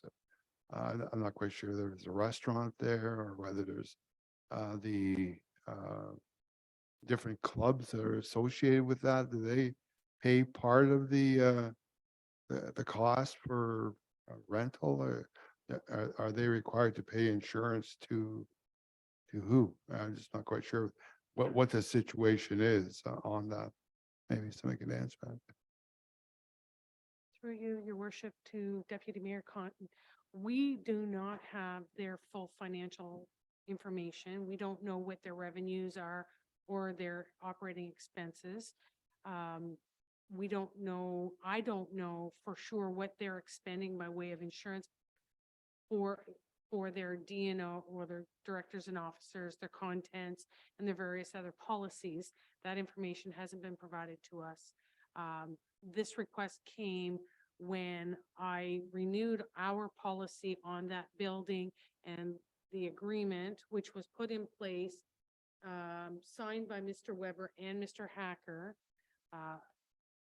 I had received the premium notices. I then did the billing, and then we received this request back from them once they received the request for payment. Just to follow up to that, so it really doesn't matter, but like we probably be, I guess, impacted by a liability anyway, regardless. By the different, we don't know what that is, but we'd probably be impacted some way if there was a liability against whoever who's there, and we don't have a list, then that may pose a problem of liability. Through you, Your Worship, to Deputy Mayor Conton, our commercial general, our CGL policy would cover some of the liability issues on the property by way of the Occupiers Liability Act. If there were, say, a slip and fall, a trip and fall, something that happened inside the building, we do have some indemnification under the lease agreement that would assist us.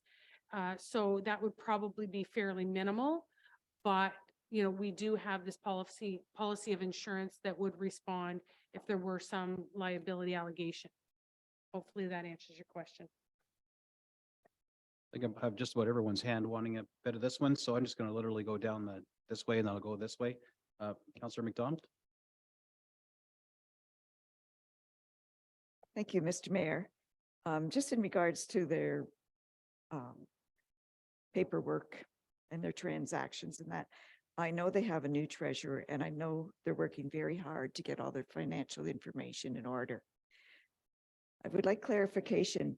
Did they request $20,000? We've allocated, or 20,000, but we've allocated 24, and the bill is actually 27,464.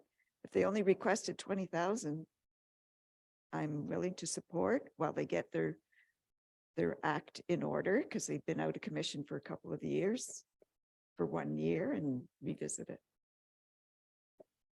Thank you, Your Worship. Through you to Councillor McDonald. The motion on the floor is related to the 2022 premium, which was $20,070. That was what their request was. Ms. Ellery was speaking of the 2023 premium, which is $27,000 in change. Again, in the budgets are budgets, right? They're our best estimates at the time. That's where the 24,000 comes in. So you're right, 3 different numbers. And so the motion would be for 2022. I'm actually just kind of making an amendment here. Likely for 2022 and 2023, council likely wants to make the same decision, so we can provide those numbers to you. I just wanted council to be aware that we do have this insurance premium in our budget right now at our cost. And so if council were to give relief, there would be no impact. However, if we decided that we did want the MCC to pay their own insurance costs, we would be able to recoup 24,000 from the current draft budget. Follow-up? Thank you. I heard one of the presentations saying we did quite a bit of savings with our insurance premiums. Is that a savings? That's a lot of money for insurance. For your honor, to Councilor McDonald, we did do an RFP this year. We did save somewhere close to about $135,000 on our overall insurance package. That included all of our buildings, all of our vehicles, and various other policies we have in place. This particular building, I have recommended to our facilities folks that we do get an appraisal done on the building. I don't believe we have an accurate appraisal on the replacement cost value, which is driving this premium. At one point in around 2011, there was a value put on it. So every year following that, they've simply added about 8% onto the value, not allowing for fluctuation at all. I found this year there were a number of our buildings that were in fact appraised. They appraised at less than what was previously listed. So we had some savings there. So I'm hoping that if we do this one, there may be some savings into the future. But at this point, the premium that was suggested for forgiveness was the 2022 one, which we billed late in the year last year. There's going to probably be a bill go out shortly for the 2023 amount, which I assume we're going to get another letter for forgiveness for that amount as well. Thanks, I think. Councillor Meredith. Thank you, Mayor Gordon, through town staff. So comment, we're basically the landlord and they're our tenant. They are renting our space for $1. Insurance is 27,000. That's a pretty good deal in my eyes. Unfortunately, they've had some struggles. So has a lot of businesses downtown. They pay their insurance. I own buildings, and I don't pay for the insurance. The tenant does. So at the end of the day, what they have to do to generate more income is, I guess, a board decision. And yes, COVID had effects and so forth. But at the end of the day, this was the agreement that they went into and with the town, and it was a pretty nice agreement for renting it for $1 a year, rightfully so. But I don't think right now on this budget to incur 27,000 or 24,000 that was on the budget, and we could take it off and further reduce the tax levy a little bit. I would be in favor of not supporting this and having it to reduce our tax levy further. Thank you. Councillor Prost.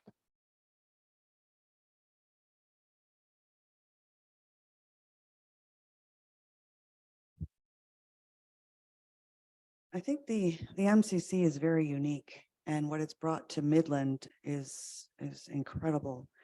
And I've listened to everything everybody said, and I agree with most of bits and pieces. I think for this year, if we cover that cost, we do own the building. That's an asset to the town. And maybe commit to more talks with the MCC and making maybe a better arrangement. But I just think right now, they have been through, like Councillor Emeritus has said, hard times with COVID like everybody else. I just can't help but want to support the MCC. I think they brought enough to this town and gifted the MCC to us that we can at least support them this year.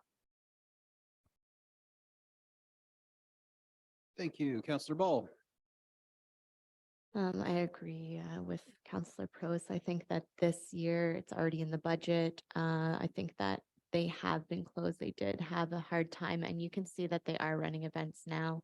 They do have a plan in place. They have agreements going forward for the cafe, as well as I believe the store just opened in there, I believe a new tenant in there.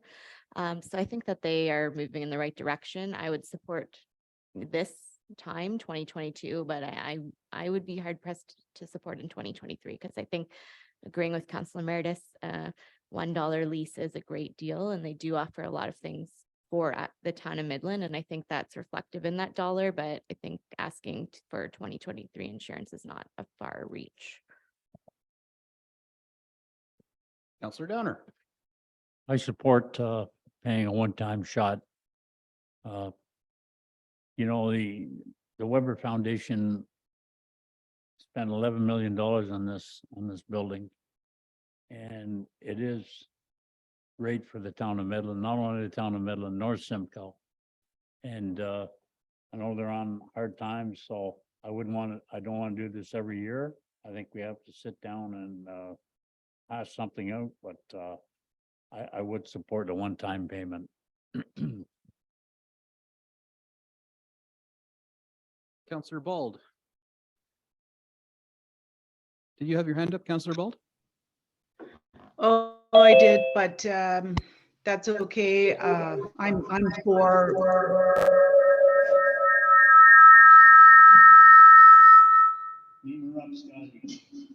Oh, I think you your Zoom mic.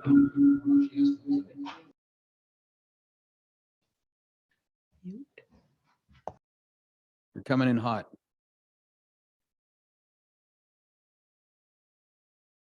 All right, you didn't have a comment anyway. We can't hear you right now. Sorry, that was my bad. Don't unmute. Unmute your Zoom mic. That's the way you need to do it. Yes. Okay. Okay. So I'm agreeing to the 1 year, pay the insurance, because they weren't able to have people, crowds at their events. People like people such as singers or whatever, a lot of them didn't even want to go around and perform. So, but we'll have to make sure that they know this is a one-time deal. We don't want to start doing this every year, because it's going to go up, and so they'll have to, and they are starting to open up and do some events. So hopefully that'll cover at least some of the insurance, and they'll have to decide what to do. So that's my thing. Thank you very much. Councillor East. I support a one-time payment as well. And back to Councillor Meredith. Thank you, Mayor Gordon. So in the last, this is the 5th year that the insurance hasn't been paid. Is that correct? Will be the 5th year? Through you, your worship, to Councillor Meredith. They received assistance in a declining amount from 2016 through to 2020. It started where we gave them a grant of about $20,000 in 2016. That declined to $16,000 in 17, to $12,000 in 18. In 19, it was $8,000. 20, it was $4,000. In 2021, they were not billed because they were not open. So they received a full pardon for that year. And now we're looking at the 2022 year. So they've had some assistance, not full assistance for quite a number of years. Okay, so up until this year, what's the balance owing on, not including this year, not the 27,000, 20, I don't know what number we're gonna use, 20, 24, 27, but prior to this budget cycle, what would be owing? $80,000, or is that not It- correct? Through you, your worship, to Councillor Emeritus, it would not be that high. In previous years, I'd have to go back and look at the premiums back that far because I don't have that information, but it would not have been as high in 16 in those previous years because each year it did increase for value and for insurance rates. So in those years, it would not have been quite that at that number. No. I could do an accounting at some point. I just don't have those numbers today. Okay, I just, I was under the impression that it was like, there was $80,000 sitting that hasn't been paid, and then there's another 27,000. So my point is that if there's a balance that has been owing since 2016 and declining with grants and so forth, and I imagine those were grants through the cultural center, is that correct, or is that through town grants? Through your worship to Councillor Maris, that was grants that council, the town, gave to the MCCI. There was a request made in 2016, staff reports done, and it did go to council for this assistance grants. It was approved by the council at that point that they would provide this declining grant. So the first year was full grant, and then each year thereafter it declined by $4,000. So just follow up. So the grants were tax dollars from the community set aside in the town. In the town, like we have grants now that, and we utilize those grants to pay a portion of this insurance. Is that correct? Mr. Campbell, I think, is desperate to try and help you clear that up. Yes, maybe if I can try and clarify the history. So in 2016, MCC said they wanted, they shouldn't have to pay insurance. Council of the day, and I wasn't here at the day, said, well, okay, the first year we'll give you a grant because you've asked for it, but you need to build it into your budget that over time you should be paying the full amount of the insurance. So that's why the first year we gave them 100% grant. The next year we gave, I don't know the exact percentage, but a 75% grant. The third year, but over the 5 years, it got to zero, where in 2021, we no longer gave them a grant in our budget automatically. So therefore they were liable for the full insurance premium. Because of COVID, we just automatically, we relieved a lot of other business expenses in 2021. So we didn't send them a bill. So last year, we sent them the bill for 2022, which was $20,000. Now they're saying, even though you told us 5 years ago, we have to find a way to build it into our operating budget. But once again, we don't think, I'm paraphrasing, so I don't mean to disparage their board's comments. And Karen's here, could also answer, maybe clarify a little bit, because she works with them actively. So anyway, they're again asking for relief. Right now, the letters for the relief being asked for is 2022. We are talking today 2023 budget, which again, we would be billing them for. So my comment here is, if council is debating relief for 2022, do they automatically consider the relief for 2023? So the total of those two numbers is 49,000 and change would be what that relief would be. Now I'll uncomplicate it a little bit if I can. We've already assumed that we won't get that revenue in the base budget. So if council does choose to waive 2022 and 2023, there is no increase on the budget. We've just forgiven the opportunity to get revenue. So we prepared a revised motion here for council to waive both 2022 and 2023 if council wishes to, if someone wants to put that on the floor for consideration or then amend it. I think I think we might as well deal with the 2023 because I think we'd get a request as soon as Julie sends the bill out. Anyways, I guess. No, that's Your fair. Worship, do you want this revised? That's the motion? elephant in the room, is that we're talking in the past, and reality, we should be looking at the current. So I haven't weighed in on this yet. And while I really do feel for them, they just got nonprofit status. They are a corporation. They are a corporation. They have to file their full disclosures, audited financials. They have to run like a business. And in any other corporation, if you run your business and you're not profitable and you have a lease, well, you get evicted.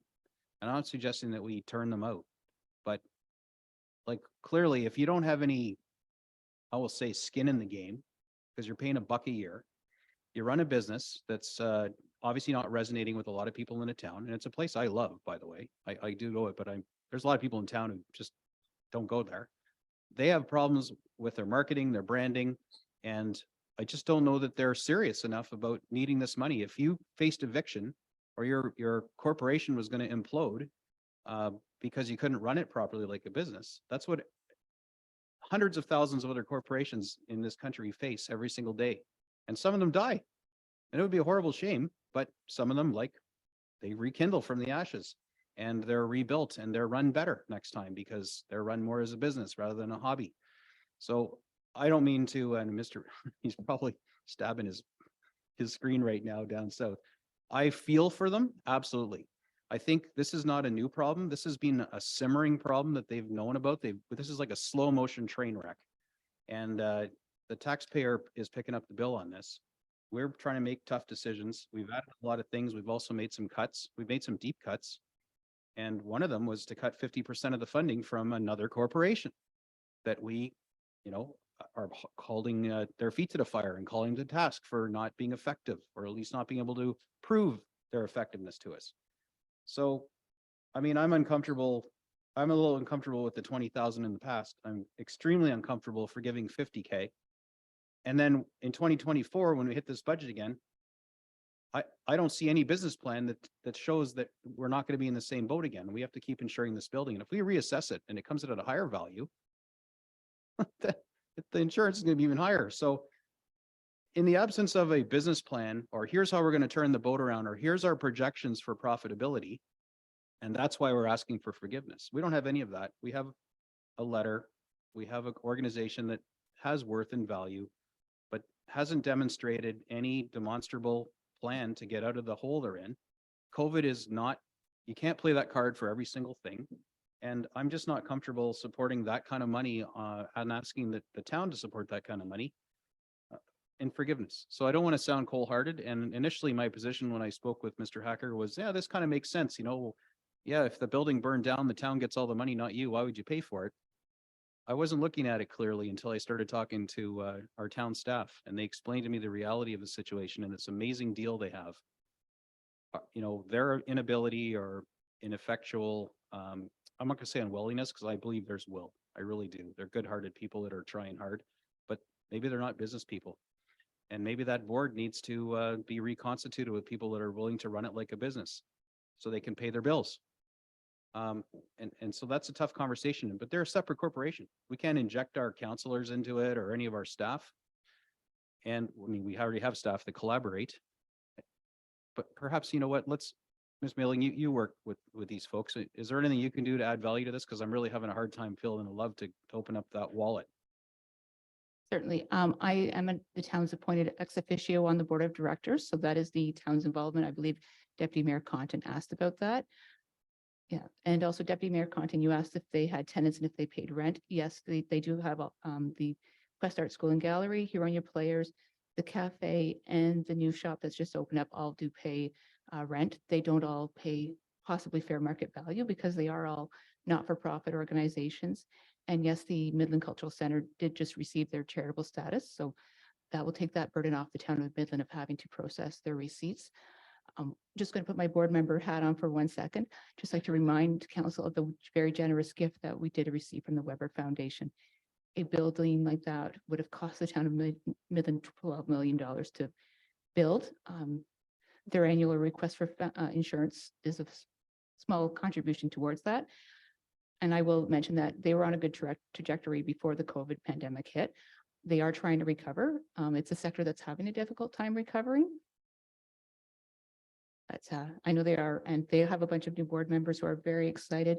They're putting all kinds of new fundraising programs together and aspects. So they recognize that they do have to get their financials into a better situation and that they aren't reliant on the Weber Foundation continuously.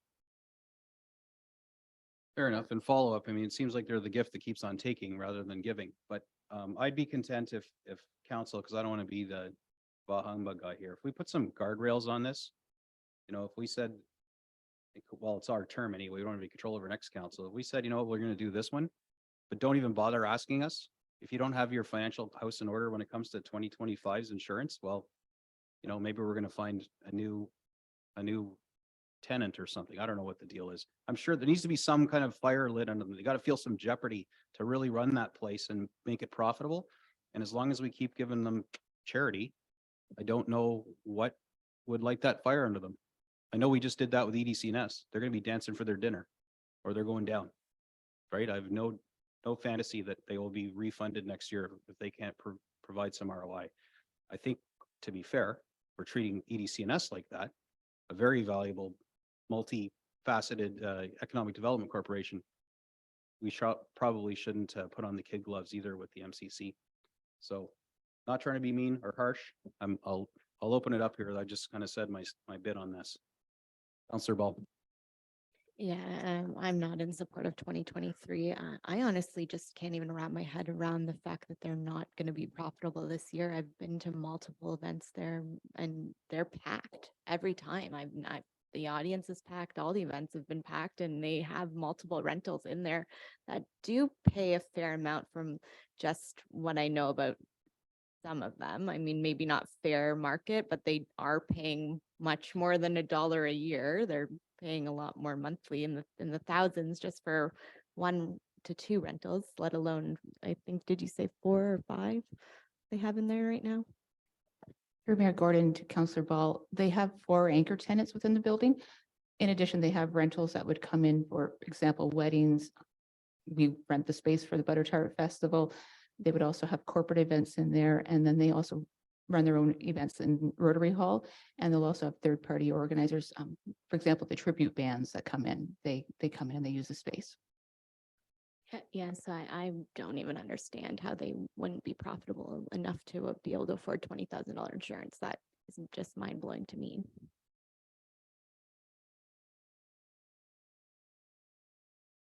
Deputy Mayor. Thank you, Worship. Just, a bit concerned that we're going to be setting a precedent. Not to say that any other organization would come asking for relief. If we do this, I know we're going to be dealing with another issue that is on the table, and I'm not quite sure how that's going to sit with those individuals. But yeah, I mean, I think in the terms of it's one time, defining it as a unique situation because of the circumstances, I think that would justify the one time. But we really have to consider this of setting a precedent for others to look at the town in a way that say, well, there's an easy door to knock on for funding. But I mean, shouldn't be thinking that way, but that's in the back of my mind. So anyway, thank you. Councillor Meredith. Thank you, Mayor Gordon, through you to town staff, and comments on Deputy Mayor Conton.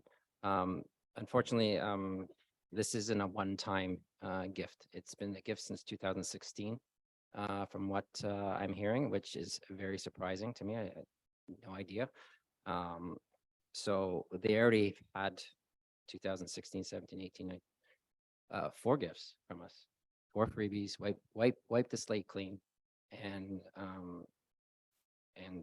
when other organizations are asking for relief of some sort, this doesn't really play into that because they've had 4 gifts.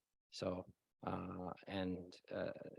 to Councillor Ball's comments, how they're not profitable is mind blowing. Another comment I wanted to make is this appraisal, that you're asking to get. Those are very expensive. They're commercial appraisals. They're environmental. They could be $15,000-$20,000. Did we get is that already been accounted for in previous councils, or is council need to approve that? So forth. Through you, Your Honor, to Councillor Meredith. The appraisal on the property, the last few that we've done of this size and commercial building were around $5,500. That is accounted for, I believe, in our budget. Last budget, I believe we asked for enough. I think it was $25,000 has been added into the budget for each year going forward. I believe Mr. Reicheld could speak to that because that is his budget, but I believe it's already worked into the budget process.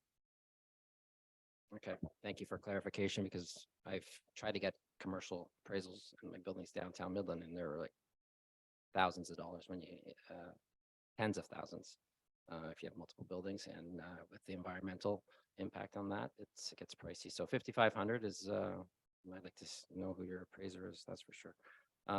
But going forward with this one, the gifts were already had, I believe. I look forward to getting a $24,000 reduction on this budget to decrease the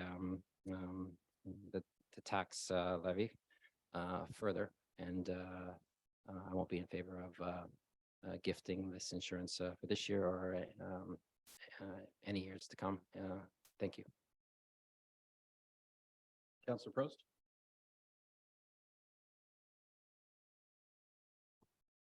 Looks like I'm by myself here. I just think the MCC is like a gift to the town that keeps on giving. And I do think it's a small price to pay, especially considering what we just handed out to the airport today. And the community doesn't see anything from that. I would support giving them the money every year, but it doesn't look like this council is going to do that. I think that everyone is in agreement that we could do it this year. And we got to start somewhere. Do it this year with the expectation that conversations will be had, expectations will be talked about. I don't have a good feeling just shutting them down and see you later, you're on your own. They've given us a humongous gift in this community that many, many people benefit from. My kids even went to camp in the MCC at Quest. And I mean, they've been to every camp in town, but I can attest that the place is amazing. I just don't want to see us, kind of kick them to the curb. I can't watch that. So I at least would like for this year and a conversation, something positive going forward. This is all about community relationships. And that'll be the next one coming up in the next couple numbers. Thank you. Councillor Ball? Thank you. I am in support of 2022. I think that COVID, they do require relief. I'm not in support of after, because I do think that although they're giving our community gifts, our community members pay for those gifts. Some of those events are not cheap at all, and I would say they're not accessible to all our residents. So we did give money to the airport, yes, but like you mentioned, that was because our hands were mostly tied on that issue. But it's the same thing. Not all of our residents are able to use the services that they're providing at the MCC either. In a lot of cases, the events are expensive and out of reach for most of our community members, I would say. But I appreciate everything that they're doing there. And I think 2022 is a relief and all the relief we've given them since. So I support 2022. I don't support 2023 going forward, though. Councillor McDonald, then we'll go to Councillor Meredith. Thank you. The clarification first, the 24,000 that's already allocated in the 2023 budget, is that to cover the 2022 insurance or the 2023 insurance? Through your worship to Councillor McDonald, that's to cover the 2023 insurance. If I may, I would support the motion because it's already there. We've reached a figure, and I also know how valuable the Culture Center is to most of the Midland citizens, how Mr. Weber has given us such a gift, and I feel it would be a slap in the face not to give them another, it is another helping hand. But as we were advised, and as I know personally, they have a new status, they have a new treasurer, they have new board members with lots of energy. And I think we really, really would be doing us a big disfavor. And I'd be hanging my head low if we don't give them this one chance with the implication that it's not going to continue to happen. Councillor Meredith. Thank you, Mayor Gordon. Just one last comment. And you know, I feel for the cultural center and the donation that Mr. Weber gave the town. And I'm looking at today's tax rate. And we could easily put this in an accounting, $24,000 in the books. They don't have to pay us, but it's there that they owe us. And if they turn around in the next 2 years and they have a profit, then they can start repaying. It'll be on the books, on their books as an outstanding, expense. The town, if they don't have the funds, even if we say today, you owe $24,000, they don't have the funds to pay it. So they're not going to pay it anyways. So keep it on the books. That's my suggestion. Take 24,000 off of this tax rate and get it down. And then we'll deal with it next year. And maybe next year we have, 30 more houses built. We have more money in the bank and we look at it then. So it doesn't really cost them anything this year. It's just hanging around. We get another 24,000 off of our tax levy. And then because we have another matter to take care of after this one that will possibly add or not add. So that's my recommendation, is just to carry it forward, whether they choose to pay, which doesn't look like they're going to have the funds to anyways. So it's a win-win for both, and then carry it to next year, and then we can look at it then. Thank you. Okay, so part of their request was, of course, it was shared with me, they're going to be running a large deficit projected for this year.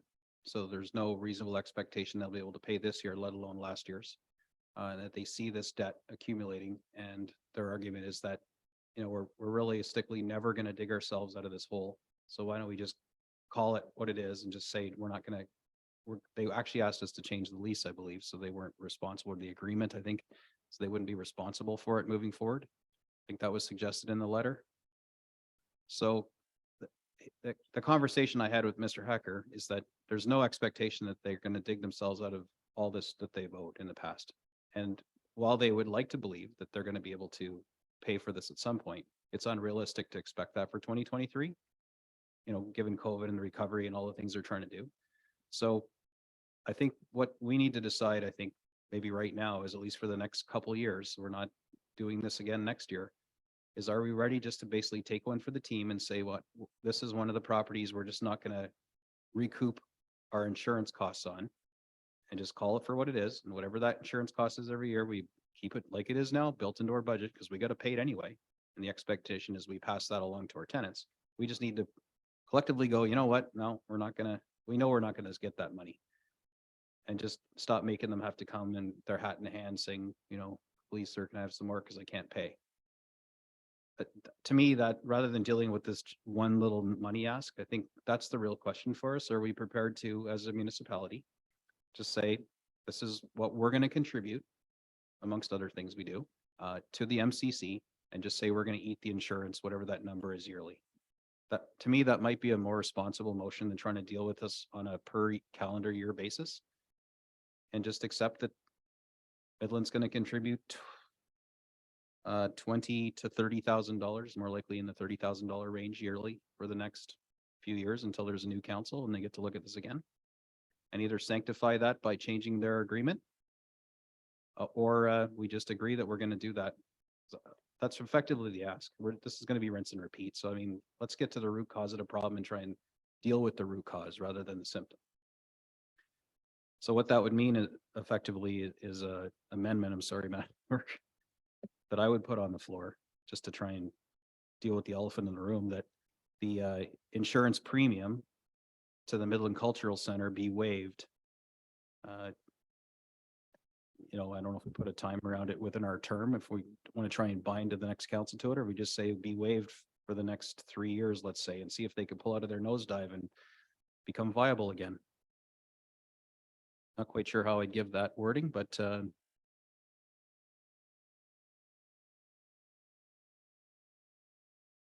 just gotta let that wording get created, and then I'll look for a seconder, and then we'll see if there's any appetite to deal with that. If not, we'll go back to the motion that I do have amended here, that we basically eat the 2022, 2023 premiums. I'm suggesting that we just move it right into 2026 when we're done.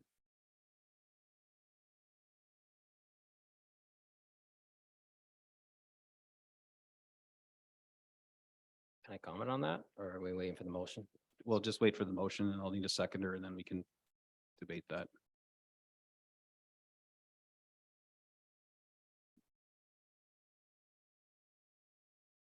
My understanding is that's the heart of their ask, because I just don't want to be saddled with this anymore while they try and become viable.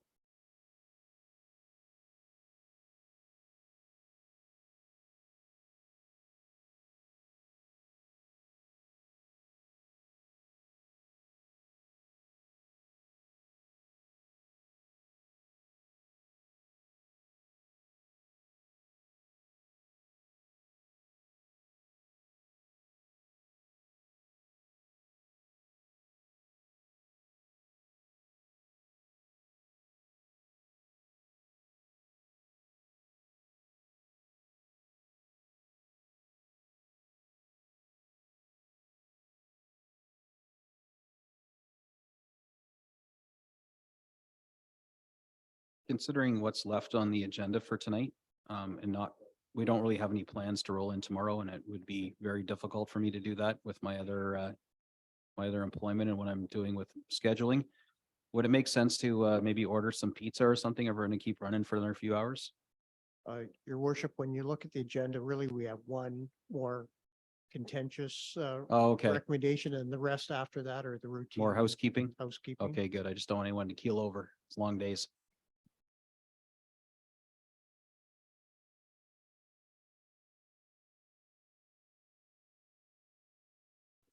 So since this is my amendment, I'm going to pass the chair over to Deputy Mayor. And my amendment, I'll be moved by myself. I'm looking for a seconder.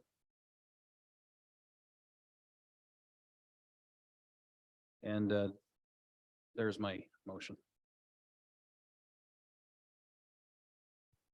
Thank you, Your Worship.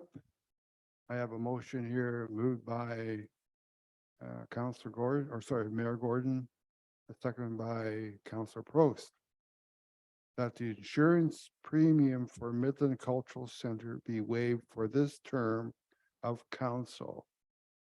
All in favor, show your hands.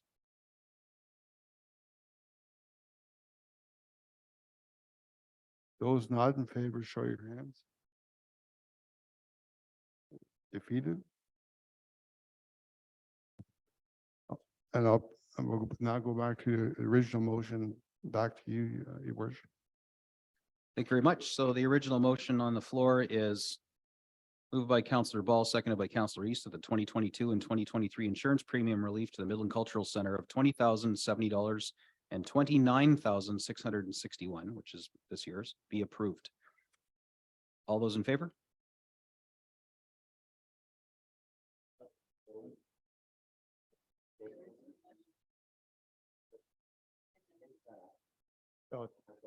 What's on the floor now is just waiving last Last year and this year. and this year's premium. So that they wouldn't pay. So that's would be $49,000 in change. So the first amendment was for the term of council. That got defeated. We had last year because they've requested it, and then it'll be this year, depending on what council wish to do with that.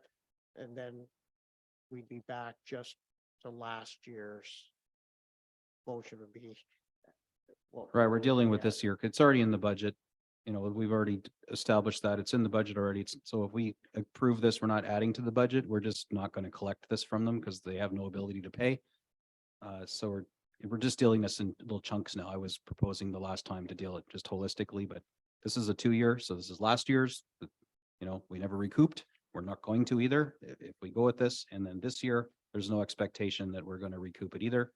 So that's where these two numbers are. So that the 2022 and 2023 insurance premium relief to the Midland Cultural Center of $20,070 last year and $29,661 this year be approved. Do we need discussion on this or are we prepared to vote on it? I'm good either way. Oh, I have that Councillor Ball and Councillor East already on this one. Pre-populated, as it were. Any discussion? Okay, I'll call the question. All those in favor? Oh. Councillor Meredith. Thank you, Mayor Gordon. So if we approve this, it sets a precedent that every building that the town owns, correct, that they may be asking for the same assistance. It could be the Horny Airport that we own 50% of, that we pay insurance on. It could be any other building that we lease out, right? That they can come back, just to be clear on that. Is that would be correct, right? So it would set a precedent in my view. So I just want to make that clear, and then I would put a motion on the floor to. Can't we have one on the let's do floor? This one here. We have this one on the floor All right now. Thank you. This is for 2 years. Okay. This doesn't work, they'll go down to 1 year and then, you know, so. Any more discussion on the last year and this year's forgiveness? All those in favor? Forgiveness for last year and this year. All those in favor? 1, 2, 3 opposed. So it is defeated. So the original motion that started all this off was the forgiveness of last year. And I think I already turned that into note paper. I have it here still. We'll get a new one. Perfect. Thank you. And absolutely right. This ties directly into the next motion. So just we need to be cognizant of what we're approving here. So.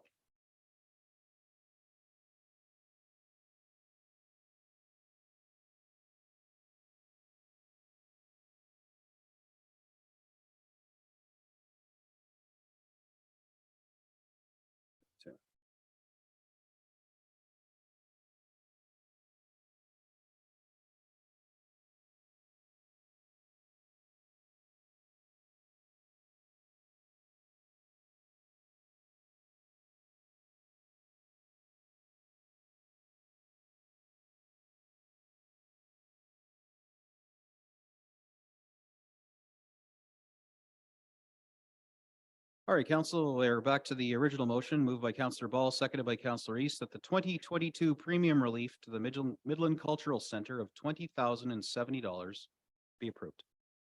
Do we need discussion? Nope. All those in favor? 1, 2, 3, 4, 5. It's carried. It's carried. Opposed? Yeah, it's carried anyway. Okay. Next. While we're on the subject of insurance. Moved by Councillor Bald, seconded by Councillor Meredith, that the water bill relief of $5,635 to the Bridge Club for their April 2021 bill be, again, I have some X's here, which will be subject to discussion. I could give a synopsis on it, but you know what? No, I'm going to turn it over to Madam Ellery, because we were in the conversations, AK negotiations together on this, and I think she can accurately describe what's on the table. Thank you. Thank you, Your Worship, members of council. So basically what's on the table is the Bridge Club, which holds 427 William Street. They hold a lease there. They pay a nominal amount of about this year $636 plus HST to rent a building we own for their Bridge Club. Per year. Per year, yes. Part of their lease agreement is that they pay all of the maintenance, the repairs, and all of the utilities, including the water. In 2021, when COVID shut everything down, they went home, they shut their doors, and somewhere along the lines around the beginning of April, mid-April, they had an issue where the furnace did not work for a period of time. It froze the water meter and they had a pipe burst and water expel. So there was a period of a number of days and or a couple of weeks, we're not sure exactly how long, where the water ran and there was a flood in the building. The total water bill for the period was $5,635.10. The Bridge Club didn't feel that they should have to pay that water bill and haven't to date. We've had some discussions with them. They were under the impression that there was some kind of fault on the part of the town, that we should have been monitoring that building as opposed to them, that we should be at fault in some way, which has now been explained to them that there is no fault on the part of the town. That was their building to monitor. My understanding from our discussions with them is they at first were not willing to pay anything, at which point we advised them that they were now in default of their lease, which then brought a request to council to consider forgiving this amount. Recently, the mayor, the deputy mayor, and I had a meeting with them. I believe they are now content to pay 50% of this water bill, leaving the rest. They're asking that the town forgive the remainder. And if I could just add to that, the 50% was because right up until probably the last 20 minutes of the meeting, I think they finally understood that the town bore zero culpability in this. They really honestly believed, in all fairness, that somehow we had some minute amount of culpability. Therefore, that was their escape clause, and they could get out of some or all of this bill as a result. Option B, because I committed to putting both before council, was something that was more or less offered to them originally, going back a couple years now, and that we provide them a basically free loan, interest-free payment terms. I think 1 year was proposed at first. The staff has the ability to forgive up to $500. You know, that's, all kinds of people come to their tale of woe that they left their garden hose on or the kid turned it on and no one told them. So staff had the discretion to forgive up to $500. And I think what the offer was, hey, we'll just let you pay your $5,700 bill over the course of a year. Based on 100 members, which I believe that was at the time, that was like $50 a member and it could have been paid off. Boom. Apparently their numbers have dwindled. And consequently, I said to them, well, listen, anybody in the town, and never mind the fact that a lot of the members aren't even living in town paying taxes, and they get this building for $700 a year, which is still more than the MCC pays. That notwithstanding, where their members come from, anybody walking in off the street could pitch their tail at WOTA staff, and they have discretion to give a $500 discount off the bill without coming to council or anything else. I said, I don't see any reason why you wouldn't also qualify for $500 off your bill. And I would be prepared to ask council to raise that amortization, that interest-free loan and payment terms to 2 years. So, it's either we get half the money now, that's what they're offering, or I say, you know what, your bill is your bill. You recognize that we had no responsibility at all, or ability, quite frankly, to monitor your water usage or your furnace dying or anything else like that. And so I'd be prepared to say, why don't we give you the $500 off and give you payments for 2 years? And by goodness, that's not a significant amount of money. You could amortize it monthly with your members. So that was my plan B to them. So I committed to bringing both of those to council. And I suggested that we're not bound to either of those. Council could go any way they want, forgive the whole thing or say no. But I would pitch my counter offer to them, and Ms. Ellery would pitch what they were willing to pay, kind of like a let's make a deal meeting, and that we'd come before council.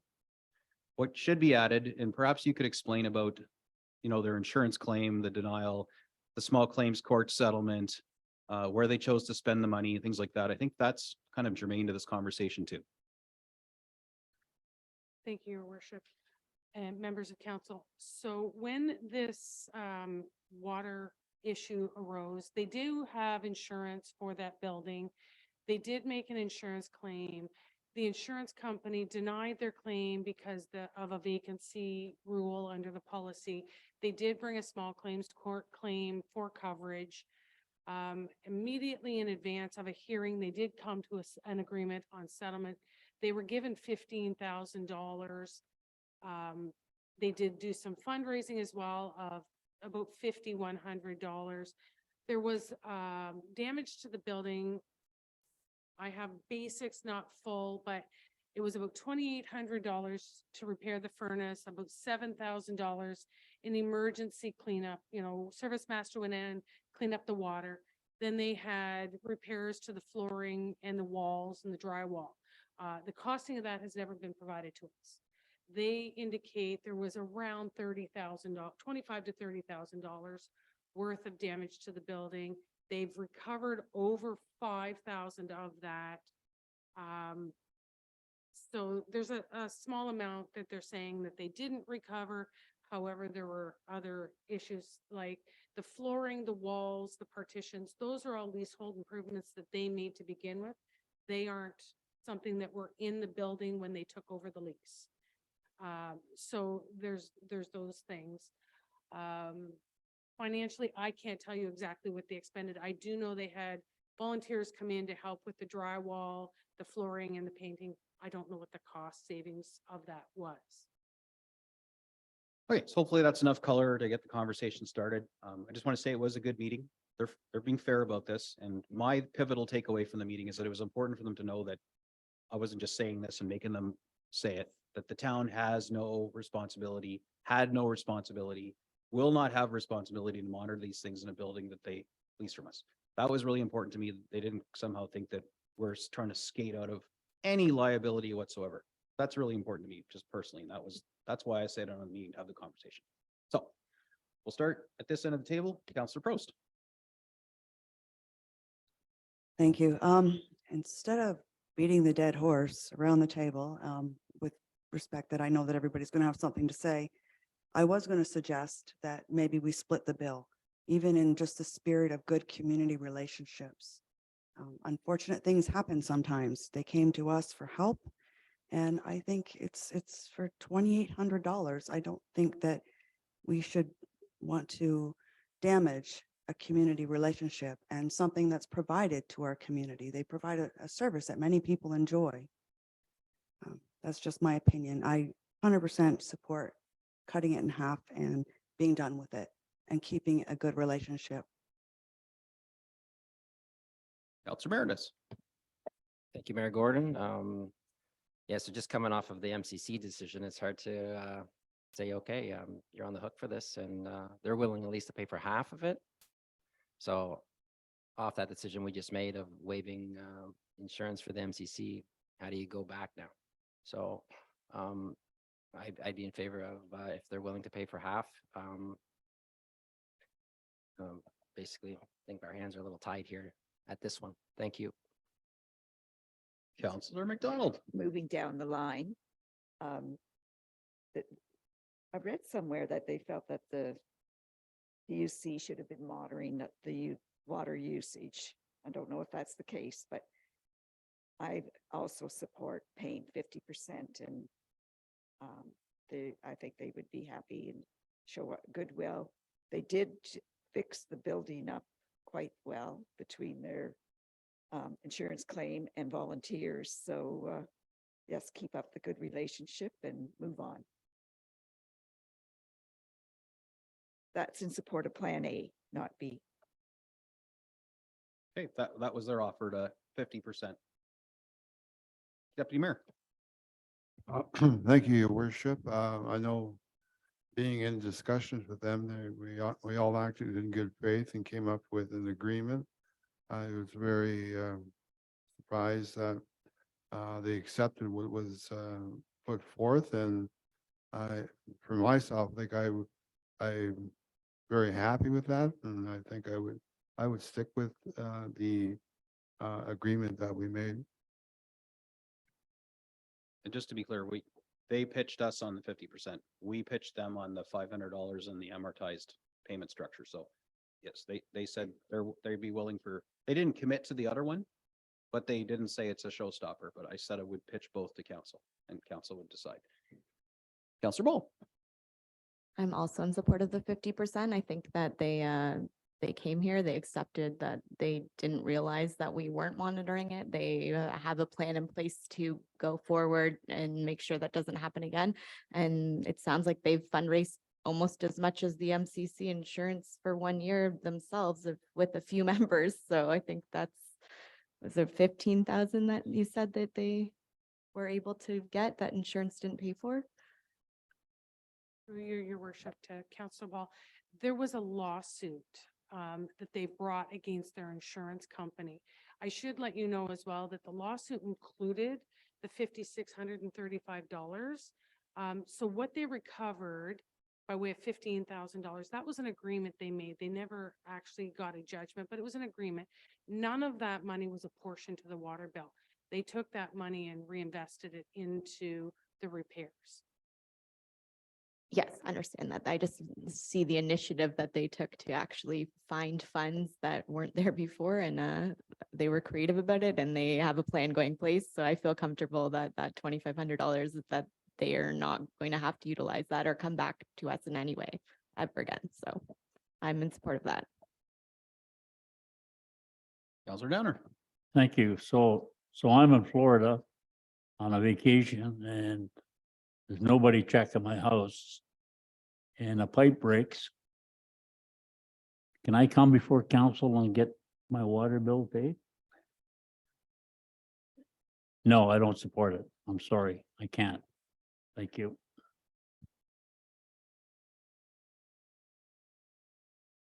Councillor East. I support Beth's feelings on it, so I would agree with that.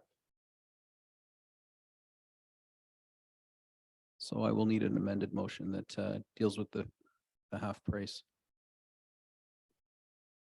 Oh, Mr. CO. Yeah, just to put in context to what Councillor Downer said. Currently, we have about 3% of our customers every year asking for relief on their bills, and we currently have $280,000 of outstanding debt payments. Typically, we automatically roll unpaid debt over to property taxes so that we force every homeowner to pay. They don't get relief. We force them because we force it on the property tax. Because Bridge Club does not pay property tax, that's why we cannot roll it automatically into property tax, which we would have done for every other utility payer in the town. I just wanted to put that out there.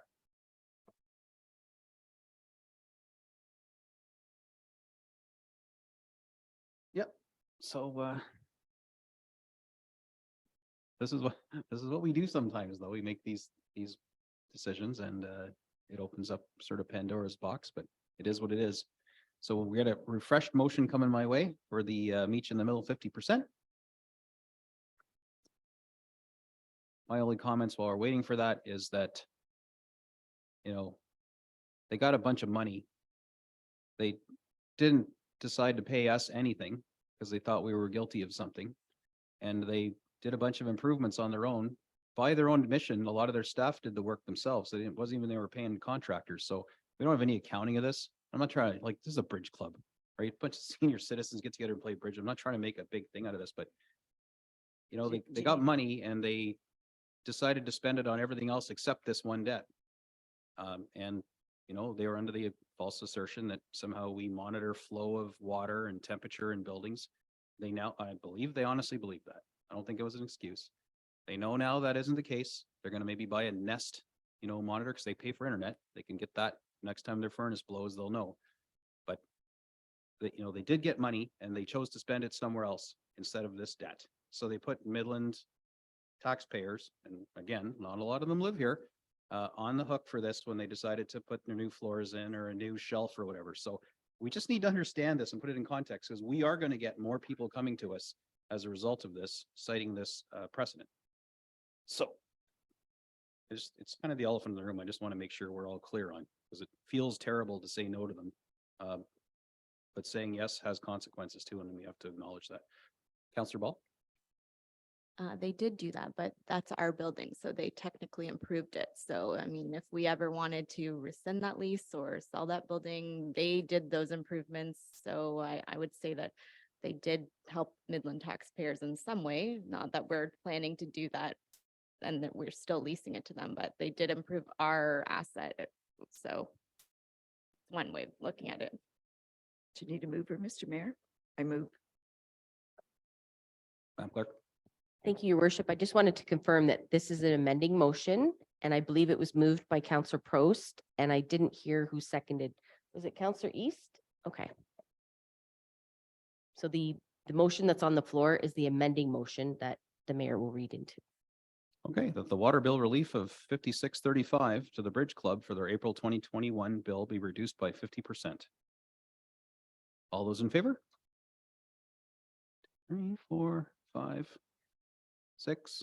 Those opposed? That motion is carried. All right, now we're down to the housekeeping motions on the home stretch.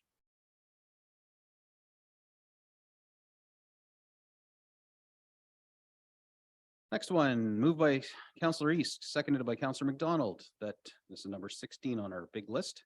That pursuant to Ontario Regulation 284/09 and Staff Report CSR 2023-7, serve as the method for communicating the exclusion of the following estimated expenses from the 2023 budget. A, amortization expense of 4.5 million, and B, post-employment benefits of 1.9 million. And I have no idea what this means, so we're going to wait for Madam CFO to fill us in. Thank you. Don't be scared, I promise. So this truly is a housekeeping. So this is a requirement of the regulation that the mayor just read. Basically, under that regulation, it allows municipalities. So municipalities do their budgeting on a cash basis, right? Money in, money out. Our financial statements obviously are under reporting standards, public sector accounting board standards. And so with that, there are some things that are reported on our financial statements that are not included in our budget. And amortization is one of them, right? We know that our assets depreciate to the tune of about $4.5 million a year. That does not require cash, right? There's no outlay that occurs because of that. And so it's not included in the budget. But it is included in our financial statements when you're trying to look at where's the financial position of the organization. Post-retirement benefits are, it's an actuarial calculation that's actually required, again, under those public sector standards to be updated every 3 years. And so that's a calculation that looks at the staffing levels, it looks at the age, it looks at mortality, it looks at a whole bunch of things and calculates this big scary number of what, essentially would be required if the municipality were to wind up today, right? We know that that's not the case. We do offer post-retirement benefits to staff. That amount is included in our annual budget because that actually is a cash outlay. This is again, that difference between a budget and financial statement reporting. And so those are the two numbers that basically need to be accounted for to meet this regulation. No change to the bottom line as a result of this motion. I'll leave it at that. Thank you. Any questions on this? Deputy Mayor? Thank you, Your Worship. To the CFO, I suppose this would be addressed in the annual audit, and so it's all recorded. So basically, it's there. Okay, that's all I want to know. Thank you. If I just may add, in order to complete the financial statements, that actuarial report does need to be updated. That is one of their requirements. We can't actually complete the audit until they've got those figures.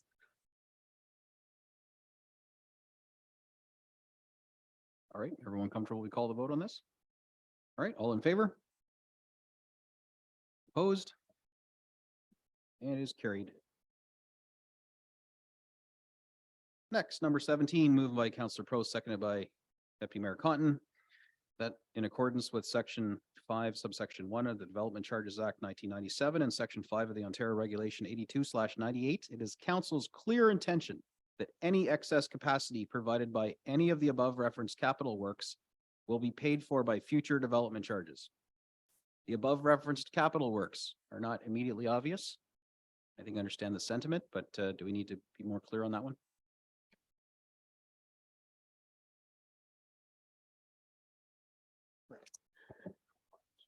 So again, through you, Your Worship, that is, it's a compliance regulation, a compliance motion, and that is addressed in the background study and the bylaw. But it is a motion that we do pass annually. Everybody comfortable with proceeding to vote? Deputy Mayor? Thank you, Your Worship. Just to the CFO, when you say future development charges, can you just briefly give me a definition, explanation for that?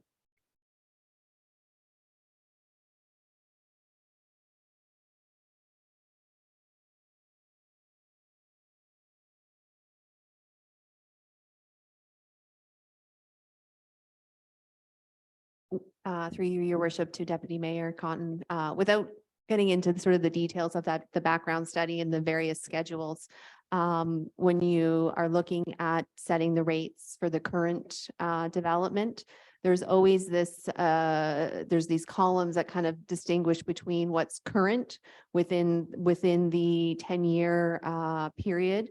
And then there's charges that are pushed beyond that period, right? And they call those sort of post period charges, I believe. And so those are really the expenses that are expected to occur beyond the forecast period. So just to clarity, it's not that Peter pays Paul and Paul can't pay Peter back kind of thing. It's just all straightforward, just in terms of balancing. Yeah, it's really when we look at our development charges, if our background study said a project was worth $1 million, if it came in at $1.5 million, we don't collect, we don't have the ability to collect that difference until the next background study. So that $500,000 shortfall goes into that future study. So that's one thing this recommendation does. The other is if it's $1 million project and it comes in at 800,000, this means we don't have to give $200,000 back immediately to the developers. We are allowed to carry that excess into the next background study. So you have the pluses and the minuses every year. So again, this is just an accounting to to make sure the municipality does not lose any money through our development charge bylaw, is what this is doing. Just to follow up, so, It's a standard clause every year in every municipality. This is cover our ass on DCs. so just to follow up, really, you're not, you don't want to be in the negative. It's under the municipal act to be in that position. So I think it's just balancing everything out. Thank you.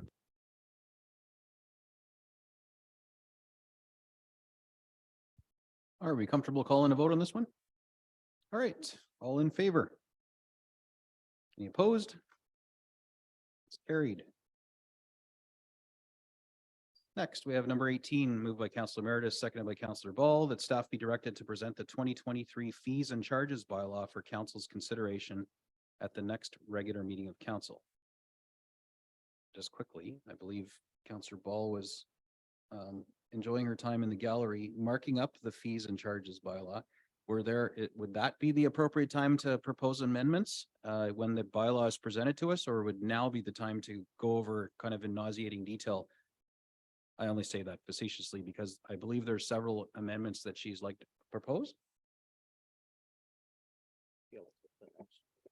Make sure. Yeah. Through your worship, given the time of day, if the list is extensive, we could deal with it at the next meeting. We have already dealt with the rec center fees, right? So we did pass a motion that those fees would be frozen for 2023. If Councillor Ball had a few amendments that we could make them now. Sounds like it may be just one. I thought originally there was a lot of yellow on that sheet, but Yeah. And I think the idea would be that there wouldn't be an impact on the revenue for 2023 based on the changes. I mean, it would get that fee schedule updated and to rates that are maybe more palatable by council, but we wouldn't necessarily update the revenue for those areas. Again, I'm assuming what your changes are, but yeah, the next meeting is fine. that's fair. I just didn't want you to miss your opportunity Appreciate that. of day glossing over things. Very good. So any discussion around what I just read? Does everyone remember what I just read? Very good. All those in favor? Any opposed? That is carried. Next, number 1 on the list, moved by Councillor Meredith, seconded by Deputy Mayor Conton, that council approves the 2023 tax supported base operating budget. Do I need updated numbers on this one? I believe I do. Yes, I do. The Stand clerk, by. yes, the clerk has it now.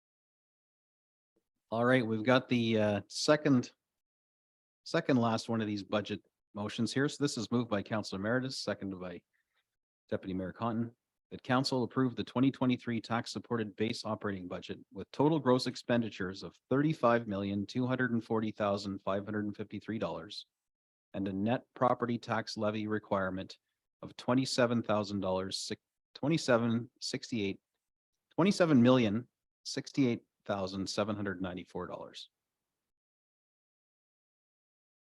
Anyone want me to read that again? 35,234,553. Oh, did I? I better read it again then. The council approved the 2023 tax supported base operating budget with total gross expenditures of $35,234,553 and a net property tax levy requirement of $27,068,794. And do we have the what that rate is? Sort of the soft count right now? To you, your worship, it's just coming up on screen just as we speak. It does remain unchanged from what we discussed earlier at the town rate of 4.58 and the blended rate of 3.99. I think that checks Councillor Meredith's box of wanting a 3 in there. Or we looking for a 2? We're looking for a 2, okay. Or we're getting a Walmart 4 here, so $3.99. Okay. Any discussion on this? I mean, this is the summary of what we've belabored over the past 3 days. That's right. Councillor Downer. I'm gonna say, I stand in support of this budget. The inflation rate being as high as it is, I'm surprised the budget's not higher. Just on fuel alone, look at the increase in fuel costs. And so I have no qualms about going to the public with this number. That's where I stand on it. Councillor Meredith. Yeah, thank you, Mayor Gordon. I just want to take the opportunity to thank all staff for their hard work the last 3 days. Well, prior to getting this budget, underway, getting it to us, and hard work previous and the last 3 days, and council. We had some good discussions for my first experience. I learned a lot, and very thankful and appreciative for all the direction of staff and their information for us to make informed decisions. And thank you. Job well done. Thank you. Deputy Mayor. Thank you, Your Worship. Felt we were working with a deficit when we came in, and I'm very pleased that we came out our heads above the water moving forward.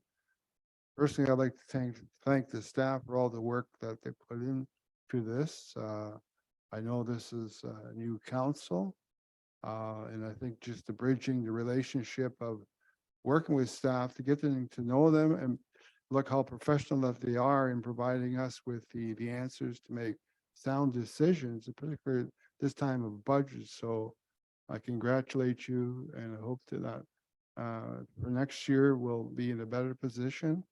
But overall, I think we've done well today, just based upon what we were faced with, how society is in Canada, particularly.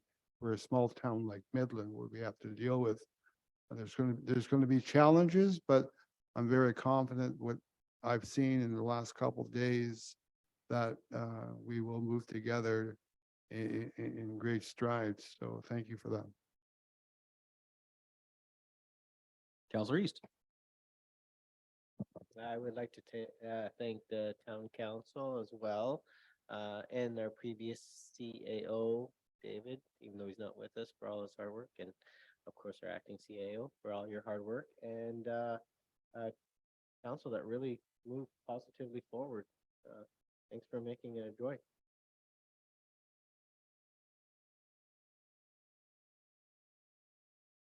Council Prost, anything to add?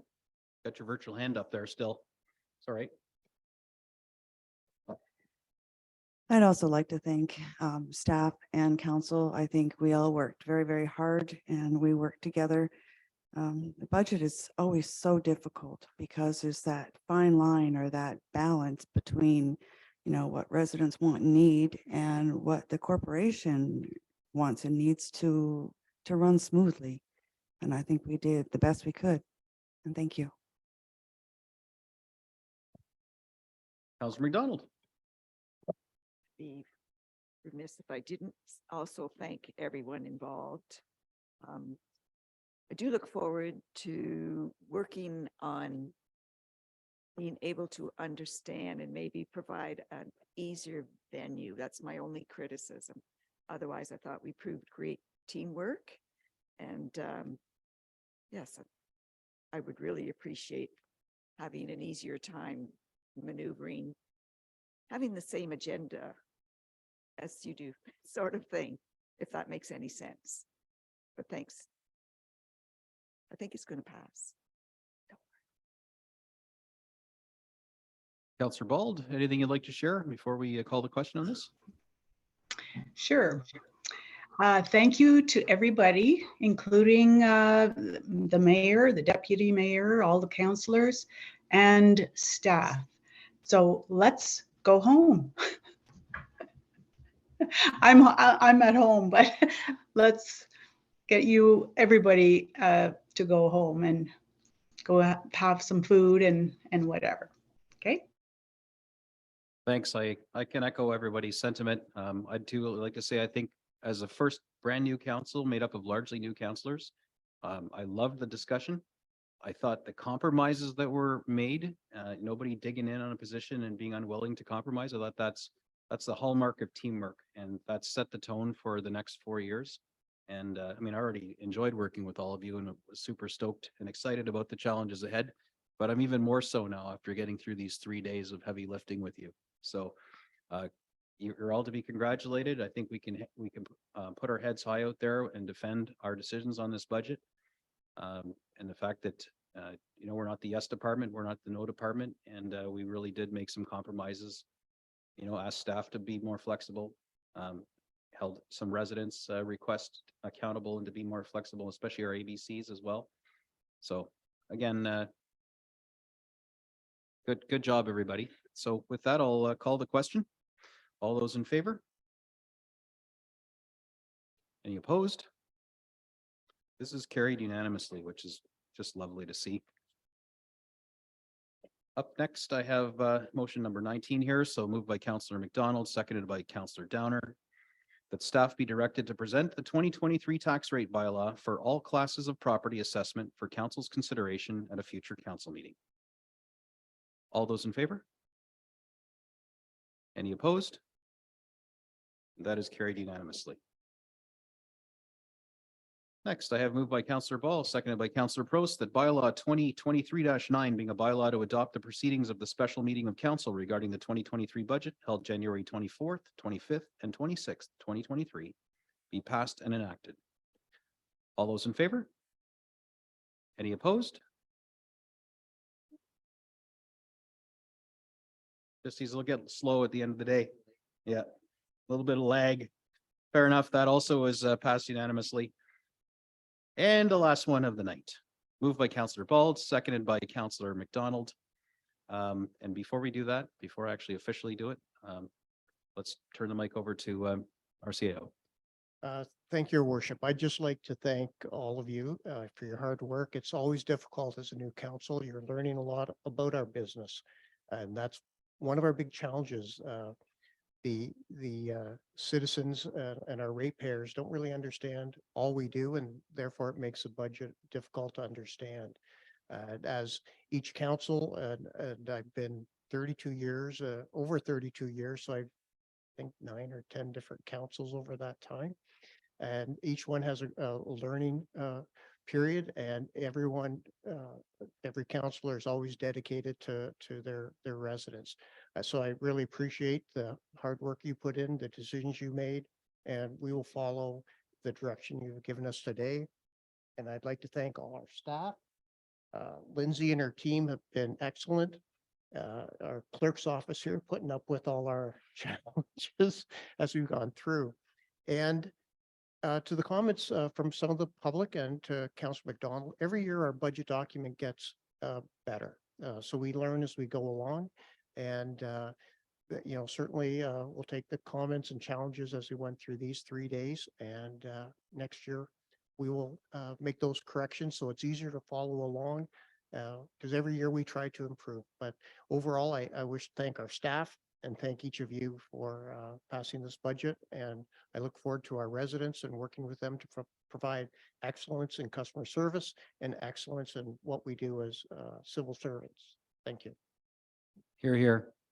And because we don't have a lot of our staff with us now at the end of this, and I don't know how many of them are, disposed to watch the YouTube coverage of this after the fact, we'll count on you to pass along our heartfelt gratitude, and mine as well as their new mayor, thanking them for all their efforts and bringing us through the complexities, their compromises, and quite frankly, bringing us a budget to start off with that was lean. So bravo to everybody, and here's to the next year. So the motion of the night, moved by Councillor Bald, seconded by Councillor McDonald, that this special meeting of council regarding the 2023 budget adjourn at 7:11 PM. All those in favor? Any opposed? And it is carried. Thank you very much and good night, everybody.